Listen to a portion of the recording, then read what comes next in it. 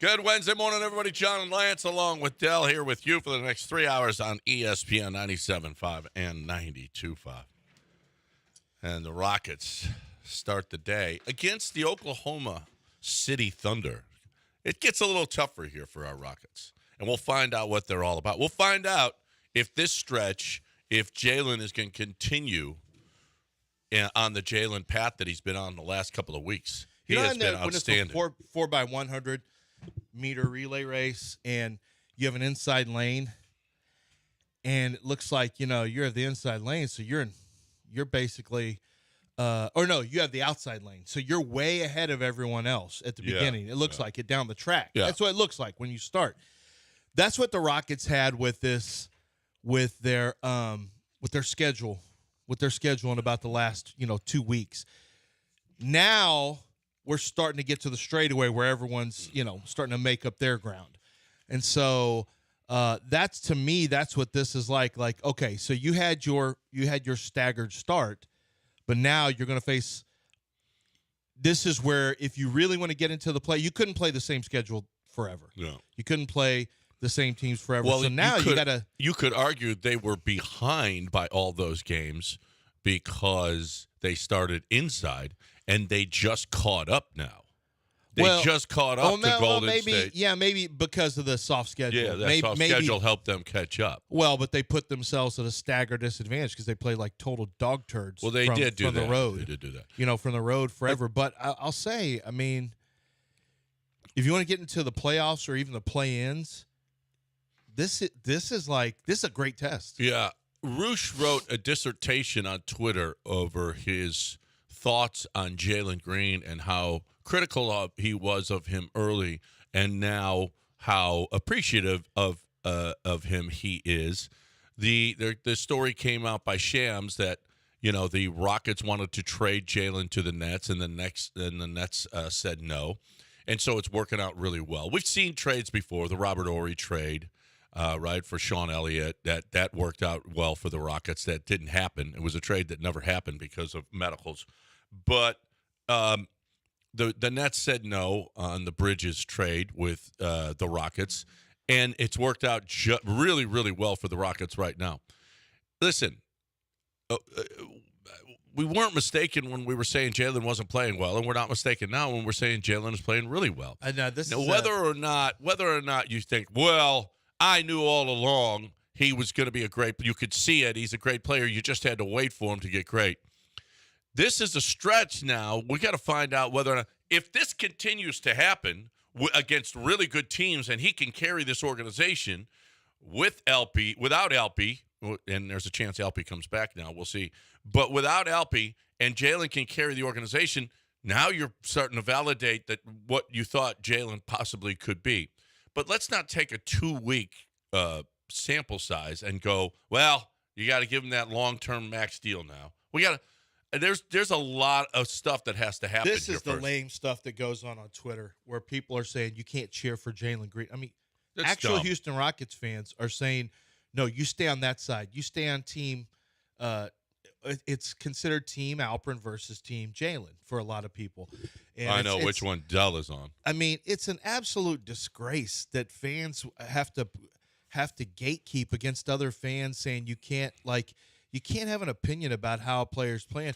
Look, Jalen Green, your opinion can be as fluid as a player's play can be, and you don't want it to be that fluid. You want to be able to have a pretty solid feel for who a guy is. After 3 years, you want to see more consistency, not just in the second half of the season from Jalen Green. With that said, he's playing terrific right now. He's playing great basketball. He is giving you a pause to think about how you handle moving forward Jalen Green. There's no question.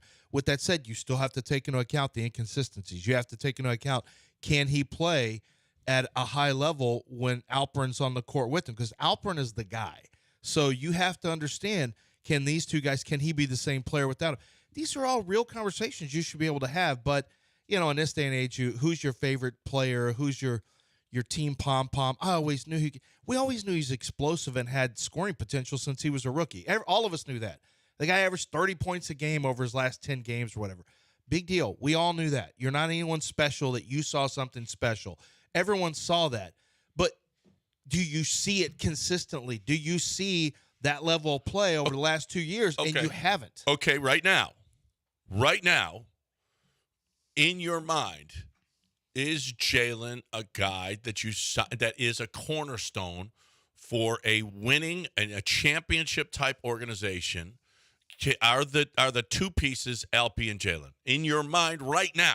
Forget about we got to wait with what in your mind right now. No, I would rather. But I'm here's not the problem. looking at this as a big two.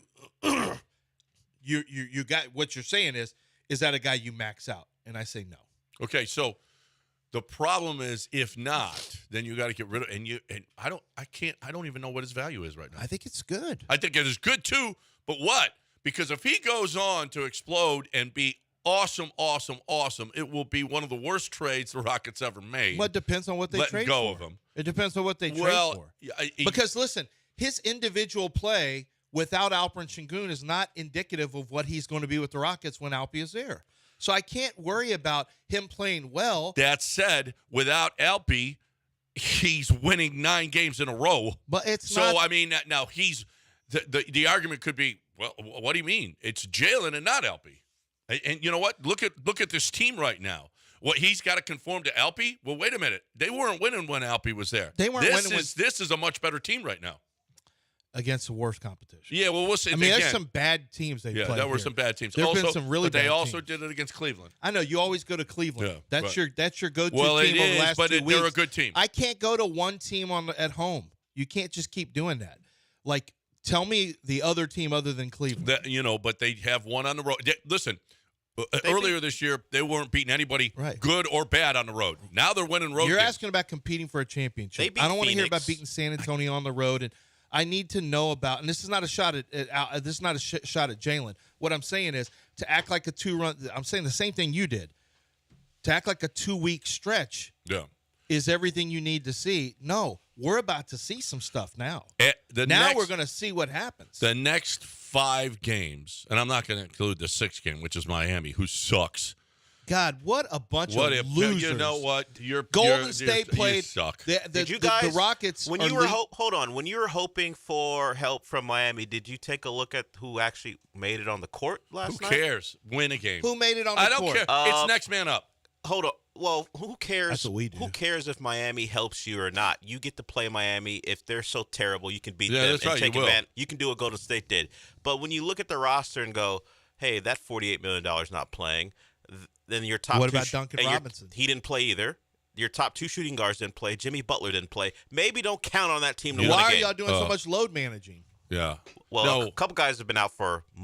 One guy's been out for a month. That's not load management. How about put together a better roster that can survive? How about Look you at win Kelvin Sampson, what he does with guys down. How about you guys Ryan win Elway more games? Or whatever got in. How about you guys win more games early on? How about that? So you don't have to win 17 in a row to make the playoffs. You can't win a game? How about you guys win a game? You're the worst. How about you guys win more games early on so you don't have to go on a 17-game winning streak to make the play-in? Win a game, Heat. You're at home. Win a game. Like John said, next man up.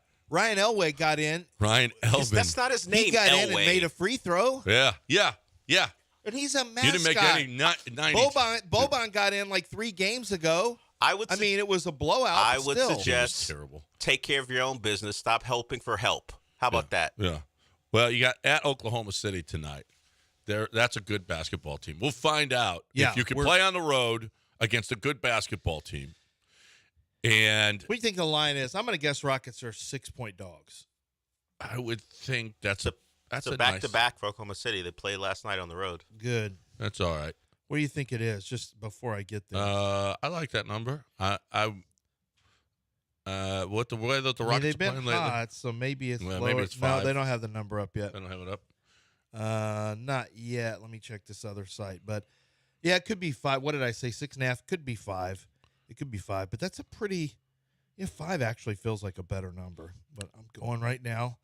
Where are our Rockets? Oh, here we go. Let's see here. Our Rockets from Houston, 7.5. That's a bad number. Is it? Yeah. Yes. I would much prefer that it was lower. It gives me more hope. You're going to deal with some He gives me more hope. Well, for I guess you're going to have Jabari on Chet. I would assume maybe Dylan. I got 7 at my booking. Okay. That I don't like that big number like that. If you want to know, No, I like it if I'm the Rockets.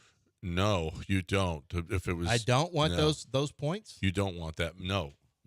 I'll take those points. I think the Rockets because can stay they're within begging you to take the Rockets.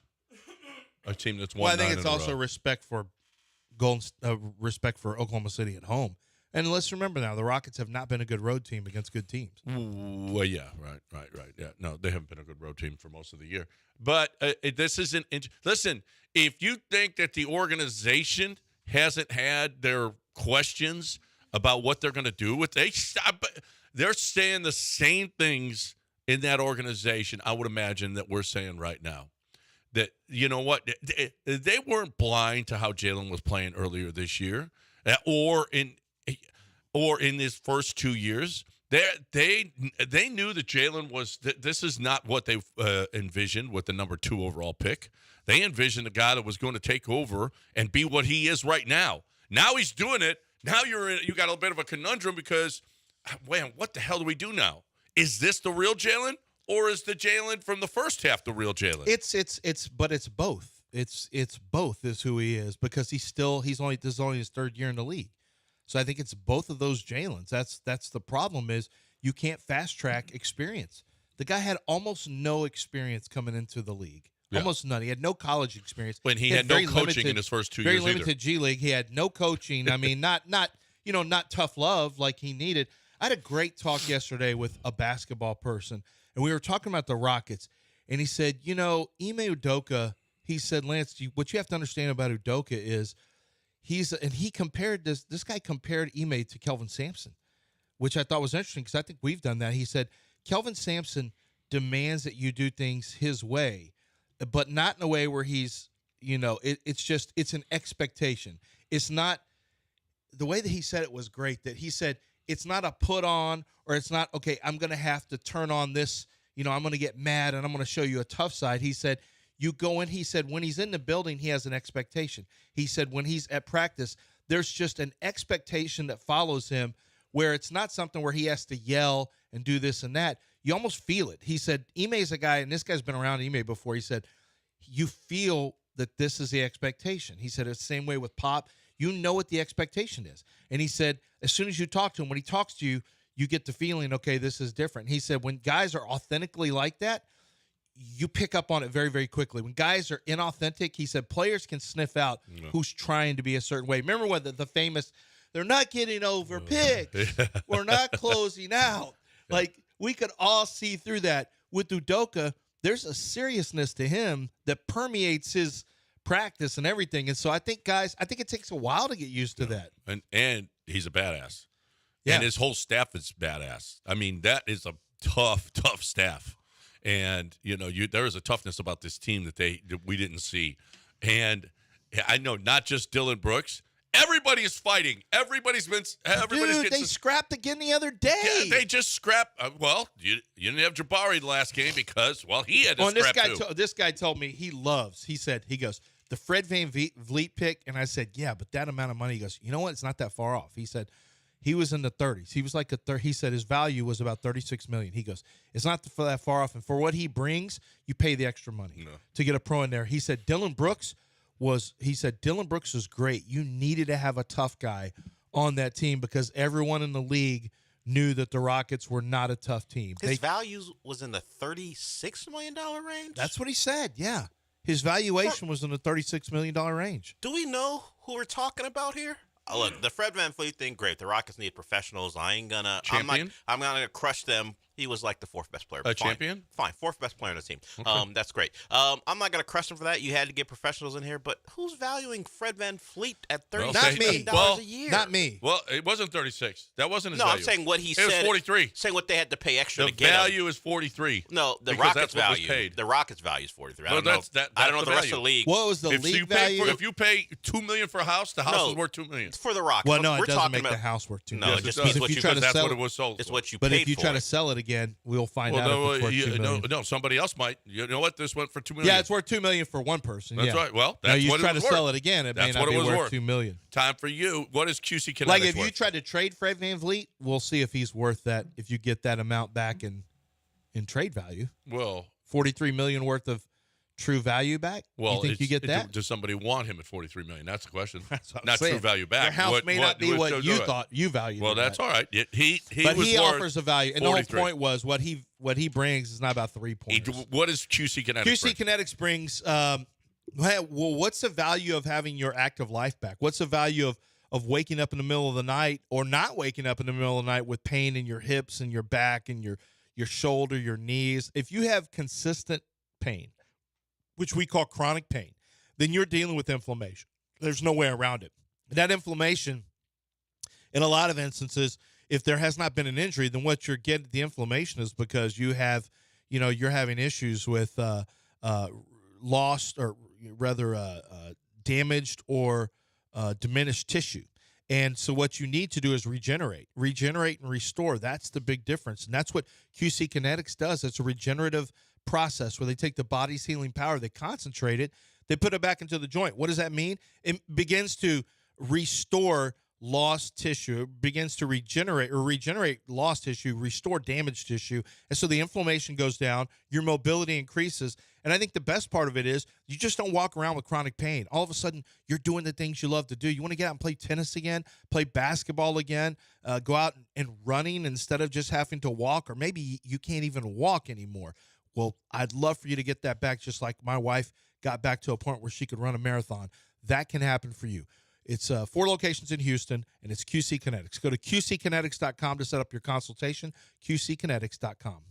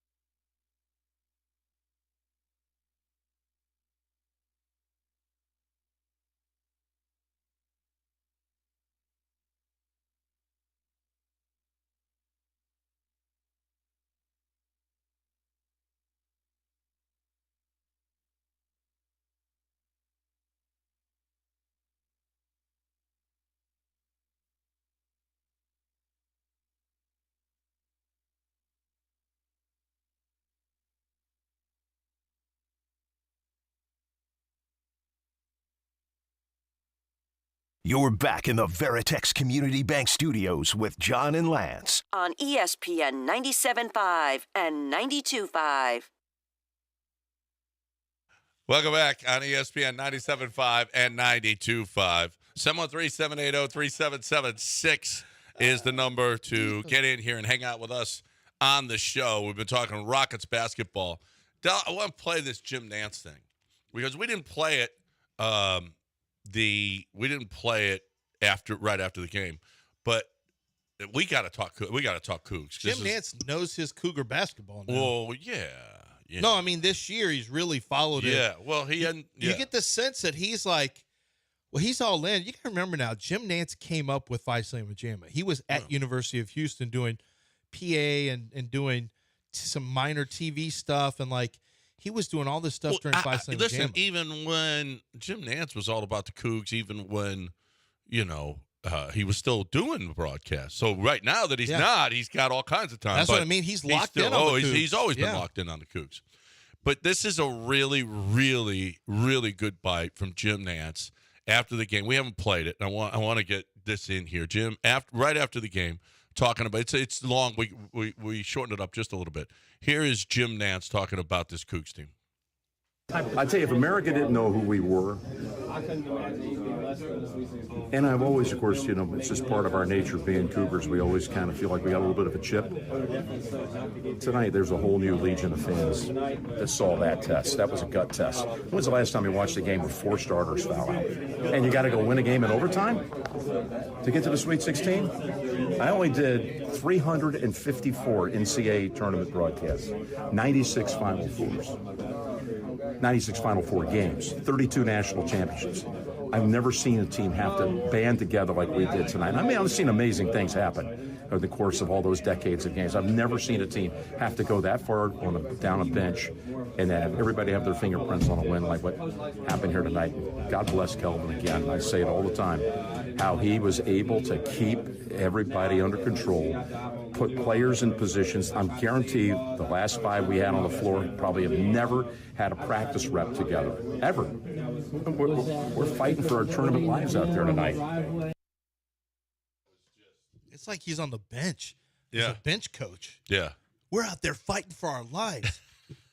Like our tournament He's lives. a Coug, man.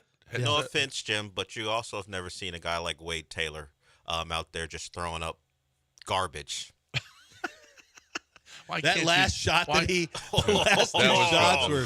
Ooh, if you needed a balance of 4 starters fouling out, at least you've got Wade Taylor on the other side. Oh, Wade Taylor's first half was awful. The end of the game because of that defense. Not yet. He couldn't shake Ryan Elvin. Oh, Ryan Elvin didn't have a defensive possession. Elvin wasn't on the floor at that time. That's right. He took him off. Well, lucky after for the him. free throws, he said, "I got you." I know. He goes.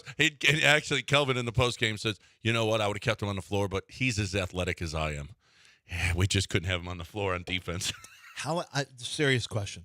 And I love Ryan Elvin and John Daspit when he did the. No. You insulted him a little bit. You got a little out of order yourself. When John Daspit did the initial NIL buy, he made a point of giving money to Ryan Elvin too. Like everybody.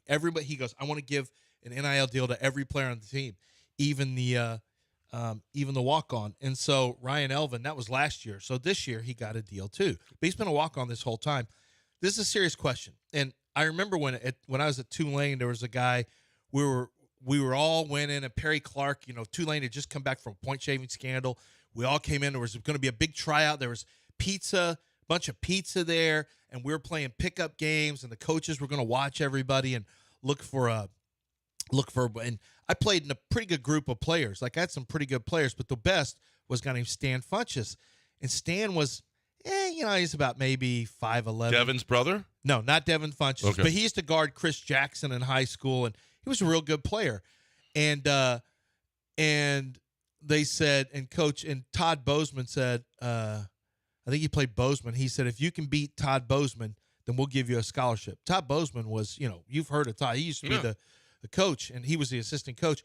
Todd Bozeman said, if you can beat Michael Christian, I think that's who it was, and we'll give you a scholarship. And he beat him in a game to 3. They just had a game to 3, and he's like, we ain't giving you no scholarship. And not only that, we're not giving. It was all. And I told Perry Clark this. Martin Fox he gave me PC's number. I told him this story, and I told Perry Clark, I was like, hey, I was there at the tryout where we were all eating pizza, playing pickup ball, and you guys, we thought we were all going to get a walk-on spot or a scholarship or a walk-on spot. And we said, you know who it went to? A guy named Brett Just, who right now is a big-time agent. His dad was a big-time agent. They were just taking a check. It was all for show. Let's just try to get people hyped up. And then they said, we're going to give the walk-on to a guy whose dad can write us a gigantic check for all of our athletic program. And that's how the walk-on came in. I asked that to say, Is Ryan Elvin the best basketball player they can find as a walk-on? Well, Calvin Sampson will. Okay, there is a bite. We'll play a bite. I'm legitimately curious. No. We're gonna play a bite from Calvin Sampson about Ryan Elvin. I've got it stashed here. I'll put it next segment. Ryan Elvin is like the backbone of that team. No. What do you I'm mean? Gonna play this. I'm gonna play. Okay. I'm gonna play the. He is going to be on his staff when it's over. No, that's great. Yeah. Well, and that's probably why they love him. You want a guy like that. Yeah. I'm gonna send it to you, Del, and I'm telling you right now. I'm interested in hearing this. This kid is. They love this kid. But there was something. I mean, when all the kids when everybody was around him and patting him on the head when he was about to start shoot free throws. I really, really couldn't have been more nervous for him, but the guys all loved it. They all loved it. We'll play that. As a matter of fact, let's take a break, and we'll play that on the other side. But right now, I'm talking about Houston Safe and Lock, and I've got a deal for you. Listen, you've seen Mattress Mac do this all the time.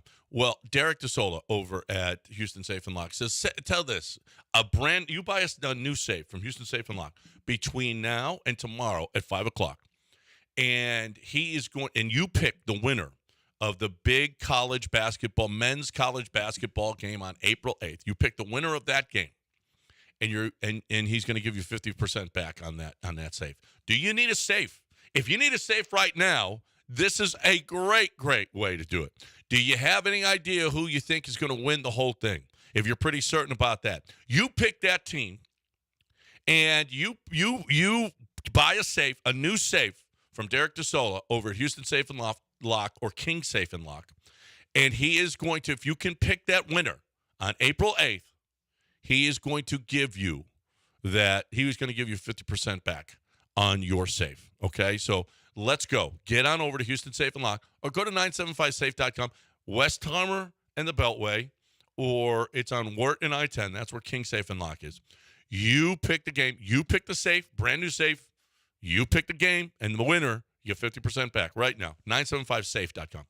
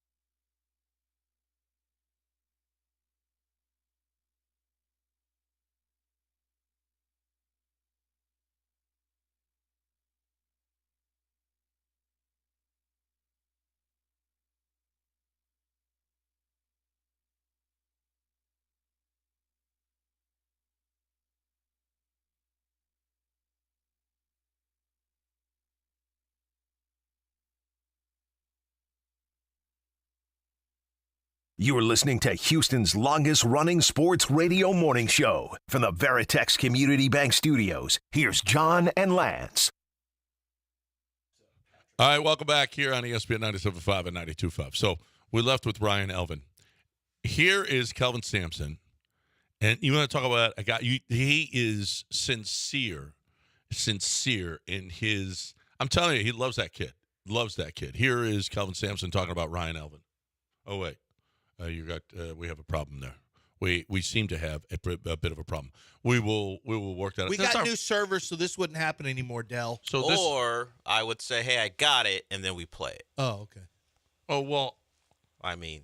Well, I didn't know it would take like 20 minutes. Because you don't know anything about what happens in here. Well, you know what? I don't want to know anything. Exactly. I just want it to work. Exactly. You don't know. This is the first time we've had a technical It's not difficulty. even a technical issue. It's just timing. I will say, hey, I got it, and I'll tell you, hey, good to go. When I do that, we're good. That's all. Well, you were sitting over there just working at some the computer. Yeah. I don't know. I don't know if you're looking up Miami's recruits right now, if you want to know the truth. I'm not. I don't know. Well, you could have asked. You don't know.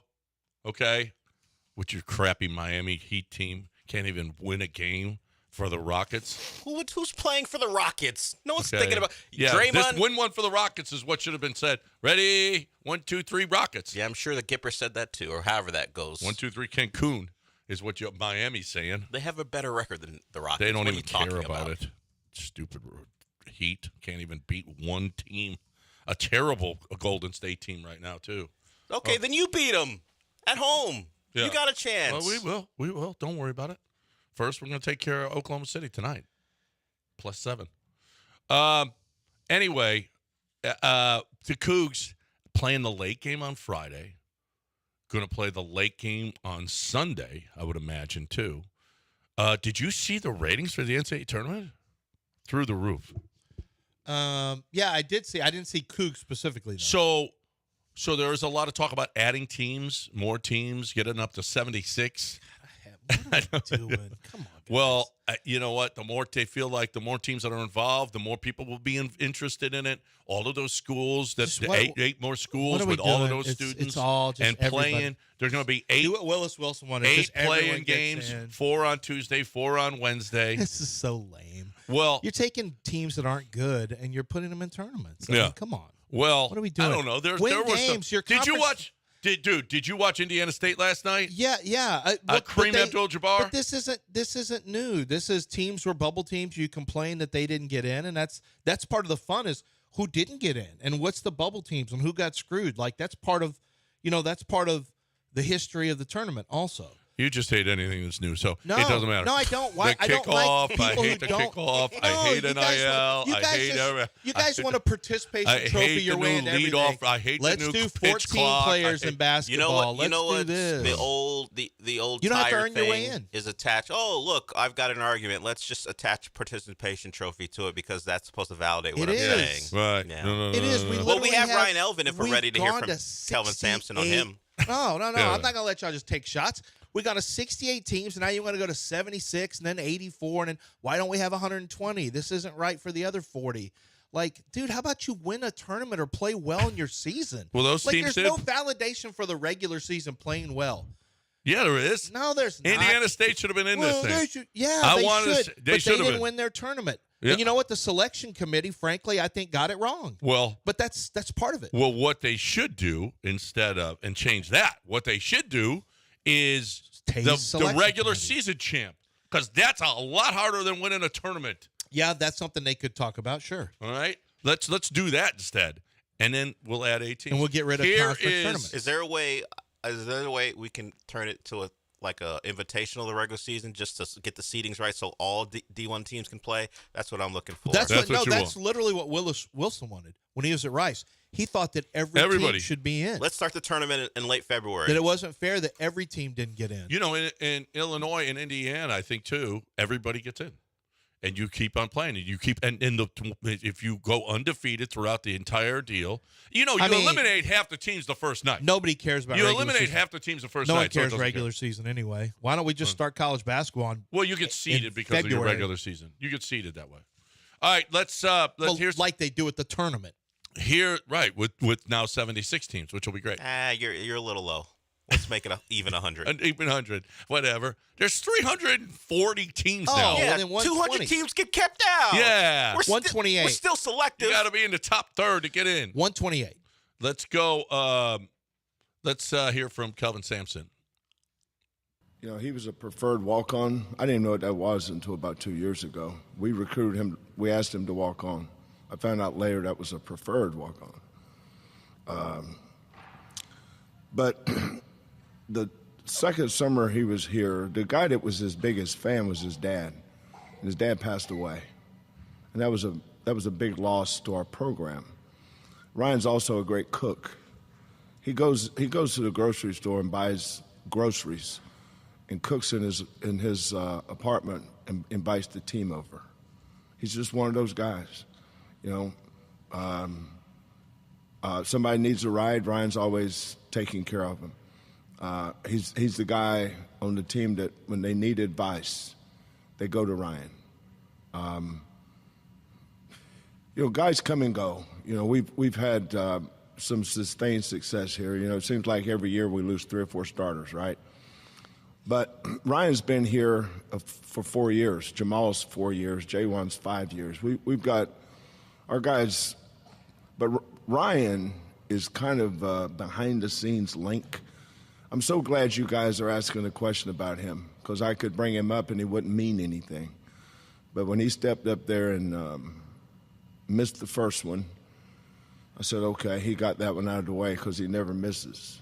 Then the second one, he just drained. And I almost left him in because he's really good at the top of a 2-3 zone.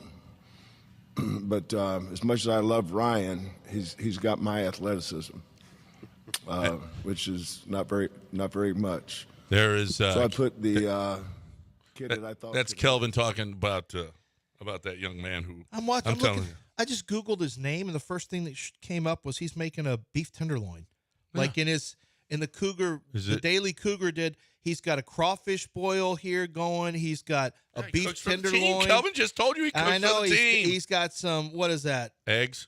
No. These are what, clams? Oh, well, there you go. He's grilling those. He's grilling those for the team. Yeah. I mean, he's the team cook. He's Cookie. We got to call him Cookie. And he also gives advice. So he gives advice. So when the guys come up and, man, Ryan, this girl won't stop calling me. What do I do? I don't know if I believe Does he impart that type of wisdom too? Yeah. He just said he did. He's a man of means. I'm just trying to figure out how deep does the advice go. Man, these girls won't stop calling me. My DM's around. What do I do? And he's like, well, sit down, Jamal. Let's have a conversation. I'm glad I could. I don't know that he's giving Jamal He said he dating gives him advice. advice. He did. Maybe. You don't He know. did. Exactly. That's what I said. Yeah. I want to know, how deep does it go? It goes deep. Cook or brisket, man. It's Ryan goes deep. And by the way, his tenderloin was juicier than someone else's. My tenderloin's perfect every time. You gotta look. The key to cooking is just putting an internal thermometer in. If you get the internal temps right, you're gonna hit home runs every time. Yeah. Like you got to really screw. If you have a thermometer and a beef tenderloin, you got to really be an F up to screw that up. Wow. Serious. That's ugly. That's disrespectful.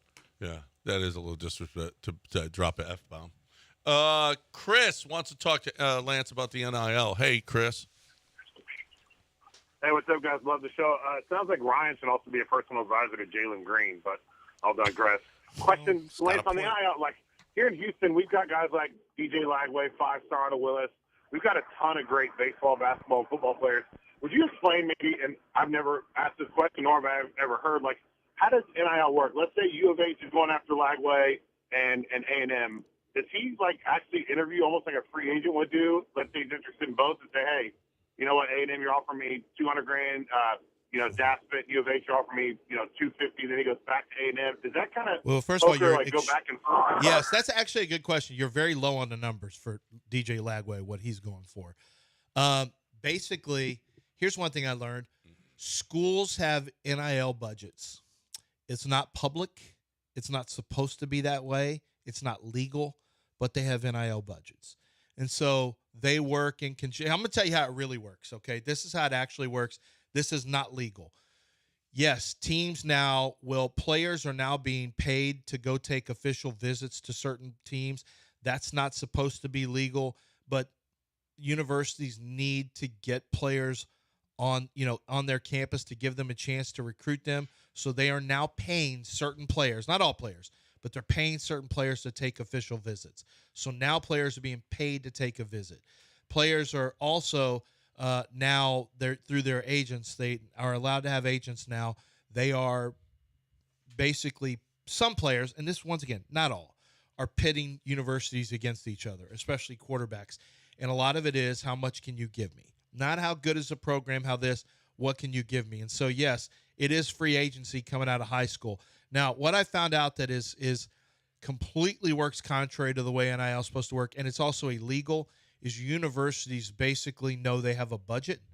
Football programs know they have a budget of what they can spend. I was talking to somebody yesterday about a budget for this smaller college is like $1.8 million.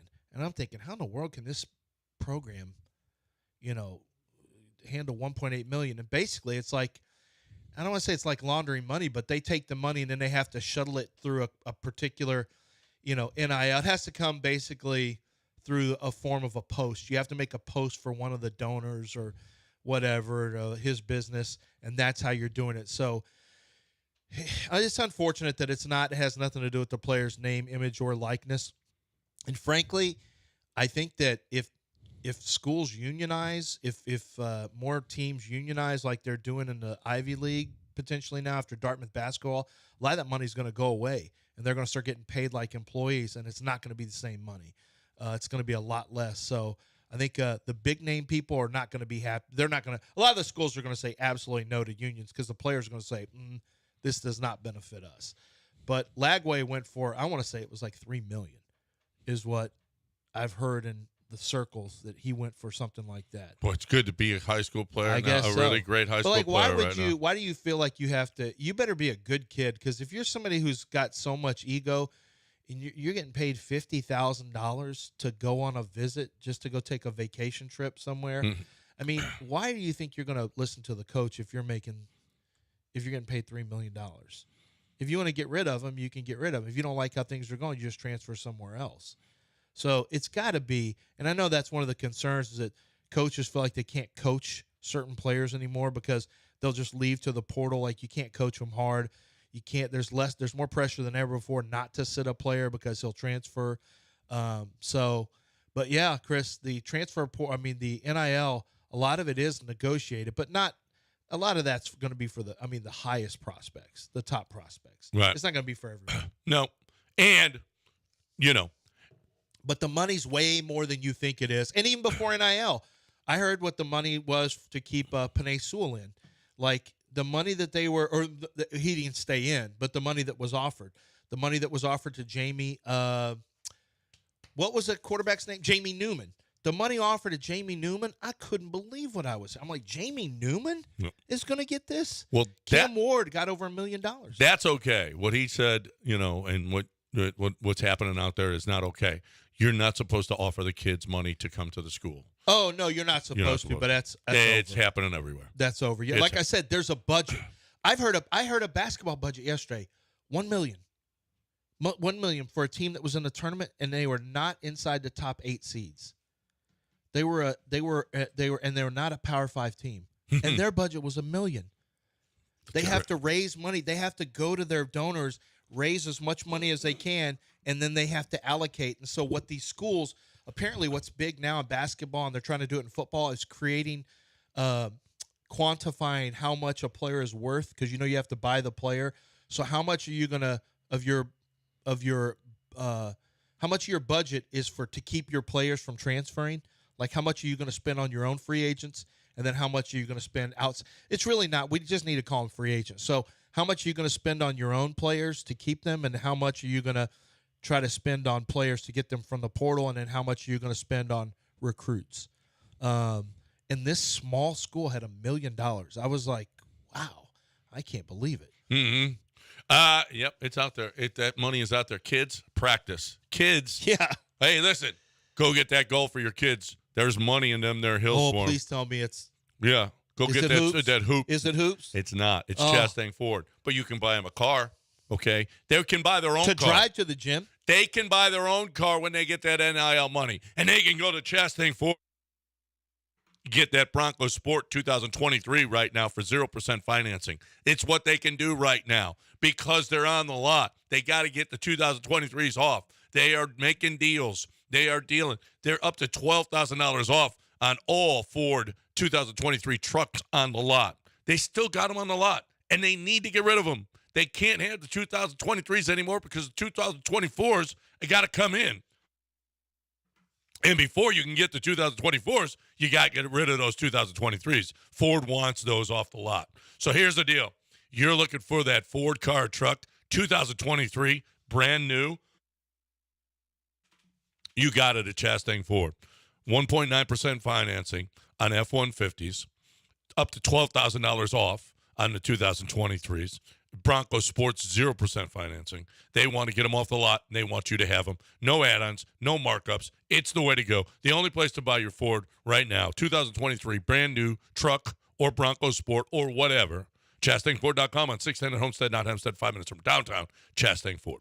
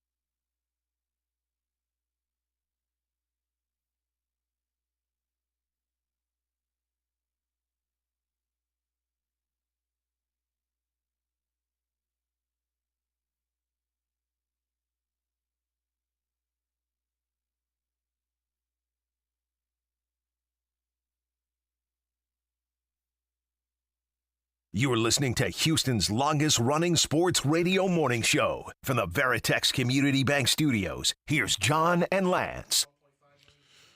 750 ESPN 97.5 and 92.5, 713-780-3776. What do we know about Miles Bryant? Cornerback, was with the Patriots, undrafted free agent, now with our Houston Texans. Do we know anything about him? Let's see if I wrote him up. Well, he was undrafted. Oh, I did write him up. You did? Well, it doesn't matter. I write up 500 players. Miles Bryant. Here's what I said about Miles Bryant. Where did Miles Bryant come from? Ooh. I thought he was yucky. Came out of he was slow. Start off with slow. Well, let me take that back. Let's start off with small and slow. Okay. 5'8", 183 coming out. He ran a 4.62 40-yarder. He's also not explosive. He had a 31-inch vertical leap. Good short area quickness. And this is what I said. Bryant played safety in 2019, but should be a slot corner. He's tough-minded, but physically limited. His twitch and pattern anticipation make him feel faster than he actually is. Once he's forced to carry man coverage around the field, issues against speed will show up. Capable short zone defender, but ends up playing man over ball too often due to his lack of functional playmaking length. He'll lose jump balls against bigs, but does a nice job of crowding catch space. He's tough, willing tackler, but needs help bringing bigger targets down. The football character's awesome, but he might not check enough boxes to be a long-term make-it corner. So, with the Patriots for 4 years, 56 games he played in, 18 starts. He appeared in every game last season, made 77 tackles, a sack, an interception, and 2 forced fumbles. Wow, that's good. Well, starting 9 times. He was on a bad team. Yeah. Is he a special teams player? Because that wouldn't surprise me, although that's small for a special teams cover guy. Yeah, I don't know. But he, he was on the field. We'll see. I mean, just throwing – right now they're just throwing stuff up against the wall. This is back-to-back years that he's had 70 tackles. Now, that's a DB having to make a bunch of tackles, so I don't know if that means he's giving up a bunch of catches. Let me look at some of his data points here. In pass coverage, yucky. He allowed 75% completion. What? Now, I don't know how much of that is man. For 614 yards, that is a ton. 509 yards a year before. What are we doing here? 10 punt returns and 15 punt returns last year. Can he kick return, though? That's only 1 for 11 yards, but who knows? And his special teams. Well, that was the only return kick last year. He only played 21% of special teams. I'm not sure what we're doing here.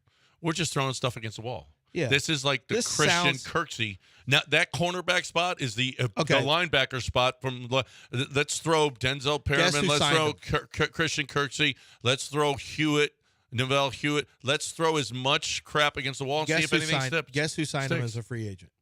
The Texans. PFA. Coming out of the draft. Nick.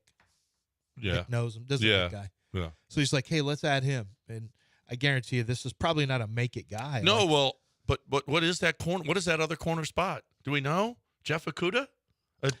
His guy's a nickel, so he'll compete for a backup spot with King, with Desmond King, and with whoever you bring in. So I don't know. It looks like you've just replaced your depth with more experience, more NFL experience and starting experience. Because I will say, Jeff Okudah starting experience, C.J. Henderson starting experience, Mike Ford, good special teams player, Miles Bryant starting experience. So, I don't know. I guess you've got guys who have a lot more experience on the team. Guys who have played, guys who have started in the NFL. They're going to be backing up now. So, I guess that's one of the things they wanted to do. Listen, probably the most worrisome spot on that team right now is that other corner. That other corner is probably because if every team now has at least two wide receivers, and that other side could get worked pretty hard. That other side could get worked because you don't have anybody good. The other thing is safety. Jalen Petrie's got to be a better tackler this year, and then there's the other. Who's the other safety that's going to be there every day? Eric Murray? I don't know. I mean, just have no idea. So that half of the defensive backfield is a little bit scary, if you want to know the truth. Everything else seems to have they've taken care of business. Can't take care of everything. No, but you have at 42, will there be a defensive back? Yeah, absolutely. I'm seeing a lot of Roman Wilson right now. Roman Wilson would make sense. I'm just assuming that that Jim Harbaugh drafts every Michigan player. Chris Jenkins, Roman Wilson. I'm already preparing for him just drafting a bunch of guys. But, yeah, there's some good cornerbacks that are out there. At 42? It's not a bad It's not a bad cornerback. Goes way deeper, that position. I'll give you an example. Kamari Lassiter from Georgia could be there. He's 6 foot, 180-pound corner. Wait, I forgot they signed Lonnie Smith. Never mind. No, you're fine. Ennis Rakestraw might be there at 42, the corner from Missouri. He may go earlier than that. You've got in the second pick of the first round, maybe Chris Abrams-Drain, who's a really smooth. Now he's 175 pounds.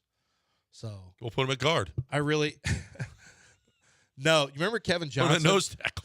I remember Chris Ballard when he was at the Chiefs telling me, and the Texans drafted Kevin Johnson. This is at the day of the draft, the first round. I said, "Hey, what'd you think of Kevin Johnson?" And he said, "Loved him, but we would never draft him. He's too small. He's going to get hurt." I said, "What do you mean he's going to get hurt?" He goes, "Too light. He's a physical player. He's going to get hurt. It's going to be an issue in his career." Sure enough, concussions basically chase him out of football. Now there's a bunch of 170-pound corners in this draft, or light 180s. Nate Wiggins is under 180 pounds from Clemson. This Chris Abrams-Drain is like 175. DJ James from Auburn, who's a good corner. He's 170 pounds. Like, I guess, those guys have to tackle. The first thing that teams do if they see those little tiny guys is they say, okay, we're going to run right at them, and we're going to see if they can tackle. Well, Miles Bryant can tackle.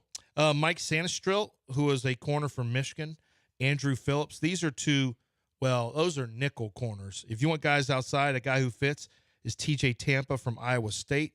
I see him as is probably an early third. I gave him a starting grade. He's a big, long-arm guy, so he kind of fits what he may want to do. There's a guy named Kamal Haddon, who's a third-rounder from Tennessee that I think's got some starting potential. So there's some guys.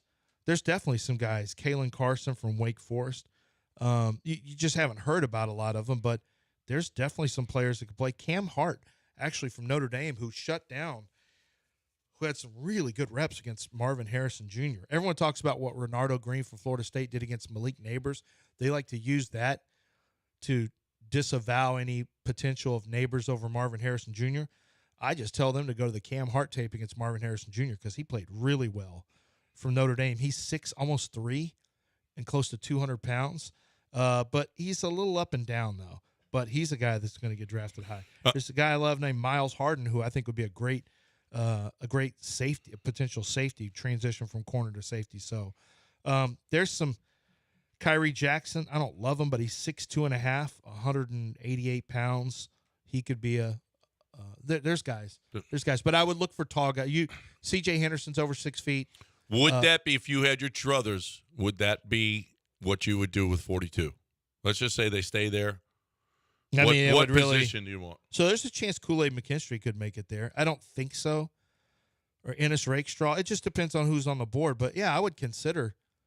Yeah, I would. I mean, if the right guy's on the board. We need a guy named Kool-Aid or Ennis Rakestraw. If I'm the right guy. That's what we need. Rakestraw, I would consider. But my guess is going to be, I don't know. They put themselves in position to just get best player available at position to need. They'll probably look at defensive tackle, at corner, at wide receiver. Yep. And then, a position that I don't know. Maybe they look at safety. I think safety is a big need. Maybe they look at a tight end spot. That seems early, and the only guy I could think of would be Jatavion Sanders. Like, I wouldn't draft a tight end there. No. All right, we got a break in here. 713-780-3776. You want to get in? Come on. This is your show. It's 1 hour in. We got 2 to go. Right now, we got my bookie to talk about because it's a big week. Oh, what? Tomorrow the Astros start. Tomorrow the Houston Open starts. Friday the Cougs are playing. Rockets play tonight against Oklahoma City. This is a wonderful time while you're watching your teams to put a little something on them. It makes it that much more exciting while you're watching your team. Okay, you got a little something on it. Don't get crazy, okay? Nobody asked you to get crazy, but a little something is always fun, okay? So put it on your team or put it on the other team. And hey, listen, if your team wins, we won, so I'm good. But the other team wins, I want some money, so we're good. Either way, you're good. Here's the deal. You want to play, win, get paid. You want to bet anything, anytime, anywhere. You want to go to the casino and play blackjack. You want to play roulette. You want to play poker, live dealers. It has it all. MyBookie.ag. You can bet anything, anytime, anywhere.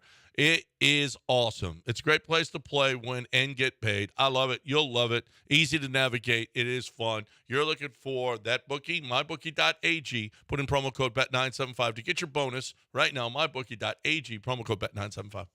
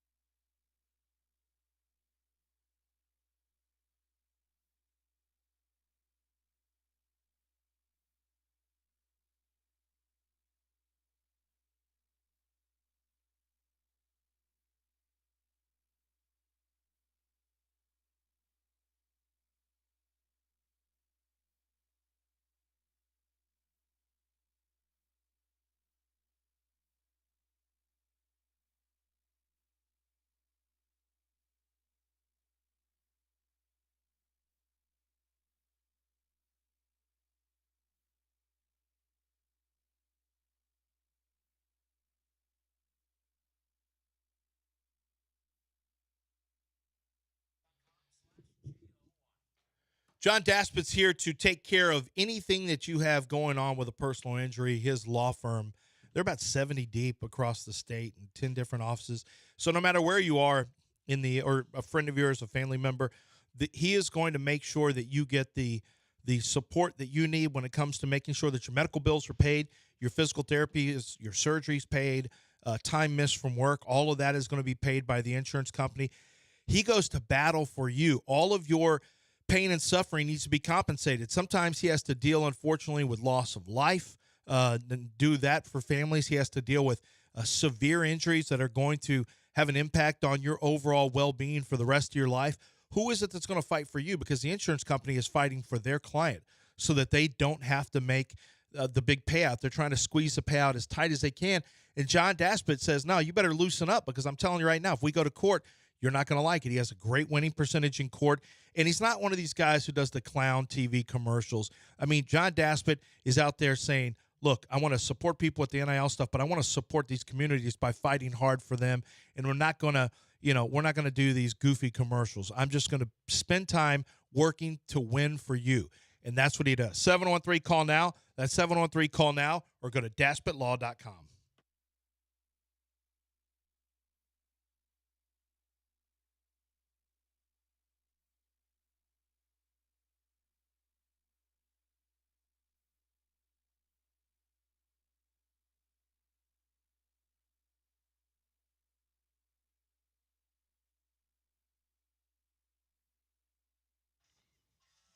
All right, welcome back. Quick notes. First, Justin Verlander threw another BP. Gray Kessinger was one of them. He's got a hamstring issue, but he was able to hit in the box. Verlander looked really, really good. He actually came out for another inning, and he said he wanted to see how he would do. And so he looked pretty good. Ronel Blanco named to the starting rotation after he had a baby and then pitched and struck out 10 that night. So, and then he came off the field, and they made J.P. France face put him in a Sugarland uniform and made him face the Astros lineup. That's not. He was right. like, yeah, Blanco got to face the Sugarland lineup. That ain't fair. That's not fair. But JP France said the only one guy, Bregman, hit him hard. Bregman homered again. Pretty good sign. Bregman's homering. Good for Renell Blanco. Renell Blanco, yeah, had a baby and pitched and struck out 10. That's so we're not counting. So he didn't take 6 weeks off. So we're not for counting baby. No, but we're not. But he could have. He could have. Yeah. But he ain't about. He's about that baseball life. Paternity. No. He said, no, I'd rather pitch tonight. No, I got a chance to be in a. Yeah, starting rotation. Hey. Bye. I think she'll Bye, understand. honey. Here's what the wife said. No. Hey, I went to Channel 51 the day JT was born. Did you? I worked that day. Well, Wendy worked there too, right? Yeah, but she she didn't work that day. She actually gave birth. Yeah, and yeah, then yeah. I was like, okay, I got to go. But she understood the news doesn't. The news doesn't. Wait It doesn't for people. stop. It Sports doesn't story. stop. What story did you do that day? What story do you did I do? remember? What was the news of the day? I have no idea. Why? So it's What- not how even would I know? memorable. I Well, was he's just thinking thinking, if it what's was so inc- memorable? No, I just went to work. And I'm just asking, what happened to be the news of the day? He that probably day? interviewed a hockey fighter, A like hockey Moose fighter. Morissette. You want to go? Yeah, we'll go. You want to go? No. Tell I don't Dell know. about that special baseball when y'all gave away a truck. Can Nah, you tell it's- him? You don't have to. No, you'll like this. Tell him about that time y'all gave away a truck at Channel 51. We got to get some calls in here. Julian is here on ESPN 9. Well, prison time was done because of it, but okay. Yeah. Now you're more interested in hearing that story? Whatever. Julian, what up? Hey, what's going on, guys? So, John, you brought up something that made me start to ponder, brother. Sometimes that's not always good, right? Team has 2 wide receivers, and you're right. And it's getting to the point to where, what is there, like 4 or 5 wide receivers that might go first round, and then second round is going to be another run of wide receivers. When is it going to be to the point to where, and not to the extent, obviously, that the receivers are not going to get the money they think they should, the 25-plus million? Because let's face it, man, the league has never been so friendly to receiving as far as pass catching and whatever. The yards are out the roof, and when is it going to be like, all right, yeah, man, like you're dope, but we can get somebody next year that can probably get 1,200 yards because now it's 17 games and not 16. They're throwing 40 times a game. I was just curious if you guys were on board with that. Well, it's already happening. I mean, Devontae Adams is an example of that. You have Tyreek Hill as an example of that. You have A.J. Brown as an example of that. I mean, it's already starting to happen. And then you have Stephon Diggs, who's just a huge pain in the ass. So you have to deal with, and A.J. Brown, by the way, has become one too, but you have to deal with some of that with a lot of wide receivers now. But the other thing is, a lot of teams are making that decision because you can't really pay the $50 to $60 million quarterback price tag that's going to be out there and pay $25 to $30 million for a receiver. And then pay a really good defensive lineman $25 million. Like, you run out of money. You can't do it. So if you can get a big 3, this time your big 3 is quarterback, wide receiver, pass rusher. That's like the new big 3. So you have Kansas City has 2 of them. They decided to do pass rush, quarterback, and then they still have, and then they draft a lot of wide receivers. That's how they, that's the other way you can do it is you can just keep drafting wide receivers. But fundamentally, one thing that's never going to change, teams are going to overpay for average quarterbacks. It's just too big a position. But I do think that you'll see some shifts in how teams allocate money. Like wide receiver is now is cannibalizing running back money.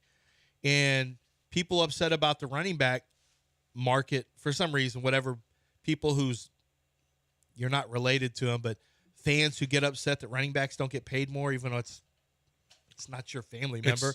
It's being taken from wide receivers are taking it. Yeah. Well, like it's a guy on the team. What happened to the game I love, Lance, when running backs would get paid lots of money in their second contract? Speaking of wide receivers, the online draft guys have got hold of A.D. Mitchell's film, and they're noticing, I want to see if you notice this too, they're noticing when he's not being targeted, there's a supreme lack of effort. Oh, yeah, it's a problem. Yes. Yeah. As a matter of fact, I think. Well, and that's why Roman Wilson might be. Apparently, he loves to block. He blocks well, and he's always active. That's a guy I think that would be somebody that D'Amico would love to have in that locker room. Work rate and intensity can fluctuate from game to game was one of my weaknesses.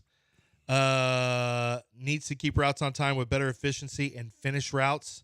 Doesn't play with aggression or sustain when he's asked to run block. I had a scouting director tell me if he can play every game like he played the Alabama game, he'll be one of the best receivers in the league. They have first-round corners. He gave him problems. But, he doesn't – he'll take plays off, to say the least. All right. My comp on him was George Pickens. Do with that what you will. Ow. Well, what's wrong with that? No, really good wide receiver, and then doesn't care other times. That's a bad comp right now. Okay. Pena wants to talk about neither one of them block. Texans. That's what I'm saying. Why? For who? For what? Hey, good morning. What up? Good morning, guys. So John, you said that every team has 2 wide receivers, right? And we are one of those teams. We got Tank Dell and we got Nico Collins. And I've been noticing that the Colts. I'm pretty sure the Colts have signed some cornerbacks, but so have the Titans. I think that what they're trying to do is lock them up and lock C.J. Stroud up. What can we do to help that out? I know we got Mixon. Should we get another running back? What can we do to try to counter what they're trying to do to us? Thank y'all. Have a great day. Is that what you're doing, John? You're worried about the Titans now and the Colts? I'm not worried about anybody in our division. Do you think they need another running back? Yeah, probably. Well, I don't know. Why is Dameon Pierce a good backup now when they didn't like him last year? Yeah. I don't know. Maybe Dameon Pierce will adjust. I don't know. They could pick somebody up off the waiver wire. Yeah, there's always running backs. Running backs are a dime a dozen. They might draft one. They made Devin Singletary money. Okay? But you're a lot cheaper if you draft a running back than pick one up as a veteran free agent. You save money. You got the rookie contract, you save a little money. Especially later on. I'd probably look like. Yeah, but I'm not doing that with the third to 42 or 59. I would look at somebody that you think can step in and be a starter if you need, because Joe Mixon is getting older. Like, there's no guarantee that Joe Mixon doesn't kind of fall off the.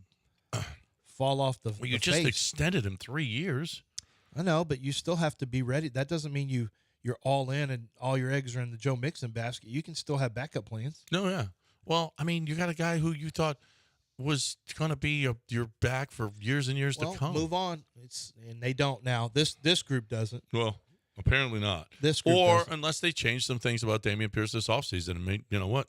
Maybe he had to do some different things, and maybe I don't know. We'll see. But running back is not a high priority. Certainly not at 42 or 59. No, I wouldn't take one until day 3. Let's get Cameron in here quickly. Hey, Cameron. Hey, how y'all doing? I was just wondering, when y'all said wide receiver, I was just wondering about it's the wide receiver name, Xavier Legette. I think that's his last name, out of South Carolina. Just hang up and live. Yep. Xavier Legette is he's got a sweet voice. Yeah, he does have a country. Del, can you pull up that Xavier Legette sound where he's got the country? All right, we'll do that on the other side. I like that one, Cameron. I like Xavier Legette. I like him more for the Texans than I like him for other teams. He's big, he's physical, and kind of fits the offense that, when you think of Gary Kubiak's offense, he always had bigger receivers, right? Kevin Walter, Andre Johnson. He liked bigger guys on the outside. Now you have Nico Collins. Xavier Legette kind of fits that too, as a second wide receiver who can win possession catches, as opposed to Nico, who can also, but Nico can also go deep. Nico can actually attack intermediate and deep. Xavier Legette can go shorter and intermediate possession catches. So he actually wouldn't be a bad fit for what the Texans like. Saw a stat where I'd rather not Nico led all receivers in broken tackles. Oh, dude, he is a powerhouse now. I don't need to see any more from Nico. I know who he is. I knew he was in college, but then he didn't play his last year, so because he opted out because of COVID, and I was like, I don't know what to expect now. He's only played 2 years of college. Got off to a slow start. A lot of it was just that team was such a team full of ragamuffins, including a coaching staff. And then now, real coaching, I shouldn't say real coaching staff. He's got the pieces around him. He's got a real quarterback. He's got an offense that's clicking. Nico's a dude. That's why, to me, it was a big mistake not to redo him this year. Like, every second that you wait, he's going to get more and more expensive. And then you have a choice to make. Are you willing to pay him Is he going to be – it's kind of like in some ways the Jalen Green decision. Are you know that you're going to have to pay C.J. Stroud, but not for a while. But are you willing to make Nico your centerpiece at wide receiver for $20+ million a year? I want to see it again. I want to see it one more year. And Tank and Nico, top offensive duos in the league, they finished 6th. Tyreek and Jalen, Jamar and T, Brandon and Debo, A.J. Brown and Devontae, Garrett Wilson and Mike Williams, and Tank Dell and Nico, 6th. Well, apparently this is for next year. This is what they're projecting as next year's top duos in the league. Right now, I'm projecting Home Bank as a bank that maybe you need to try. Not sure what your banking needs are. Home Bank is ready to help you out. Business and personal banking solutions for nearly any need. Local bankers, been around since 1908. Listen, they have competitive rates right now. I don't know what your money is doing for you. If you are looking for a CD rate, how about this? 5-month CD, 5.05%. You got to at least deposit. Minimum balance is $2,500 on that. So you put in a 5-month CD and get 5.05 back. If you want a longer 11-month CD, 4.50% APY.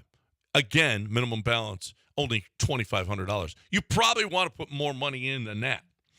Okay, so you're looking for a great way to use your money. You're looking for a great way to get that checking for your small business or your personal banking.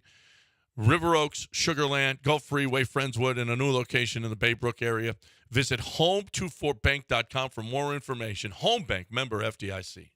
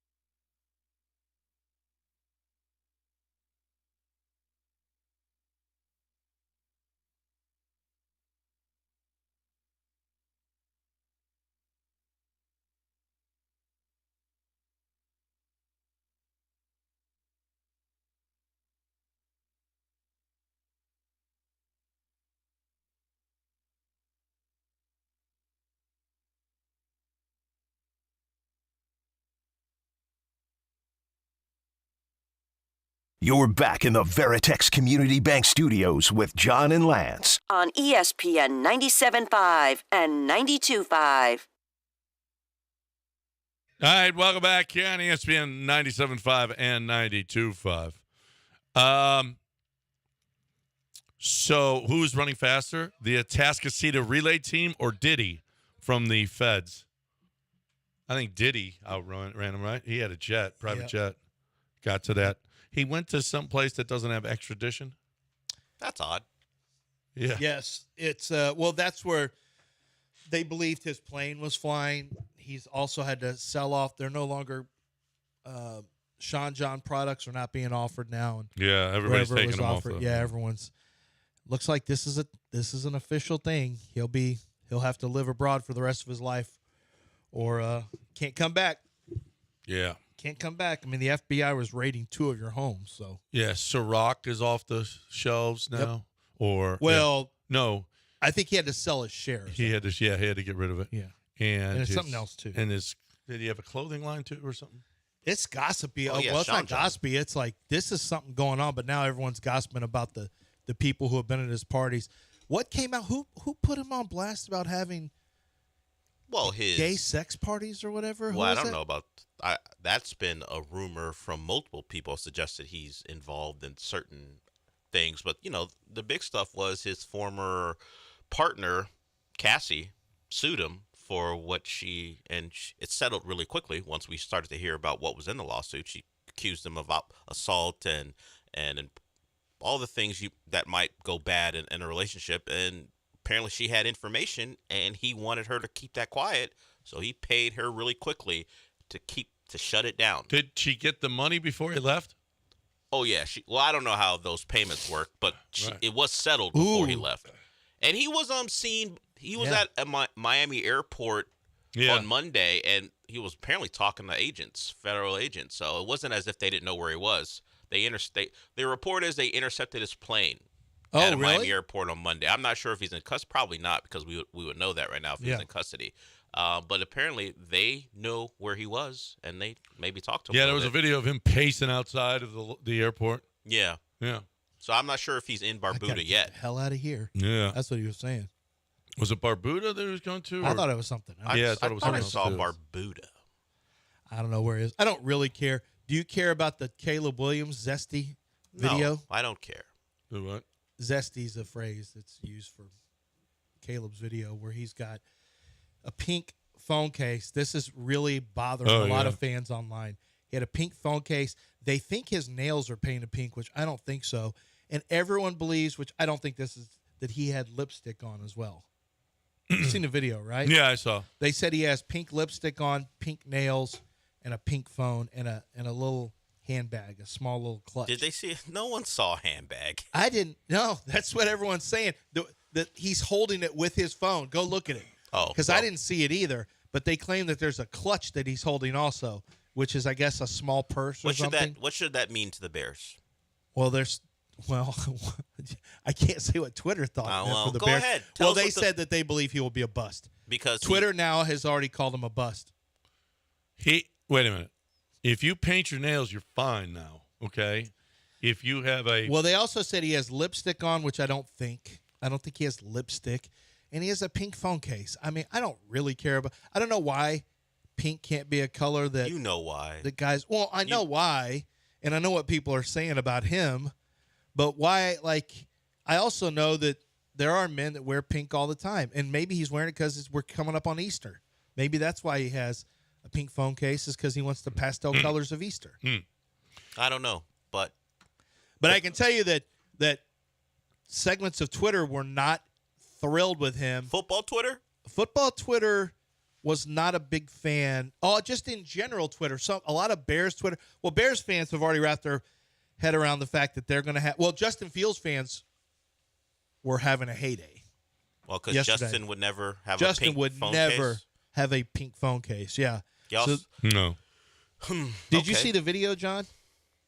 Of Caleb? Yes, yeah. You saw it. Yeah, I saw it. He was at the USC women's game. Yeah, and they referred to him as, and everyone's referring to him as too zesty. He's got a lot of zestiness. Do you understand what that code? Zesty is fine now, isn't it? Are we? Do you know that? Yeah, it's just a. Do you recognize that new code? It's just a way to say a word you can't say. Yeah.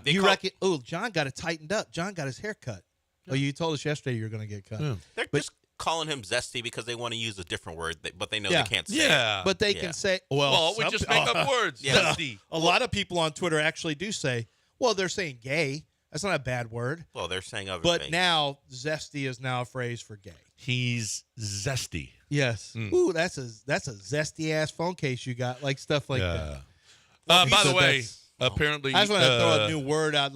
Make sure everyone else knew. It's been around for a little bit, but do you want us to call you Zesty on occasion? I don't care. You can call me Zesty if you want. Okay. I'm secure. Yeah. Secure in what? With your pinky up? Is that why you're secure? So can you call me what you want? Zesty potato chips? Yes. Yes. Is that something we can't have anymore now? I think we're fine with those if you want those. But I don't know how the phrase that. It's kind of ingenious though. I mean, it's a word that's never used. It's a good descriptive word. It's just never used. And somebody at some point said, "Man, I'm going to call somebody Zesty. This is going to be." And everyone said, "That's a great idea." Who uses the word? Have you ever used the word zesty? Only for my potato chips. Yeah, only. Yeah. But you've never said, "Man, this is a very zesty potato." I'm sure it's been used for like a lemon lime drink. That's it. Yeah. That's the only time you can use zesty. Right. Is a lemon lime drink. It's some kind of flavor for your whatever. It's got to be a citrus flavor. All I know, if a grown man calls another grown man zesty, it ain't because they're complimenting him. No, it's not a compliment. It ain't because he's days. citrusy. No. I want to call you something else, but I don't want to get canceled. Right. Can't get canceled. Zesty's now a fine word. Antigua. TMZ is reporting. Where he's going? Or that's where he tried to go. Apparently, that's where his plane landed. He doesn't have any travel restrictions. So if he wanted to make his way, well, he doesn't have any. He doesn't have any charges yet, right? Exactly. Hold up. Oh, that's why they're getting him on a technicality. How are you raiding a home, but there's no way you can keep him from traveling abroad? Well, press them charges. Yeah, you gotta pull his passport. I guess you can't stop him until you have something necessarily. But are you raiding a home if you don't have something? You would think when Homeland Security is involved, they would have something. But he apparently, according to his lawyer, he can move about as he pleases.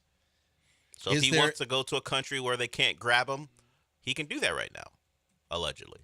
Does Antigua I just put does DOES and immediately it says Antigua have extradition to the U.S.? Well, people want to know. Yeah.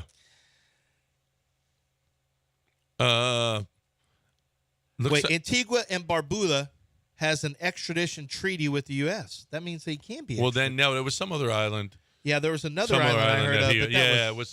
It was some Ponta something or whatever. Something that didn't. Yeah, that didn't. No, Cape Verde.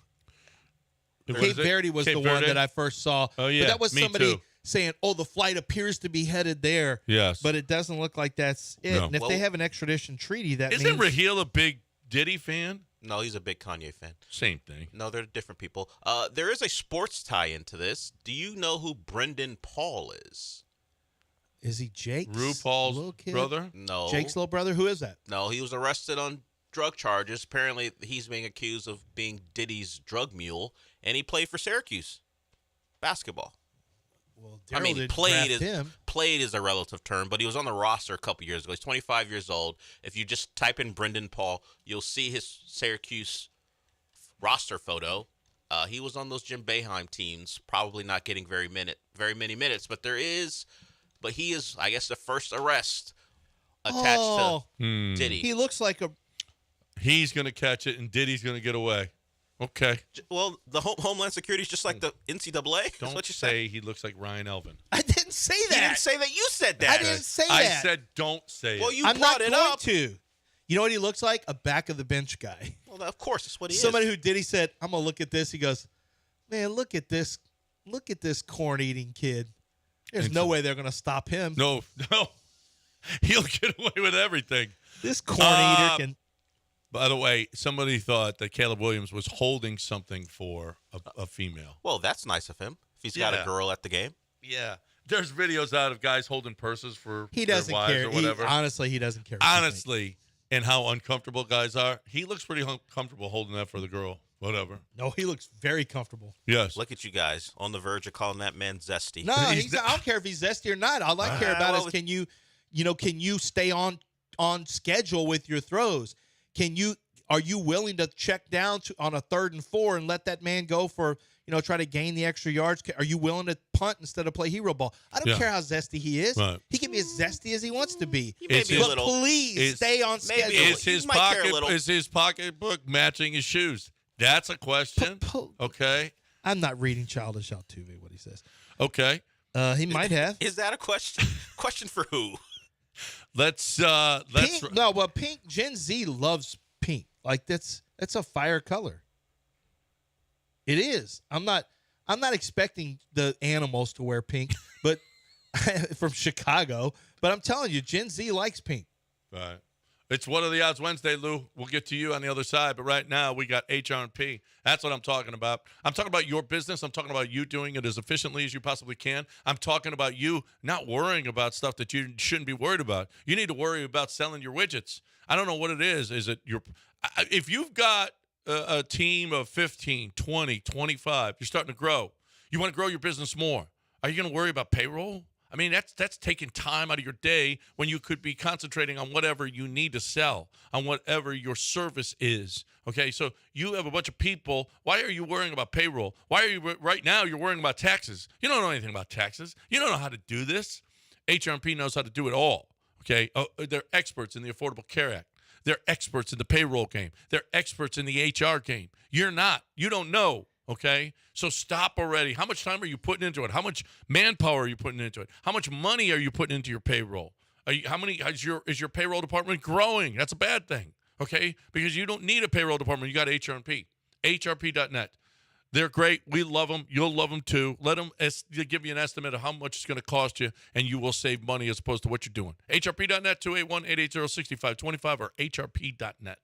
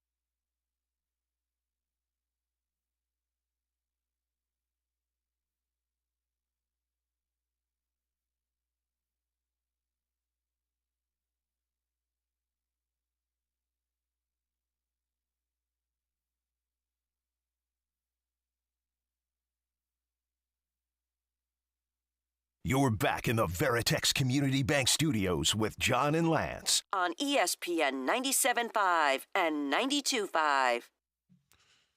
All right, let's get Lou in here since we're what are the odds? And we got to talk about this onside kick a little bit more.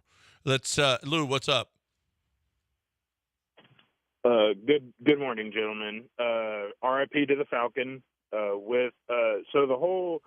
With all these questions circulating about Zesty, why not ask Paul Gallant? That being said, what are the odds Paul eats Zesty potato chips by holding it at the base of the chip and going mouth? That's all. Delete. Paul's not Zesty. Delete this call. And then hold the bag at the base of the base of the bag. How descriptive do you think he would have gotten? He was going way too far. That's not. What are the You don't eat chips. I don't want to hear the base of anything when I'm talking about chips. That's not what that's about. R.I.P. Falcon. Yeah, but at least he started out with kindness just to get to his slander. Yeah, right. We know what you're doing. That's all. But I'll ask Paul when he comes in at 12. How many surprise onside kicks were there in 2023?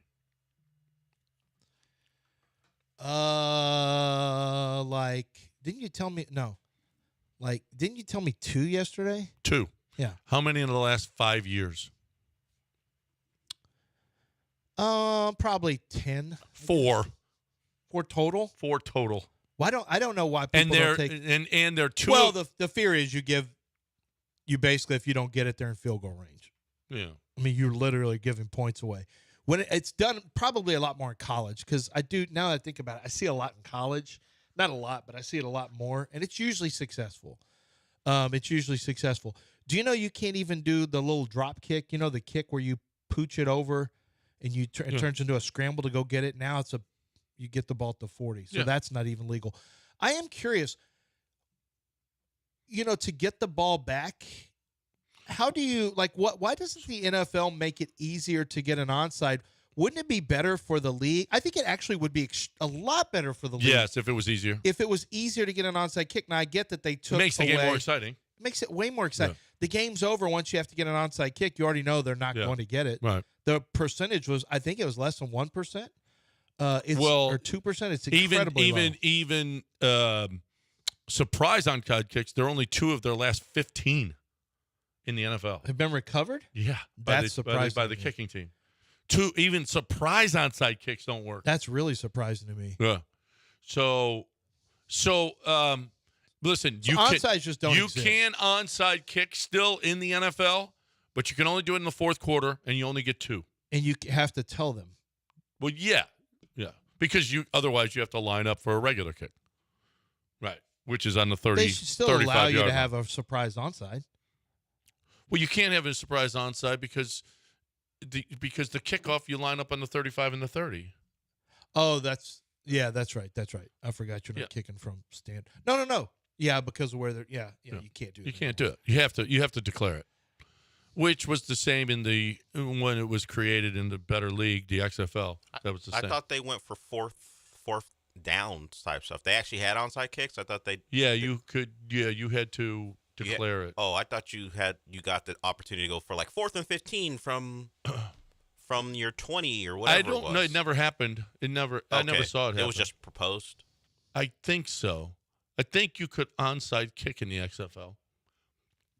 I'm not sure that they ever did that. I don't remember that. I know you had from the 2-yard line, the 5-yard line, and the 10-yard line for extra points. After scoring the fourth quarter, teams have the alternative to kicking off or attempting an onside kick. Instead, they can run one offensive play from their 25-yard line. If they gain 15 yards or more, essentially converting a 4th and 15, they can retain possession. Okay. So they gave people the option. The option to onside kick. I never saw that in the game. I never saw that. There's some of that more carnival game. It's an actual football play. You can go around for the 4th NFL. or 15. It's an actual football play, thankfully. It's an actual football play. I know it's a football play. You can retain possession. Just have if you fights. get 4th and 15. I like how you think. What about hockey? You what about just said you want the onside kick to be more prevalent and easier to do. Give them a 4th and 15. Well, that's not a kick and a kick cover. No, but it's okay. Can you make 4th and 15? All right, you get I'd be willing to do that because you have no chance. You have no chance of converting. Yeah, that's true. You're contradicting yourself. You wanted teams to be more exciting and everything, and yet when you give an opportunity, 4th and 15 is hard. Yeah, 4th and 15 is hard. No, it should be hard. It's impossible to get an onside kick right now, according to the numbers. That's not good for football. No, you got to have something where. And I'm really surprised the NFL hasn't addressed it. It's just that they don't like one group of guys smashing into another group of guys because it's the CTE stuff. I get it. But at some point, you've got to find a way to create a quick turn, or it makes it more exciting for another side. One-on-one in college basketball is exciting because, you get your fouls. All of a sudden, you got to make those free throws. That's a quick way for another team to get back into it is the one-on-one. And then, foul shooting, once it gets into double bonus, you don't have that. And, of course, pro basketball doesn't have it. Isn't it wild, though, how pro football is going to have rules that – do you think college football adopts these rules? I don't. They do. They usually do adopt most of them, but they have their own rules. They allow holding basically all the way down the field with cornerbacks. I don't think that the college football has near the kickoff problem that the NFL did. Right?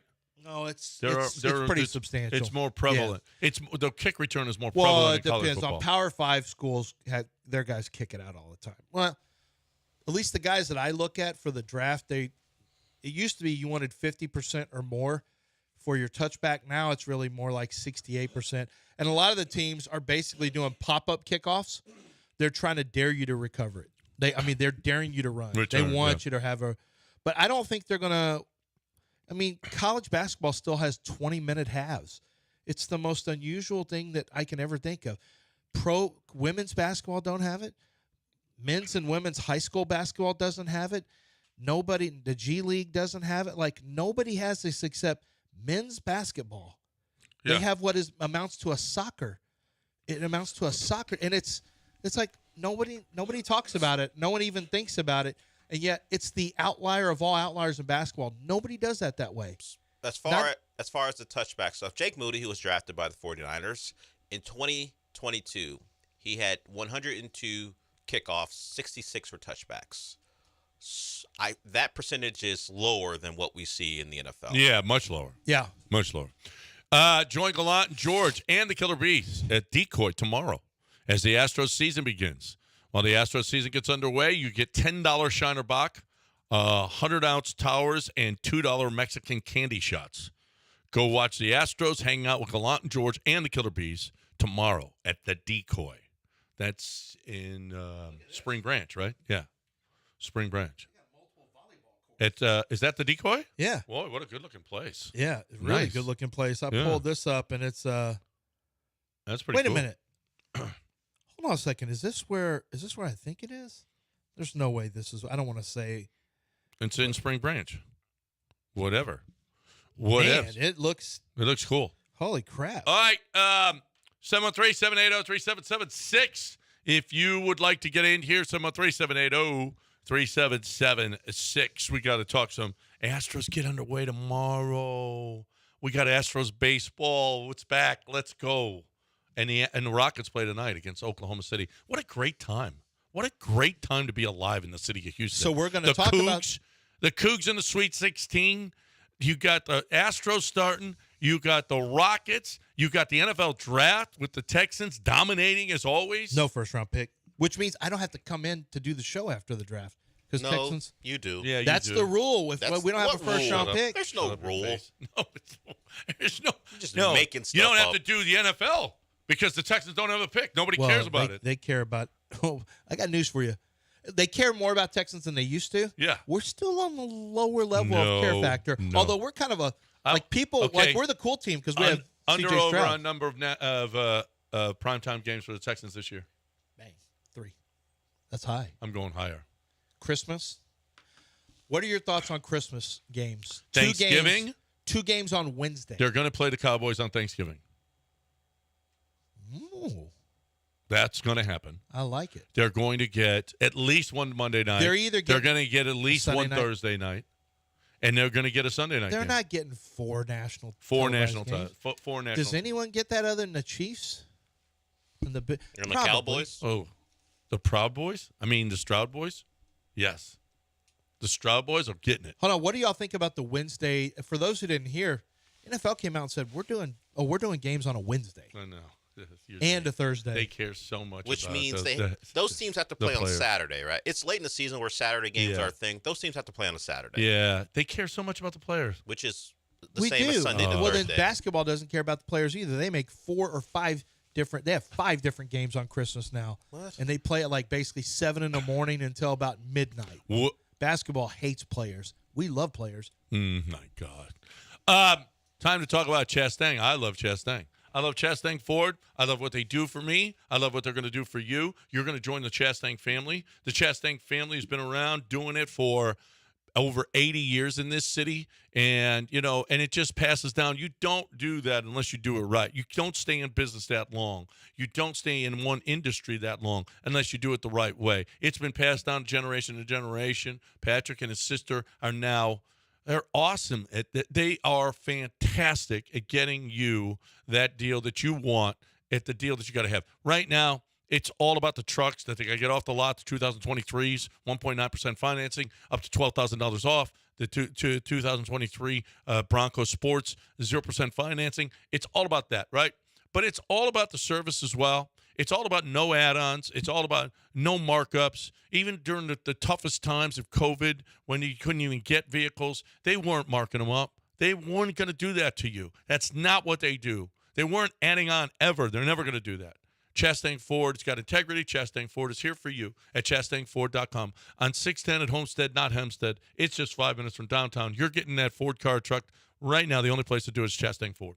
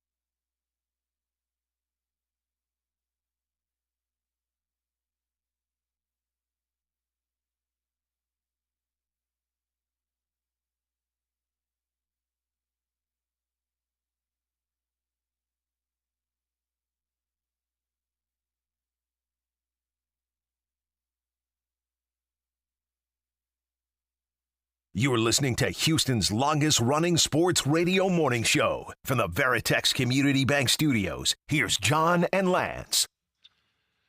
All right, welcome back here on ESPN 97.5 and 92.5. JV, through his second rehab bullpen session, and it went pretty well. You got to feel good about that. Last Wednesday, he threw 20 pitches. On Tuesday, yesterday, he threw a mix of fastballs, changeups, sliders, and curveballs. Topped out at 95 miles an hour. Pretty good. Yeah. He said, overall, I thought the stuff was really good. Mechanically, I saw a lot of stuff after getting off the mound last time that I was able to address and kind of implement. I haven't been able to look at some of the video, but based on feel, which I like to base on, it was great. He wanted to be able to sit in between take 10 minutes and go back out there and see if he still had the velocity, if he could get the velocity back up right away, and he did. He felt good about it. So there it is, the second one. No word on what's next step though. Ronel Blanco has made the starting rotation, at least to start the season. For now. You don't need a 6-man. Verlander probably going to be a little while. Verlander's probably going to be a good 15 days into the season before because he's got to throw another session. He says he wants to get up to where he can throw 85 pitches. The timeline was when the initial thing of him going on IL would be if no setbacks, he could be back April 11th. Yeah, which is about 15. Like you about said, 15 games 15 into days. the season. So he's on the DL too, so you got. So right now we've got. So it's going to be Fromber, Javier, Hunter Brown. Who am I missing? J.P. France and Ronel Blanco. Yeah, J.P. France, Ronel Blanco. That's a little light. That's a little light. You? Boy, without Verlander and. Do you remember what J.P. France's record was last year? It was good. 11-6. Yeah. 3-something ERA. Pretty damn good. Yeah, got a lot of decisions. And Christian Javier pitched more games, and he didn't get as many. Remember when Christian Javier basically didn't have a decision for about 2 months? Yeah. Somehow he avoided losses, too, by the way. Will the Astros win any home games this season? Yeah, I'm going to say yes. Based on the end of last year, are you sure? Yes. Will their home record be better than 56%? Will it be better than their road record? Yes. Their home record. I think that was an outlier last year. So, yeah, I think it comes back to I think so. Will they, because they face the Rangers at home and then on the road right away. Do you think they'll have a higher winning percentage than 56% at home? They face the Rangers 5th through the 8th at Texas, and then the Rangers come here the 12th through the 14th. Will they win more games in Texas or here against Texas?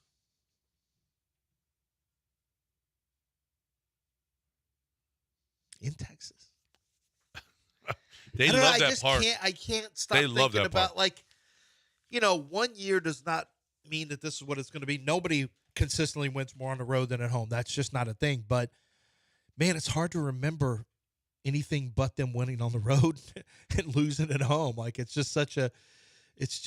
was so traumatic last year when you couldn't win a freaking playoff game. It was just the most impossible thing in the world to win a game at home. And I mean, that was at the end of the year too. Remember, didn't they clinch? Did they clinch on the road the last weekend, or was that at home? Yeah, no, it was in Seattle. Yeah. No. They were in Seattle. Arizona. Yep. They were in Arizona. Yeah, but last week they clinched on the road. Seattle was playing the Rangers and messed it up. Yep. They clinched on the road. Right. Well, they screwed around a lot last year. They just screwed around. They ain't screwing around this year. None of that. Don't forget, Lance McCullers is coming back. So just remember that, everybody out there. You mentioned the Diamondbacks. They made an acquisition. Yeah, Jordan Montgomery. He finally finds a team. How about the Diamondbacks paying $25 million for a year? You mentioned that earlier today. Oh, really? The season's about to start, so Jordan Montgomery signs? Really? Yeah. Well, I mean, they waited as long. So here's a big story that Yahoo did about Scott Boris's losing off season. How about this? Scott Boras, on a free agent list that was compiled by Yahoo, like the top 10, free agents going in, and it was pretty much universally considered in that neighborhood of who the top 10 were. Boras had 5 of the top 10. Listen to this, John. The guaranteed money on the top 10 free agents shows how badly this offseason went for Scott Boras. Number 1, Shohei Ohtani, 10 years, $700 million guaranteed. Not a Boras client. Yamamoto, 12 years, $325, not a Boras client.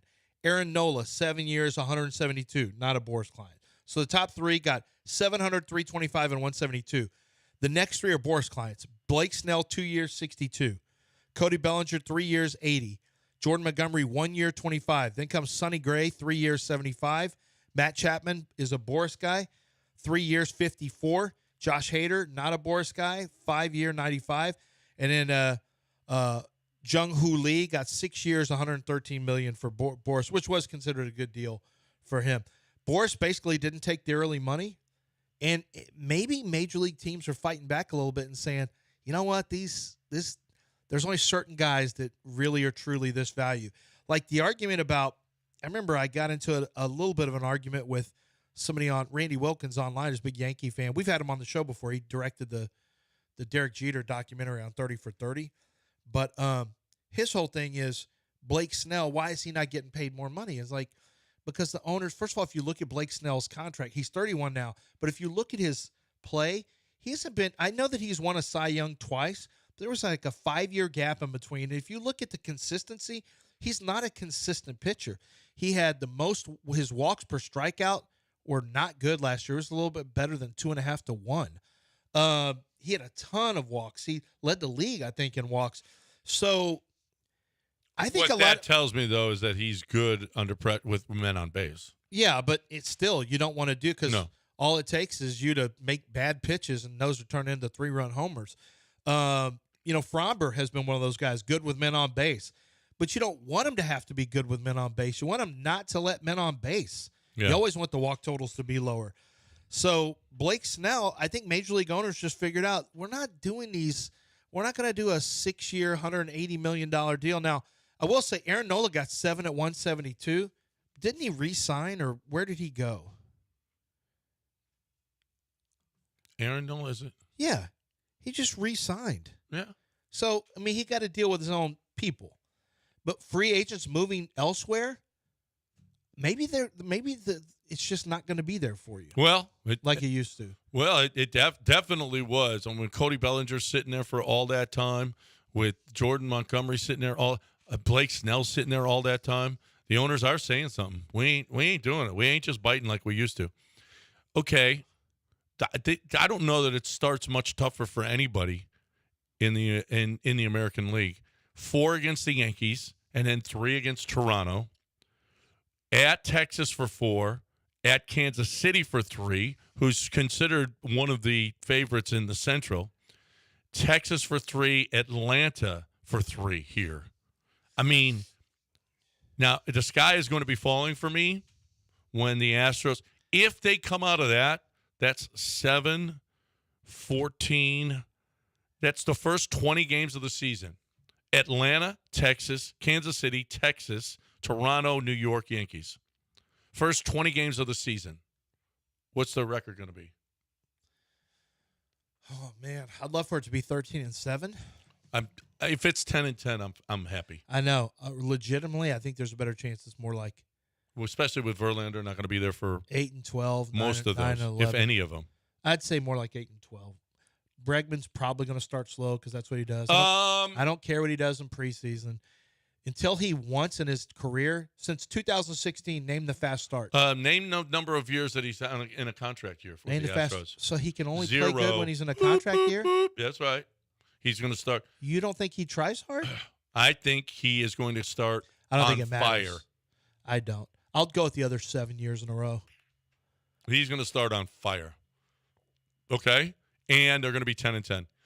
Listen, I'll take 10-10. We can't. Yes, I'll take 10-10 right now with those first 20 games.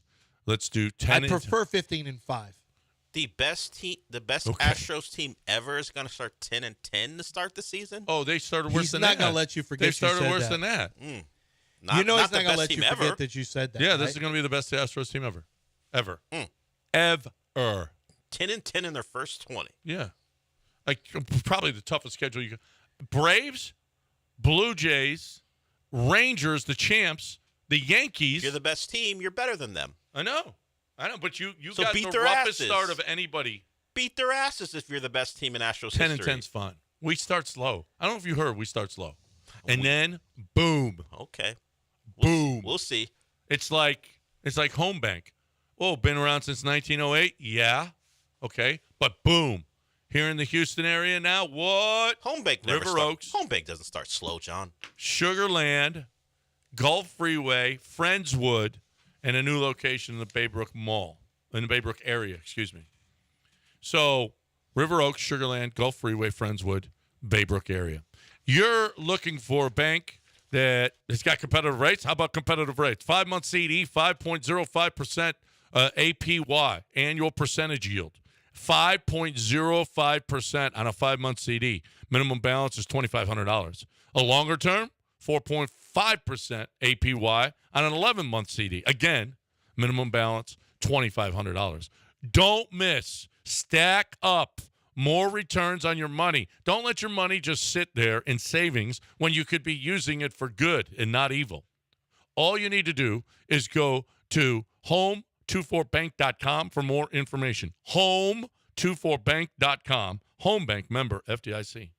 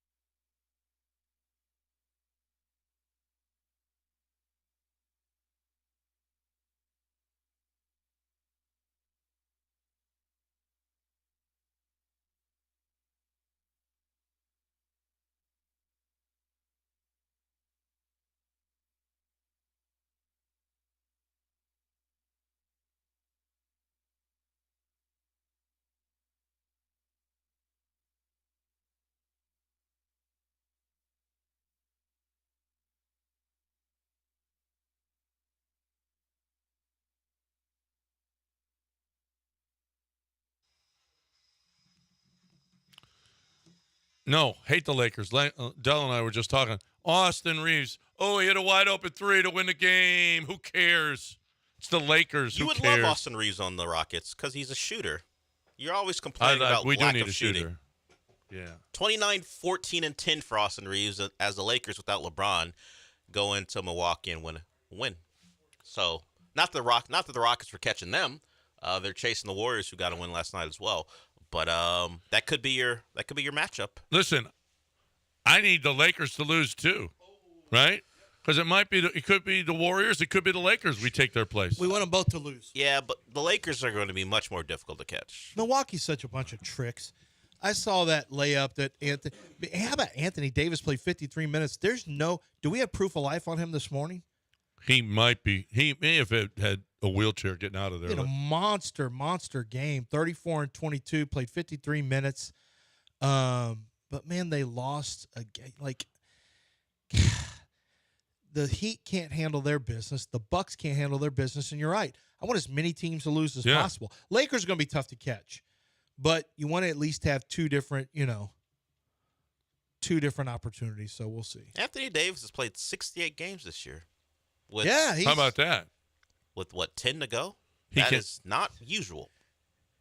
When's the last time he played 70 games in a season? I'll look that up.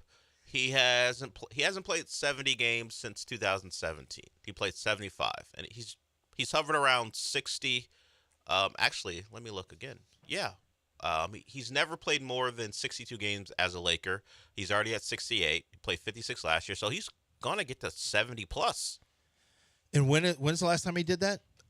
2018, excuse me, with the Pelicans. He hasn't done that for the previous 5 years. Just look at the stars of this league. He's not alone. So have you noticed though that this year, now that David Silver called it out, David Silver, not the David guy Silver, from 90210. No, Adam Silver called it out. Have you noticed that he said we're not going to do this? Teams will get fined if you do this for back-to-back games, and if you're considered a star player, star player, you can't do six. You got to play 65 to get consideration for these awards or whatever. Have you noticed all of a sudden everyone's magically healthier? I don't see as much. Well, Kawhi is playing over load 60. management. Kawhi all of a sudden can play. Like, it makes you think that guys literally just sat out and just wanted to collect money for doing nothing. I mean, literally, that's what it looks like. All of a sudden, Zion's magically better, and he feels like himself. Well, he lost weight, but he lost weight in season. He lost 25 pounds since the in-season tournament. I believe that's the number. Since he was. Because remember how terrible he was and in that people were final on game? him. Stephen A. Well, Stephen A's been ripping him since, but Stephen A. Reported, or the Pelicans leaked it out, that they were unhappy with him and his weight, and but they've been doing that. Yeah, and he lost 25 pounds in season.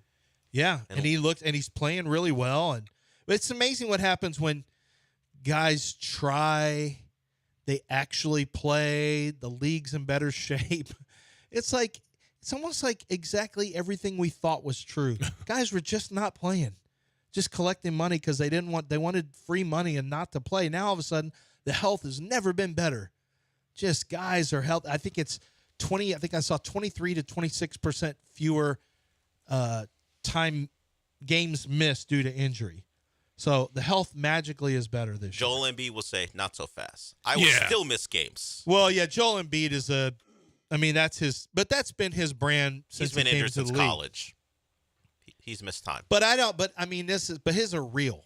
That's true. I don't doubt that Joel Embiid is hurt. In fact, some people believe he re-aggravated what he's now dealing with because he was rushing back to play, mostly because of awards season. He wanted to qualify for awards, and that hampered him, and now obviously he won't. And his Sixers are in the play-in right now because he's unavailable. The guy who you hate more than anybody on the planet, John, James Harden. You hate James? I love James Harden. James Harden. You can say what you want, but James Harden this year has played. Now, there have been. Oh, man, this is kind of crazy. Did you? James 2021 was the COVID year. James played. Wait a minute. 10 games started in a COVID year, but they played almost an entire season. Well, 2020, 2021. Oh, that's right. He was traded that year. Yes. And then in Brooklyn, he played 35 games. What was his injury? He only played 45 games that year. What was his injury? Do you remember? In Brooklyn? I don't remember. Well, he was traded to Philly, remember? In the next year. No, not the first year. He played 35 with the Rockets. He played 10. He started 10.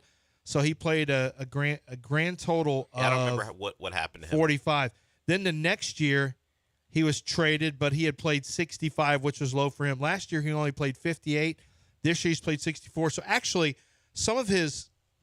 James's total games have come down since his Rocket years. He's older. Yeah, because with the Rockets, he was going to get into the 70s for sure. He is getting older, but he'll still get over 70 games this year.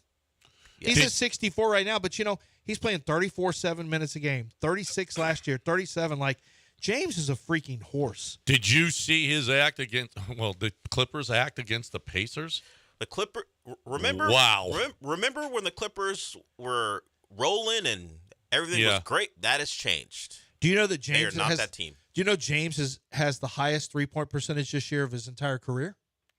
Really? 39.6%. I would imagine he's getting more open looks. He's not forcing as many shots. He's shooting less, too. It's coming more. Like, he's averaging 6.8 3-pointers per game with the Rockets. At his highest, he was averaging 13.2 threes a game, followed by 12.4. So 3 years in a row, he averaged 10 or more threes a game. But his 3-point percentage last year was 38.5. This year, it's 39.6. It's gone up since he doesn't take as many shots because he's taking better shots. They've lost 6 of their last 9. They did go on that run where everybody's like, oh, this is it. They're the best. Well, maybe not so much. It's the ebbs and flows of the season. Yeah. Denver and Oklahoma City, are battling out for the top seed. Minnesota's a little bit behind them. The Clippers have fallen way back. They're likely going to be in that 4-5, whether it be against the Pelicans or the Mavericks. Can you trust them anyway? The Clippers? Well, can you trust James Harden ever? No. Can you trust playoff P? You can trust Kawhi. Can you trust the health of Kawhi? Can you trust his health? Yeah. And Paul George is the he's same healthy way. now that he's not. We'll see. All it takes is he was healthy going into last year's series against the Suns, and then it went away really quickly. That's his issue. We'll see. Paul George is the same way, really. Even beyond the playoff P stuff, he's a guy who you feel like is one tweaked ankle away from changing the entire complexity of a series. They're older. That's what the Clippers are dealing with. And then you have Mr. Dependable, James. Mr. Playoffs.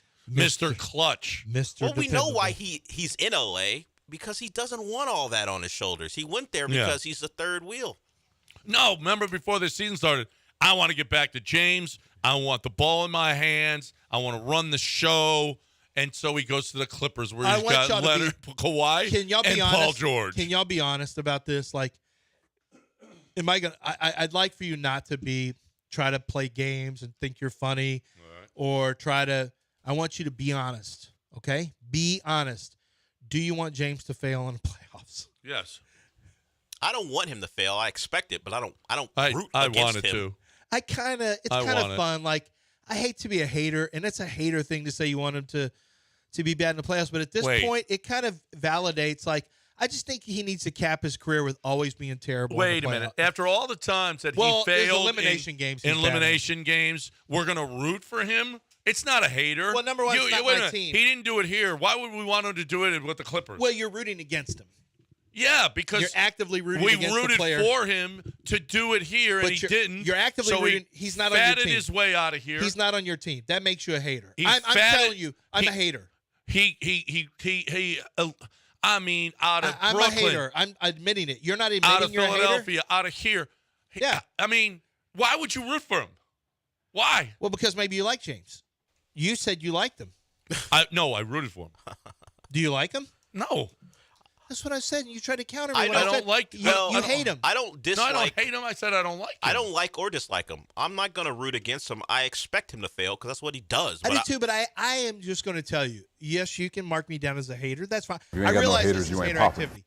John is not accepting he's got hater activity. I'm accepting. No. This is haterish. I want James to fail because it's just kind of what fun. I've heard it's about fun at this point. James the person, what I've heard about Deshaun the person, I'm not rooting for him. I don't have to like him. I don't want. They're not likable. I don't want to and I'm not going to like him, and I'm not going to root for him. But do you actively want him to fail? I don't want them to succeed. Your Honor. Hostile witness. Your Honor. He won't answer the question. See, you just won't admit it. No. I am admitting it. I'm willing to wear this shawl, this zesty shawl. And I'm saying I know that I want James to fail because it makes for more fun. Well, Twitter's more fun. The memes are more fun. He did it with us in elimination games. He's done it in Brooklyn. He's really did it in Philadelphia. Like, it's kind of a thing now where you have one of the greatest scorers in the history of the game, one of the great creators, one of the most efficient scorers. And for him to end his career as like he's always known as Elimination James. But he won't get blamed for this one because he's going to not only will he defer to Kawhi and Paul George, he will defer to Russell Westbrook, but we too. all know that if James doesn't play well, though, everyone's going to be – we're all searching for the box score. Well, you are, sure, but – everyone is. But he's not going to take the heat for this one. It'll be George and Kawhi because James is going to be the fourth option on purpose. He's going to make sure – a lot of passing. Russell Westbrook gets shots. He's going to make sure Norman Powell gets shots. Hey, I'm the point guard here. He should make sure I'm Norman a Powell distributor, gets guys. shots. I'm just telling you. Now, Westbrook? James is in a perfect spot for him. Look, I'm a distributor. Yeah. These two guys are the stars. hey, I'm getting Norm his shots. I'm making sure Russell. Well, he's only averaging 17 points. It's the same points. thing that happened in Philadelphia. Only Embiid after the game where he had 14 points. No, but James is and the number 2. He was like, man, we can't do it all. But James you didn't do anything. James is a clear number 2 there. Here he loves it because he's the number 3 / he's not number 4. He's not the 4. But his assist total's high, but he's only averages 17 points a game, so he legitimately could just go, look for 20 assists and 4 points. Last game against the Pacers, 11 points and 7 assists. For who? James. That's it? That's it. How many shots did he take? That's not bigger 7. Well, that's what he wants. He wants to be a guy who, hey, I'm just here to make sure the offense works. And they got destroyed. Yeah, they didn't get any stops. No. He was 3 of 7, 11 points, 7 assists. That's what you're that's going to see. one game. I looked at his stats. His assists during this time where they're struggling, he has been listen. Okay. I'm listening. When was the last time James Harden led the Clippers in scoring? That's not his job, John. He's a distributor. When's the last time he led him in assists? Well, he does that. It's funny you don't ask that about you didn't ask that about. Wait a minute. Magic Johnson. He's one of the great scorers in NBA history. That's not his job anymore. He's taken on a new job. Okay. Assist man. Thank you. Distributor. Facilitator. Orchestrator of the offense. John. Now he does lead him every game in assists. That's his job. 14-10, 14-9. Oh, no. George, Highland. Yeah, most games he leads them in assists. So when the Clippers are down 3-1 in the series and you're asking, where's James? James like, hey, busy. I'm making sure Kawhi and Paul get it. I'm a hater, but people call you a generational hater. He is generational. I'm generational, but not a hater, though. Oh, that's not true. You are a generational hater. Talent. Okay, that's what I think. If your talent was hating, sure. Time for me to talk. Speaking of talent, let's talk about the Chevron Championship. Let's talk about golf, okay? Because golf is the most important, and it doesn't get any bigger than here. Now, we got more golf right here over this month. We've got the Insperity coming. We've got the Houston Open this week. We've got the Chevron Championship, thechevronchampionship.com. You got to get out there to Carlton Woods, the Nicklaus course. It's beautiful. It is just beautiful. And they closed it. They redid it. It's going to be in perfect shape. And it's going to be the play. And if you've never seen it before, and oh, by the way, if you've never seen the women play, bring your daughter, bring your son, bring your daughter, bring the wife, because it is competition at its best. It's the first championship of the year, and they can play. You're going to love it. If you're a golf fan, this is a place that you have to be. It's April 17th through the 21st. We're going to be out there on the 17th. Want you to come and join us. It's thechevronchampionship.com. Get your tickets now, thechevronchampionship.com.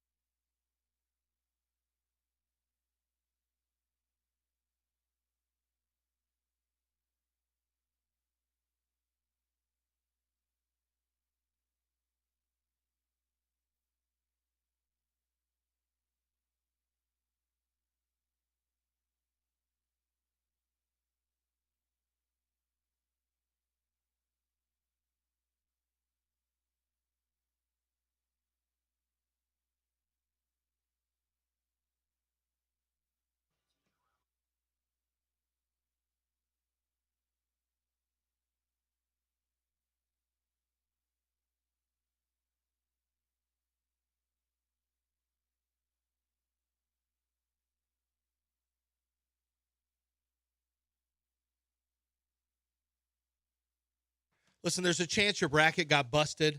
And if it did, or even if it didn't, did you know that you can play along with the tournament with our friends over at Underdog Fantasy? Underdog Fantasy is the way to play fantasy sports.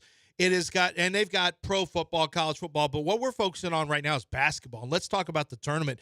Do you know that you can pick between 2 and 5 players? You go higher or lower on their statistics. You've already watched 2 of their games. Maybe you've been real locked in on the tournament. This is your time of year. You really jump in there. You start to feel like you know the teams.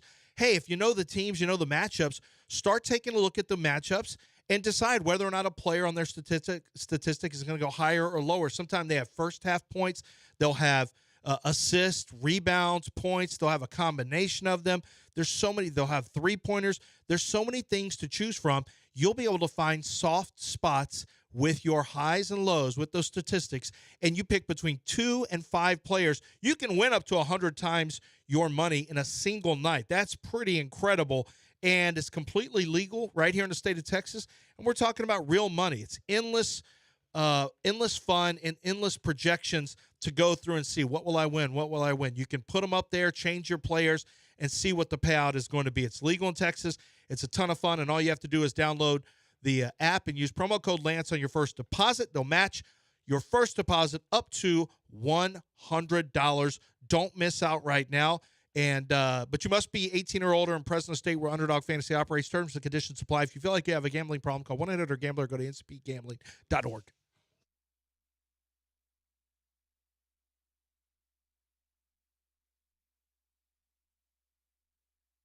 You're back in the Veritex Community Bank Studios with John and Lance. On ESPN 97.5 and 92.5. 9:21 here on the bench. John, I can already hear Paul Miller from Great Plate is out there. The food is out there, so I can hear John's not gonna come and actually do work. It's just me and Dell, the hard workers, the hardest working player. Oh, I'm done. John's got a whole plate now, and it looks like it's a biscuit. It's a biscuit. What do you have? What is that? Oh, I think it's wow. Wow, is it something? Egg. Well, Chef will tell you what it is. Okay. Oh my God, that honey is spicy. It's a spicy honey. Is it zesty or spicy? Are you sure you can handle it? Because you don't like spicy stuff. I know you don't like spicy food and spicy ear stuff. I love spicy. You love spicy Not if food? it's chicken. Oh, yeah. That's all I eat. I put You Tony's said on, you don't like Tony spicy. Sachere on everything. Not if it's spicy chicken. Tony Chachere's not spicy. I don't like it because Do you put hot I like sauce my on it? regular Chick-fil-A. You basic. That's Do you why. put hot sauce on it? I put hot sauce on something. I eat spicy. I love Tony Sachere on everything. Everything. But that's not really a hot sauce. That's not spicy. I said spicy. Yeah, it's spicy. But not. I mean, spicy is hot. Yeah. I like hot too. Yeah. The rumor I is- put jardinera on my sandwiches every day. Is jardinera hot? Yeah, spicy. Yes. Do you eat jalapenos? I'm not crazy about the taste of jalapenos. He don't know nothing about a red chili crisp. He ain't know nothing about that. Thai chili crisp would give you a little. John ain't don't know nothing about that. All I know is I got a sandwich right now and you don't. Yeah, because that's gonna disappear at some point. Yeah. Actually, right. is the No, they're sales gone staff already. here? The sales staff is out there. You got none left. Oh, see? Look at now. He leaves the show. You were late to the show. You can't taunt him. No, he leaves the show. In this case, you were late, so you can't taunt him. Are you kidding me? That's the worst thing I've ever heard. You can talk to yourself. Okay. Where are you? Oh, my God, they both left. Do you believe this? Is this not the worst station to work for? The worst people to work with? How about this teammate? Do you think Ryan Elvin would leave the court, okay, and let everybody else, fend for themselves? No. Ryan Elvin is a great teammate. You two, not so much. I know. Look at this. You got the potato on there and everything. This is a fantastic. Chef outdid himself. I don't know how you eat this whole thing, though. It is huge. He's got biscuits and gravy. It's fantastic, the whole thing. Biscuits and gravy. Honey. He's got honey. Oh, yeah. This whole thing is fantastic. It's a knife and fork sandwich. Yeah. So we'll have Paul coming in here in a little bit. Rockets at Oklahoma City today. I got a 7-point game. You got 7.5. Do you give them much chance tonight? I mean, they've been red hot. I really think this is one where you need Alpy, though. I don't give them. What do you do against Chet Holmgren? I don't give him a great chance. You know when Jabari. You know when this past week, we saw Jalen Green was the best player on the planet. Mm-hmm. Who was second? Was Chet Holmgren. He's been playing so good, yeah. Man. And he's not going to win Rookie of the Year because of Wemby, but Wemby is going to turn out to be a generational player. And I don't use that term very, very rarely. I used it about, in hindsight about Jordan. I felt like LeBron was going to be that guy because physically he was just different than anybody I'd seen. And I really felt like he was going to end up being a truly incredible player. May have superseded what I thought, I guess. But I think Wemby's like that too because he has different skill set with a different size. Like this doesn't really exist in a player. But Chet Holmgren, I mean, right now, he's not that far off. Chet plays with good confidence, which I worried about. I know he's light and he's thin, but there's not really many low posts. Like, I saw a stat of low posts. Do you know how few post plays are actually run in the NBA? It's unbelievably low. They don't run post plays for post players other than for like 4 starters who get over, I think it was like over 4 post plays or 5 post plays. The game is completely different, but Chet can step outside. He's got handles. He can shoot. He blocks shots. He'll rebound. Like, man, he's turned into that Oklahoma City team. That was a scrappy team that has turned into a really good basketball team. Yeah. And Chet Holmgren's one of the, you didn't get to use him last year. That's fine, but you are this year, and they've made a big jump. The Rockets look like they're starting to make a jump because of the drafts they've had. So the Thunder are just a half game out of first place. I know. Just a half game behind the Nuggets, so they got to play. Minnesota's a game and a half. You've got them coming up as well. You've destroyed the Nuggets this year. I mean, listen, but that was when LP was around too. And yet you're playing better than when LP was around. So I don't know how to judge this thing. Would you or would you not take the 7 tonight? God, they're playing. This is as hot as they've been. Yeah, why not? I'll tell you this though, they did not look good. They did not. They won by 18. They didn't look good against Portland. No, but you know what? And that was a bad team they had on the floor. They typically play pretty good against road teams. I think they're definitely in the game for the first 3 quarters. You've got a back-to-back for Oklahoma City. I think the question is, can you hang on? I think they're inside the number from a point spread standpoint. Do I think they'll win? No, I don't think they'll win on the road. Do I think they'll cover the 7 points, 7.5? I think they got a chance, but to me, it's going to be like most of these games have been, where the first 3 quarters they look good, and can they stem the tide whenever momentum goes against them? I think that's going to be the question, and it's going to take a big game from Jalen. I don't think you can win these games without Jalen playing well. Well, they look bad against the Blazers because he was bad in the first half. When he got it going, they turned it around. So they play through him. If his shot is on, they'll be in the game. If not, instead of being only down 4 like they were against the Blazers, they'll probably be down like 15, and they're likely not coming back. So because of the absence of Alpi and Cam Whitmore, there's a lack of offense if Jalen's not making shots. Tomorrow's show is going to be talking about hopefully a Rockets win and one step closer to making the play-in. It's going to be about the Cougars getting ready to crank it up for a chance to go to the Final Four, and about Astros opening day. How about that? Tomorrow's the show. Yeah. And you could join Gallant and Paul George and the Killer Bees over at the Decoy tomorrow. Paul George will not be leaving the Clippers to join them. It's Joe George. It's Paul Gallant and Joe George. Joe George and Paul George, whatever. They're different people. Not really. Yeah, they are. One's a 6'8". If you put Paul forward. George next to Joe George, would you be able to tell the difference? Yes. I would, but I know what Joe George looks like. But I'm into sports, so I would get it. I could see that they're different guys. To me, they almost look identical. Like twins. Do you have a nickname for Paul like you have for Joe? Joe. Yeah.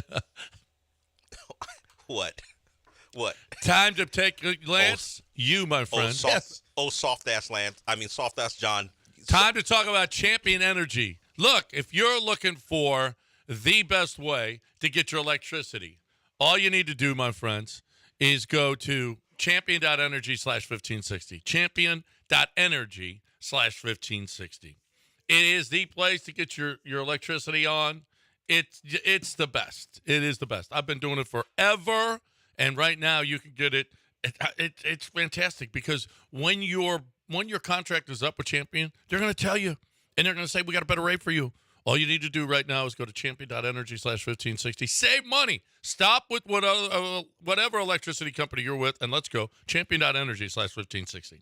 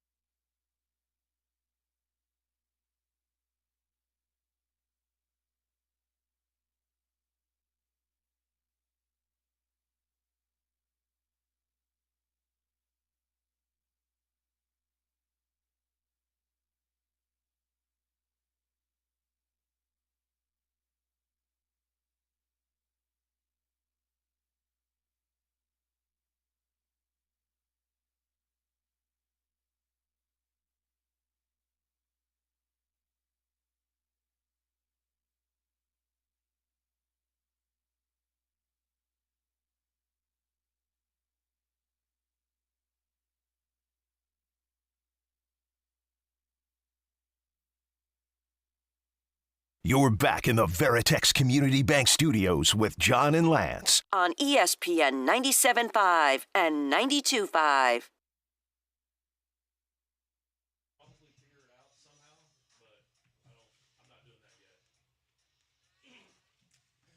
Unbelievable. I have to start the show because John intentionally took a huge bite of this gargantuan brunch sandwich.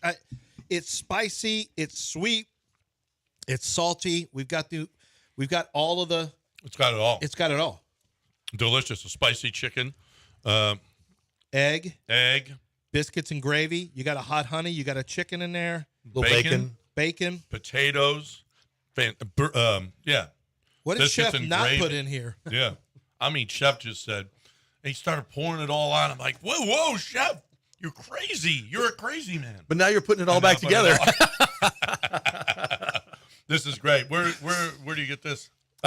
Union Kitchens, all the Union Kitchens brunch. We are opening earlier now at 9 a.m. on Saturday and Sunday. We started doing brunch on Friday.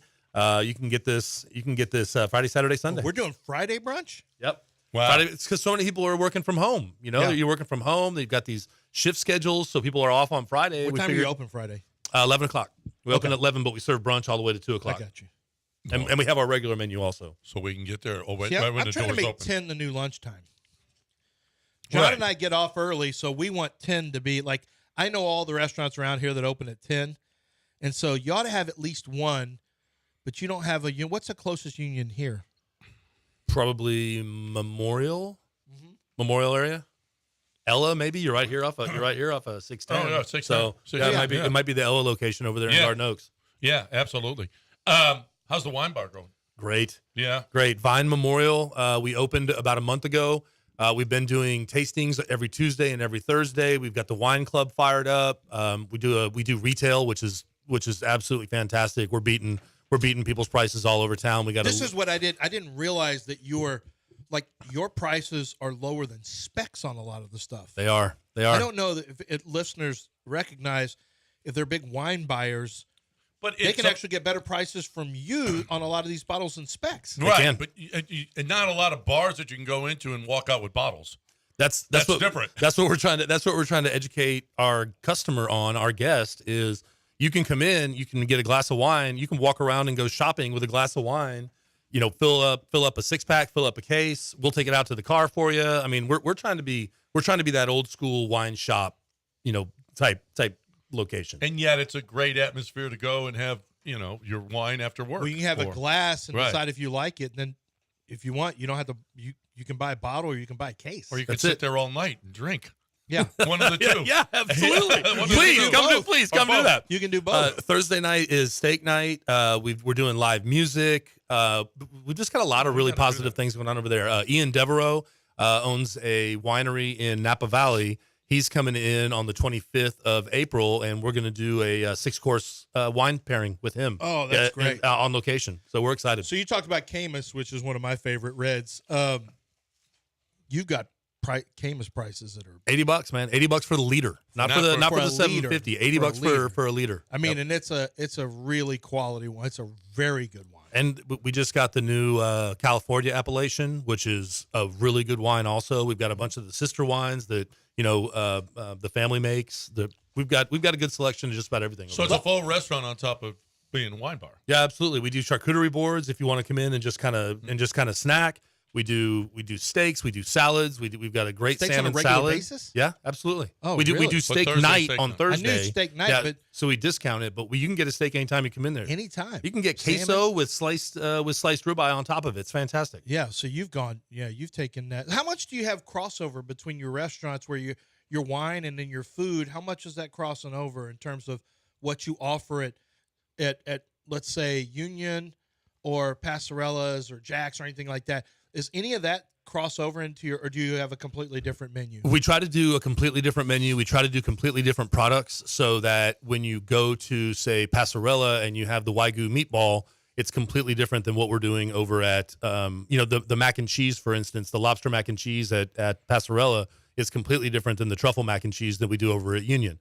So we want people to have a different dining experience, and we get to sample around with a lot of different products. That's smart. A lot of people don't know, maybe have never heard you on the air.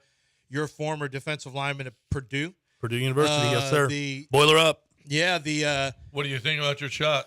Hey, I tell you what, I had PTSD from last year losing to the 16 seed. Yeah. So the fact that we just beat Utah by, 35 points, 37 points made me absolutely smile. We're into the Sweet 16 for, I think, the 5th time in the last 7 years. So we're used to being here. Can we make it to the Elite Eight, to the Final Four? We were ranked number 1, number 2, the majority of the season. So the talent's there. So I think, I think yes. Plus, I'm a hometown guy, so I'm cheering for U of H too. I'd love to see U of H and Purdue in the Final Four. So a lot of times you've got some great tickets at different sporting events, and do you still have your Rocket seats? Oh yes, sir. Really good seats for the Rockets. How much are you enjoying it this year? So the first half of the season was kind of up and down, not so great, and then all of a sudden, we've won 9 in a row. We're a half a game out of the play-in tournament. We've got Golden State coming to town, I think, on the 4th. Right. These guys are so energetic, and I don't know if I'm sure you've probably seen this. I think 3 out of the last 4 home games there was a fight. Oh, and while that doesn't sound, it's not hockey, for God's sakes, it shows that these guys have fight in them. They're young, and it's the veterans are the ones that are getting out there protecting the younger guys when they get smacked around a little bit. Did you see? Well, you watched. I mean, you've had these tickets for a little while, so you watched the other version of the Rockets. How different does it look to you? Some of them are the exact same players, but how different does it look for you, courtside, when you watch this team from what they were, and maybe the head coach, just the entire package, to what you get in a game experience now? I would say the biggest difference that I've seen being that close is Udoka. It's the head coach. Yeah. He is in their ear. He is coaching them all the time. Plus, you've got a couple guys like Dylan Brooks. You got some of these senior guys who come in, Van Vliet. They are coaching the guys up every single time they're up and down the court. They are in these guys' ears.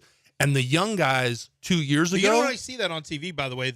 Where you're courtside, you can see everything. Yeah. Oh, yeah. And you hear it. Well, just you hear it. You hear what they're saying. Really? Oh, yeah, absolutely.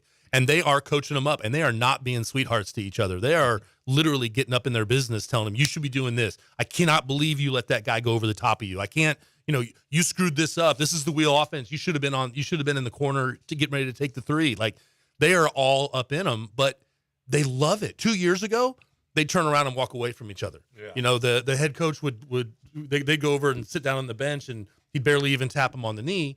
This year, there's energy, there's excitement. These guys are defending each other. They actually seem to like each other. So I'm big time pumped. I don't know. I hope we can beat Golden State. I hope we can get into the play-in tournament this year. But that's the least of my concerns. So it's seeing these guys getting primed up for next year. I think they're going to continue to get better. This year, heck, I mean, they're playing hard to get there. I love it. I love the competition. This is the first time they've been over 500 in the second half of the season since James Harden was here. It's incredible to see the difference with Ime. You're absolutely right. It's Ime. Now, they do have better players. There's no question about that. But even with the players that they had last year, Ime would have been coaching them up a hell of a lot more. Steven Completely Silas, different. Yep. He just wasn't the guy. No energy. You'd see him on the sideline, and he has his shoulders kind of slumped down, and he just wasn't. He wasn't the field or the field coach. He wasn't out there getting all up in their business. Paul Miller. Not everyone's made for that, though. Yeah. Paul Miller, Passarella, Union Kitchen, Jack's Grill, Vine Bar, all of them hugely successful. We go to Passarella's. Down in Washington. Well, love to see you. Now I can go to Vine Bar because Easter's coming up on Sunday. Yep. So I can start drinking again. Yeah, make a reservation. Make a reservation on Sunday. We got a great brunch. You do? Yeah, for Easter Sunday. Oh yeah. We've got a special menu that we're serving both Saturday and Sunday. It's awesome. Reservations are filling up. I love it. The economy seems to be doing better. The stock market's making a bit of a comeback. People are going out again. The rodeo's over. 2.7 million people going to the rodeo that were not going to restaurants. Now they're going back to restaurants. Yeah. So this is just a great time. People in restaurants say they get killed during the rodeo. It's awful. Yeah. It's 75,000 volunteers, which is not included in the 2.7 million, people that went through the gate. So you've got all those people that are going to the rodeo, to watch the rodeo, to listen to the concerts, but they're eating out there. Like, they get there early, so all the restaurants in town lose that business. Just serve funnel cakes and corn dogs. You'll be fine. I know, right? Well, except BB's, who had the restaurant in there, the big restaurant in there. I ate there a couple times, and man, it's just packed. Yeah, it was packed. My God, unbelievable. It's like no rest. You can't. It's illegal to put as many people as they put into that thing. It's incredible. All right, Paul Miller, congratulations for continued success, and get on over to one of his restaurants, Union Kitchen, Passarella's, Jack's Grill, or the Vine Bar, where you're going to get better prices. Camus, $80 for a full liter. A full liter. Yes, sir. That is an incredible price, people. So get on over there, shop while you drink, or just go and drink and eat there. Yeah, that's great. A great concept, by the way. We got to take a break here. Lance, right now at this point in your life, while you're eating that, you better buy me some time, like I did for you. You need to, at this point in your life, there's tequila that should be talked about in your life at this point. Yes. You know what to wash this sandwich down great? A big glass of tequila. So listen, let me tell you about Maestro Dobel. Maestro Dobel's a top-flight tequila made in Tequila, Mexico. And we're talking about 11 generations of tequila makers in Tequila, Mexico. Have really perfected the distilling process. They really perfected the entire thing. They understand how to create a unique, smooth tequila, and there's a varieties to choose from. Reposado, there's Añejo, there's Cristalino. They started Cristalino. It's 3 different tequilas, charcoal filtered and aged to perfection. And with all these tequilas, it's a smooth finish, but, there's just a hint of sweetness for some of the different tequilas on the finish in the back end. And that's what you love. That's what you love to see when you're trying to be a tequila sipper. If you want to have the opportunity to really enjoy a tequila, enjoy all the notes of the tequila and sip it, this is the perfect tequila for you. But their silver and their smoked silver are fantastic for your cocktails and your margaritas. So whether you are a huge tequila fan or you're someone who wants to try it out for yourself and just see what the difference looks like with a great tequila like Maestro Dobel, stop in wherever fine liquors are sold and you'll find it. Maestro Dobel.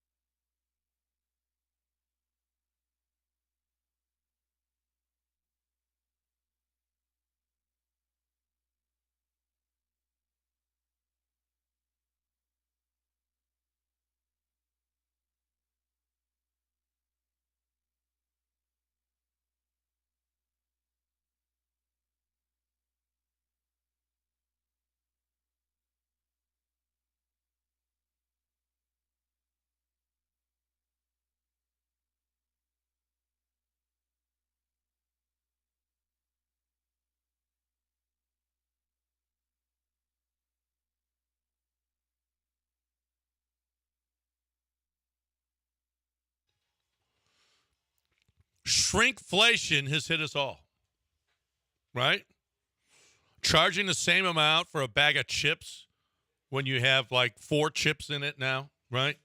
They've done. It's been going on. Heinz says, Heinz says we print on their pork and beans on their cans of beans. We print on the can how many beans are in there. Even though we're charging the same that we used to charge when there were more beans in there, we're actually transparent. Are they transparent because they're putting the number of beans on? That's the definition of transparency. Well, it really is that you're being no, it's not. Okay, nobody reads how many beans are in the can. Well, I didn't know it was on there, but if they put it on there, then that's... Well, you didn't know it was on there because no one knows that. Do you read the back of your ticket to see what you're responsible for at a game? No. Do you click on a website when you know that and you have to accept? You just hit accept? Yeah, I hit accept cookies, yeah. Or do you sign papers when you just had to hit accept? Just scroll down and click the boxes. Yes, I do that all the time. We all do that. But how about being more transparent? There are fewer beans in this now, okay? Let's be, if we're going to be right. How about putting the same amount of beans in it, actually? Are there really less beans? Why would you do that? Just raise prices whenever you have to. Because you make more money. No, then you have to keep your prices set at the same They did. It's the same amount, but they have fewer beans in it now. I guess that's one way to do it. Hey, you guys don't want to pay more? We got you the same price. So you don't believe, do you believe Shohei? Not everything he says, no. A British museum is suing a former curator. It says stole 1,800 items and tried to sell them. If you're a museum, how in the world are you missing 1,800? That's prison. Yeah. That's prison time. Whatever British people call their prisons. Prison, I think they say. Do they even have prisons? I never hear about British prisons. How could he steal 1,800? It's probably called like, we're going to send you to the lolly. They probably call it the lolly or something like that. But something like that. Yeah, I don't know how you get past 8. Yeah. How do you get past 4? 1,800. Hey, where's that sculpture? Wasn't there a sculpture here? Yeah. Same old guy. Hey, weren't there 1,800? 1,800. Right. And now they're trying to sue him. Well, that's kind of like these businesses. This last quarter, we lost $17 billion. Wait a minute. When it was at about 400,000, didn't you guys think we should change something? Yeah. How did you lose $17 billion this quarter? I know. At some point, you have to go, wait a minute. Everest climbers are going to have to, I think we did this before. They have to take their poop away with them. Apparently, Nepal is trying to address the growing waste problem. All the people that are climbing Mount Everest are just leaving poop up there. That's Do you want to go up there and bring your poop down? Well, I don't want to go up there, so. Yeah. You like to hike? You love to hike with your family? I like flat hikes. My wife likes to climb miles. Like, that's what she wants to do. Oh, don't worry. She said she's gonna go up Mount Everest at some point. It's one of her goals. Oh, good. I'm like, well, count me out. No, I'm out. She's like, I never thought you would go. Thank you. Okay. Well, at least we know each other. And don't forget to pick your poop up as you go. Yeah, please. Yeah. If you're gonna drop a deuce. Hey, Nepal's not here for you. That's not your Nepal's not your personal bathroom. Hey, this ain't San Francisco. Okay. Yeah. We ain't just dropping deuces out there. Does it change your thoughts on your significant other if you know she spent days upon weeks carrying her poop around with her? Didn't you see a poop dropper here locally? Like if I told you, it changes my opinion of people who pick up their dog's poop. So you're gross. So what if you knew, whatever the circumstances or the laws were, that your significant other had to carry their poop around with them for a couple weeks? How do you feel about them? Not great. Yeah. Well, not great. It's not good. And then you got to put the toilet paper in there and everything. And Yeah, you got to look at it all the time. Like keep a little mystery. Don't tell me that. Hold on. Did you really just come out against people picking up their poo when they dump in other people's yards? No, it's in Mount Everest. The snow will cover it. The dogs. Oh, the dog? No. I don't want to pick up any dog poop. I know you don't, but you don't have a dog. I feel different about you. Go wash your hands. Is it okay if a dog comes and craps in your yard and they don't pick it up? No, I want them to pick it up. I just feel differently about you. Okay. If they pick it up, Yeah. well, they want you to respect them, so they're going to leave it there for you. Think about it, Lance. 2 weeks of Nicole carrying her own poop around. How do you feel about it? I don't care. She's gone the whole time. Wash her hands. We'll move on to the next day. He don't care. As long as she's gone. Wait, she's taking the kids with her, though, right? No, that's the problem. No, you stay. Send the kids to climb Mount Everest. Oh, my. I like her. It's the kids that are on my nerves right now. Washington, the state of Washington, has signed into law the Strippers' Bill of Rights. Do you guys think strippers should have a Bill of Rights? Yes, but can you tell us some of the – what does it mean? Strippers are workers. They should be given the same rights and protections as any other labor force. If they are employed, they deserve the safeguards of workers entitled to. The new law requires training for employees in establishments to prevent sexual harassment, identify and report human trafficking, de-escalate conflict, and provide first aid. Those seem reasonable. Yeah. It also mandates security workers on site, keypad codes, and dressing rooms and panic buttons in places where entertainers may be alone with customers. Panic button? Yeah. Hit the Anytime button. you got to have a panic button. Maybe a panic button for the customer. What do you mean? Whoa, God, this is not what I thought it was. Then just get out. Then just walk away.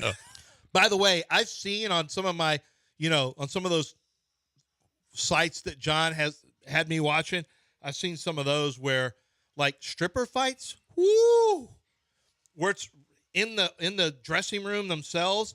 You have two strippers fighting. It gets rough in there. We need some de-escalation. The law also limits the fees owners can charge, capping them at $150 or 30% of the amount dancers make during their shift. Good.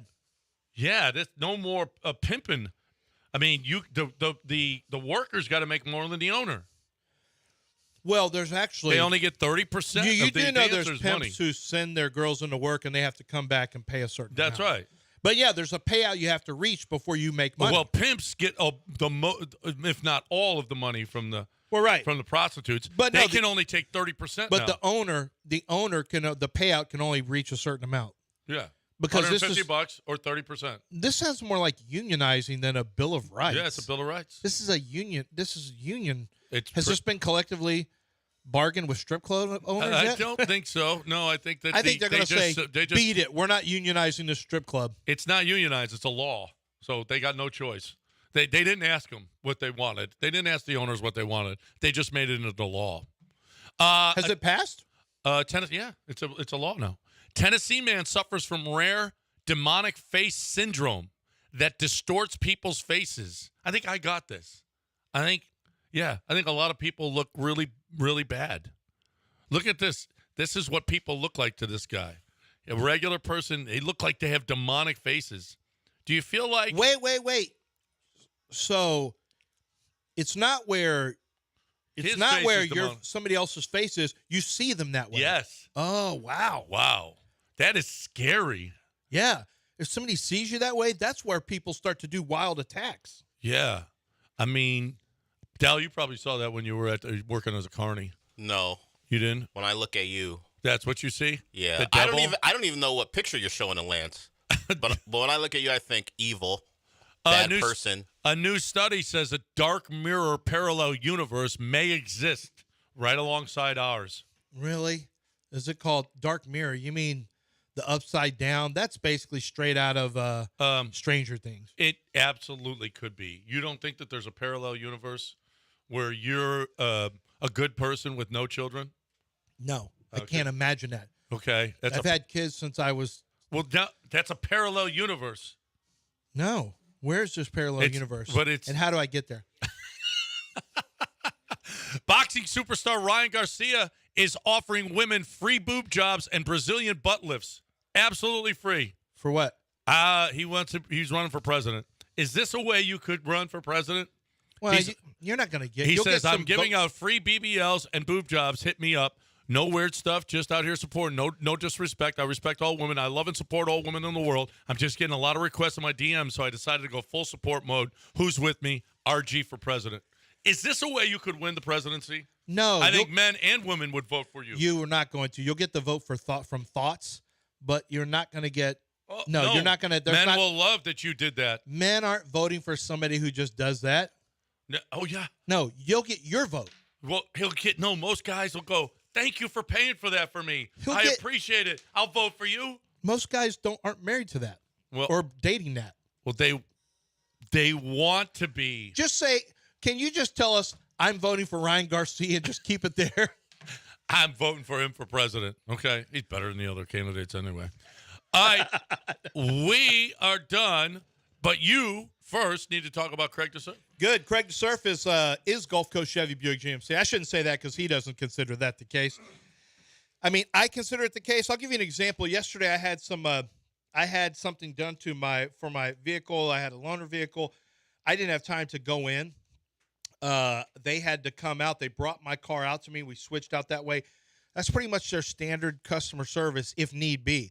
Now, a lot of times when you go have your service done, you may drive out there. Maybe you get a loaner car. Maybe your work is done at that point when you're making, when you're just getting your standard maintenance done at 15,000 miles or whatever. But I can tell you this, customer service cannot be touched. They are the absolute best. And here's another thing for you. Gulf Coast Chevy Buick GMC go out of their way to find the very best trade-in value and dealer incentives that you can find. So every time you're looking at a vehicle, every time, and I don't care what vehicle it is, the lowest price you're going to find is going to be at Gulf Coast Chevy Buick GMC because they are out here trying to find the best deals, the best terms, so that you're happy, so that you tell other people, and you're the best advertisement, your happiness. So it's 42 minutes away from downtown, a little longer drive, but it also saves you thousands of dollars. Don't miss out on Gulf Coast Chevy Buick GMC. Start the car buying experience at landzcars.com.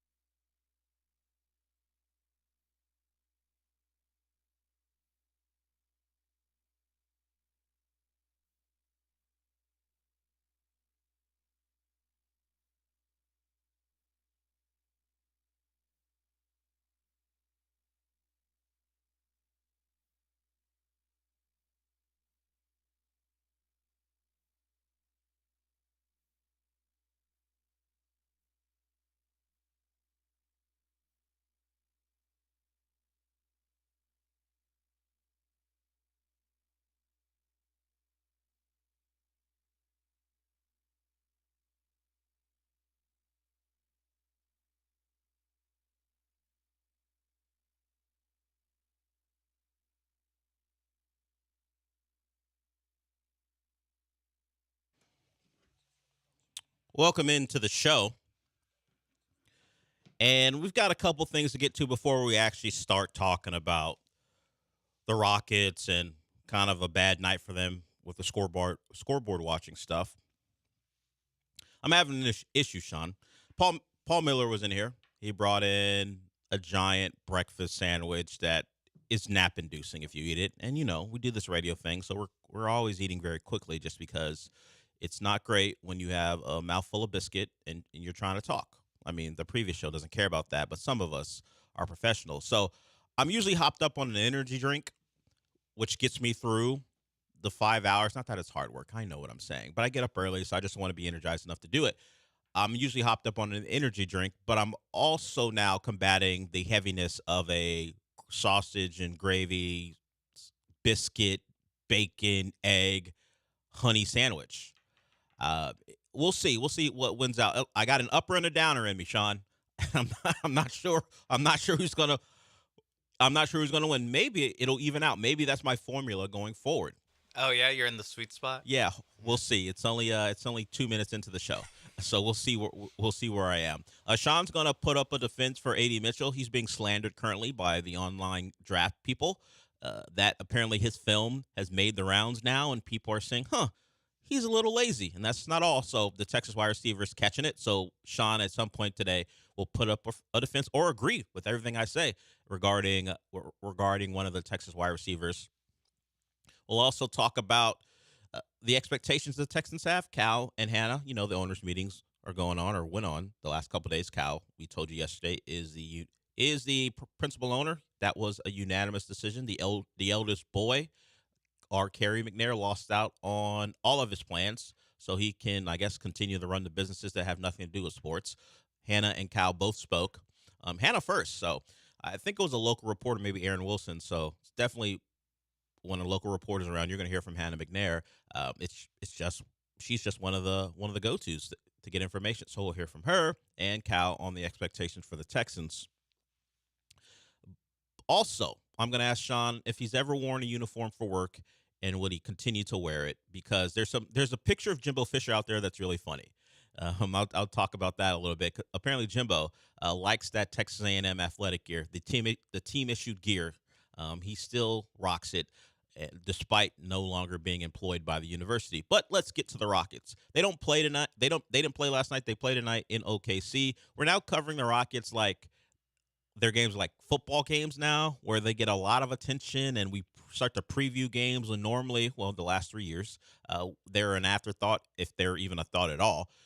If something memorable happened in a specific quarter, we might mention it, but usually it was the road to 50-plus losses and not a lot of talk about. But now we're talking about a game in Oklahoma City tonight. But as far as scoreboard watching, didn't go well last night.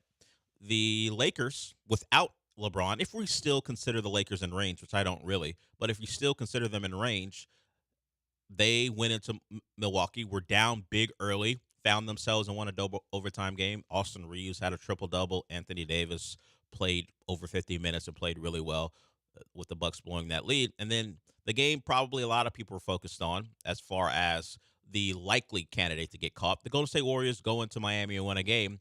And the Heat were without Jimmy Butler. That news came down that he was at first probable with illness and then downgraded to questionable and then eventually out. And if you want to blame anything, blame Jamie's love of tennis, because he was at a tennis event on Monday night, seemingly perfectly healthy, and then less than 24 hours later, we find out he's sick and can't play. Jimmy's a bit of a troll.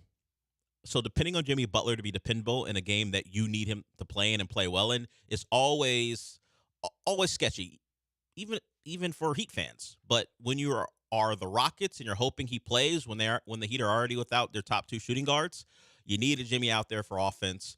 He wasn't available, and that sunk the Heat's chances and the Rockets' chances of at least tying the Warriors last night. And as Sean pointed out, you'd be tied, but you'd still be behind because the Warriors hold the tiebreaker. But it would have been nice for those screenshots to go around today and watching the Rockets and the Warriors tied for the final play-in. But Jimmy Butler said, nah, I'm good. The guy who doesn't claim Houston, he'll always claim Tomball, decided, I'm not playing tonight because I'm ill. I don't know. at about 7 p.m., he was on social media, not his social media per se, but people spotted him at a tennis tournament, and he seemed fine. And then he wasn't available, and the Heat needed him. I think they scored maybe under 40 points in the second half.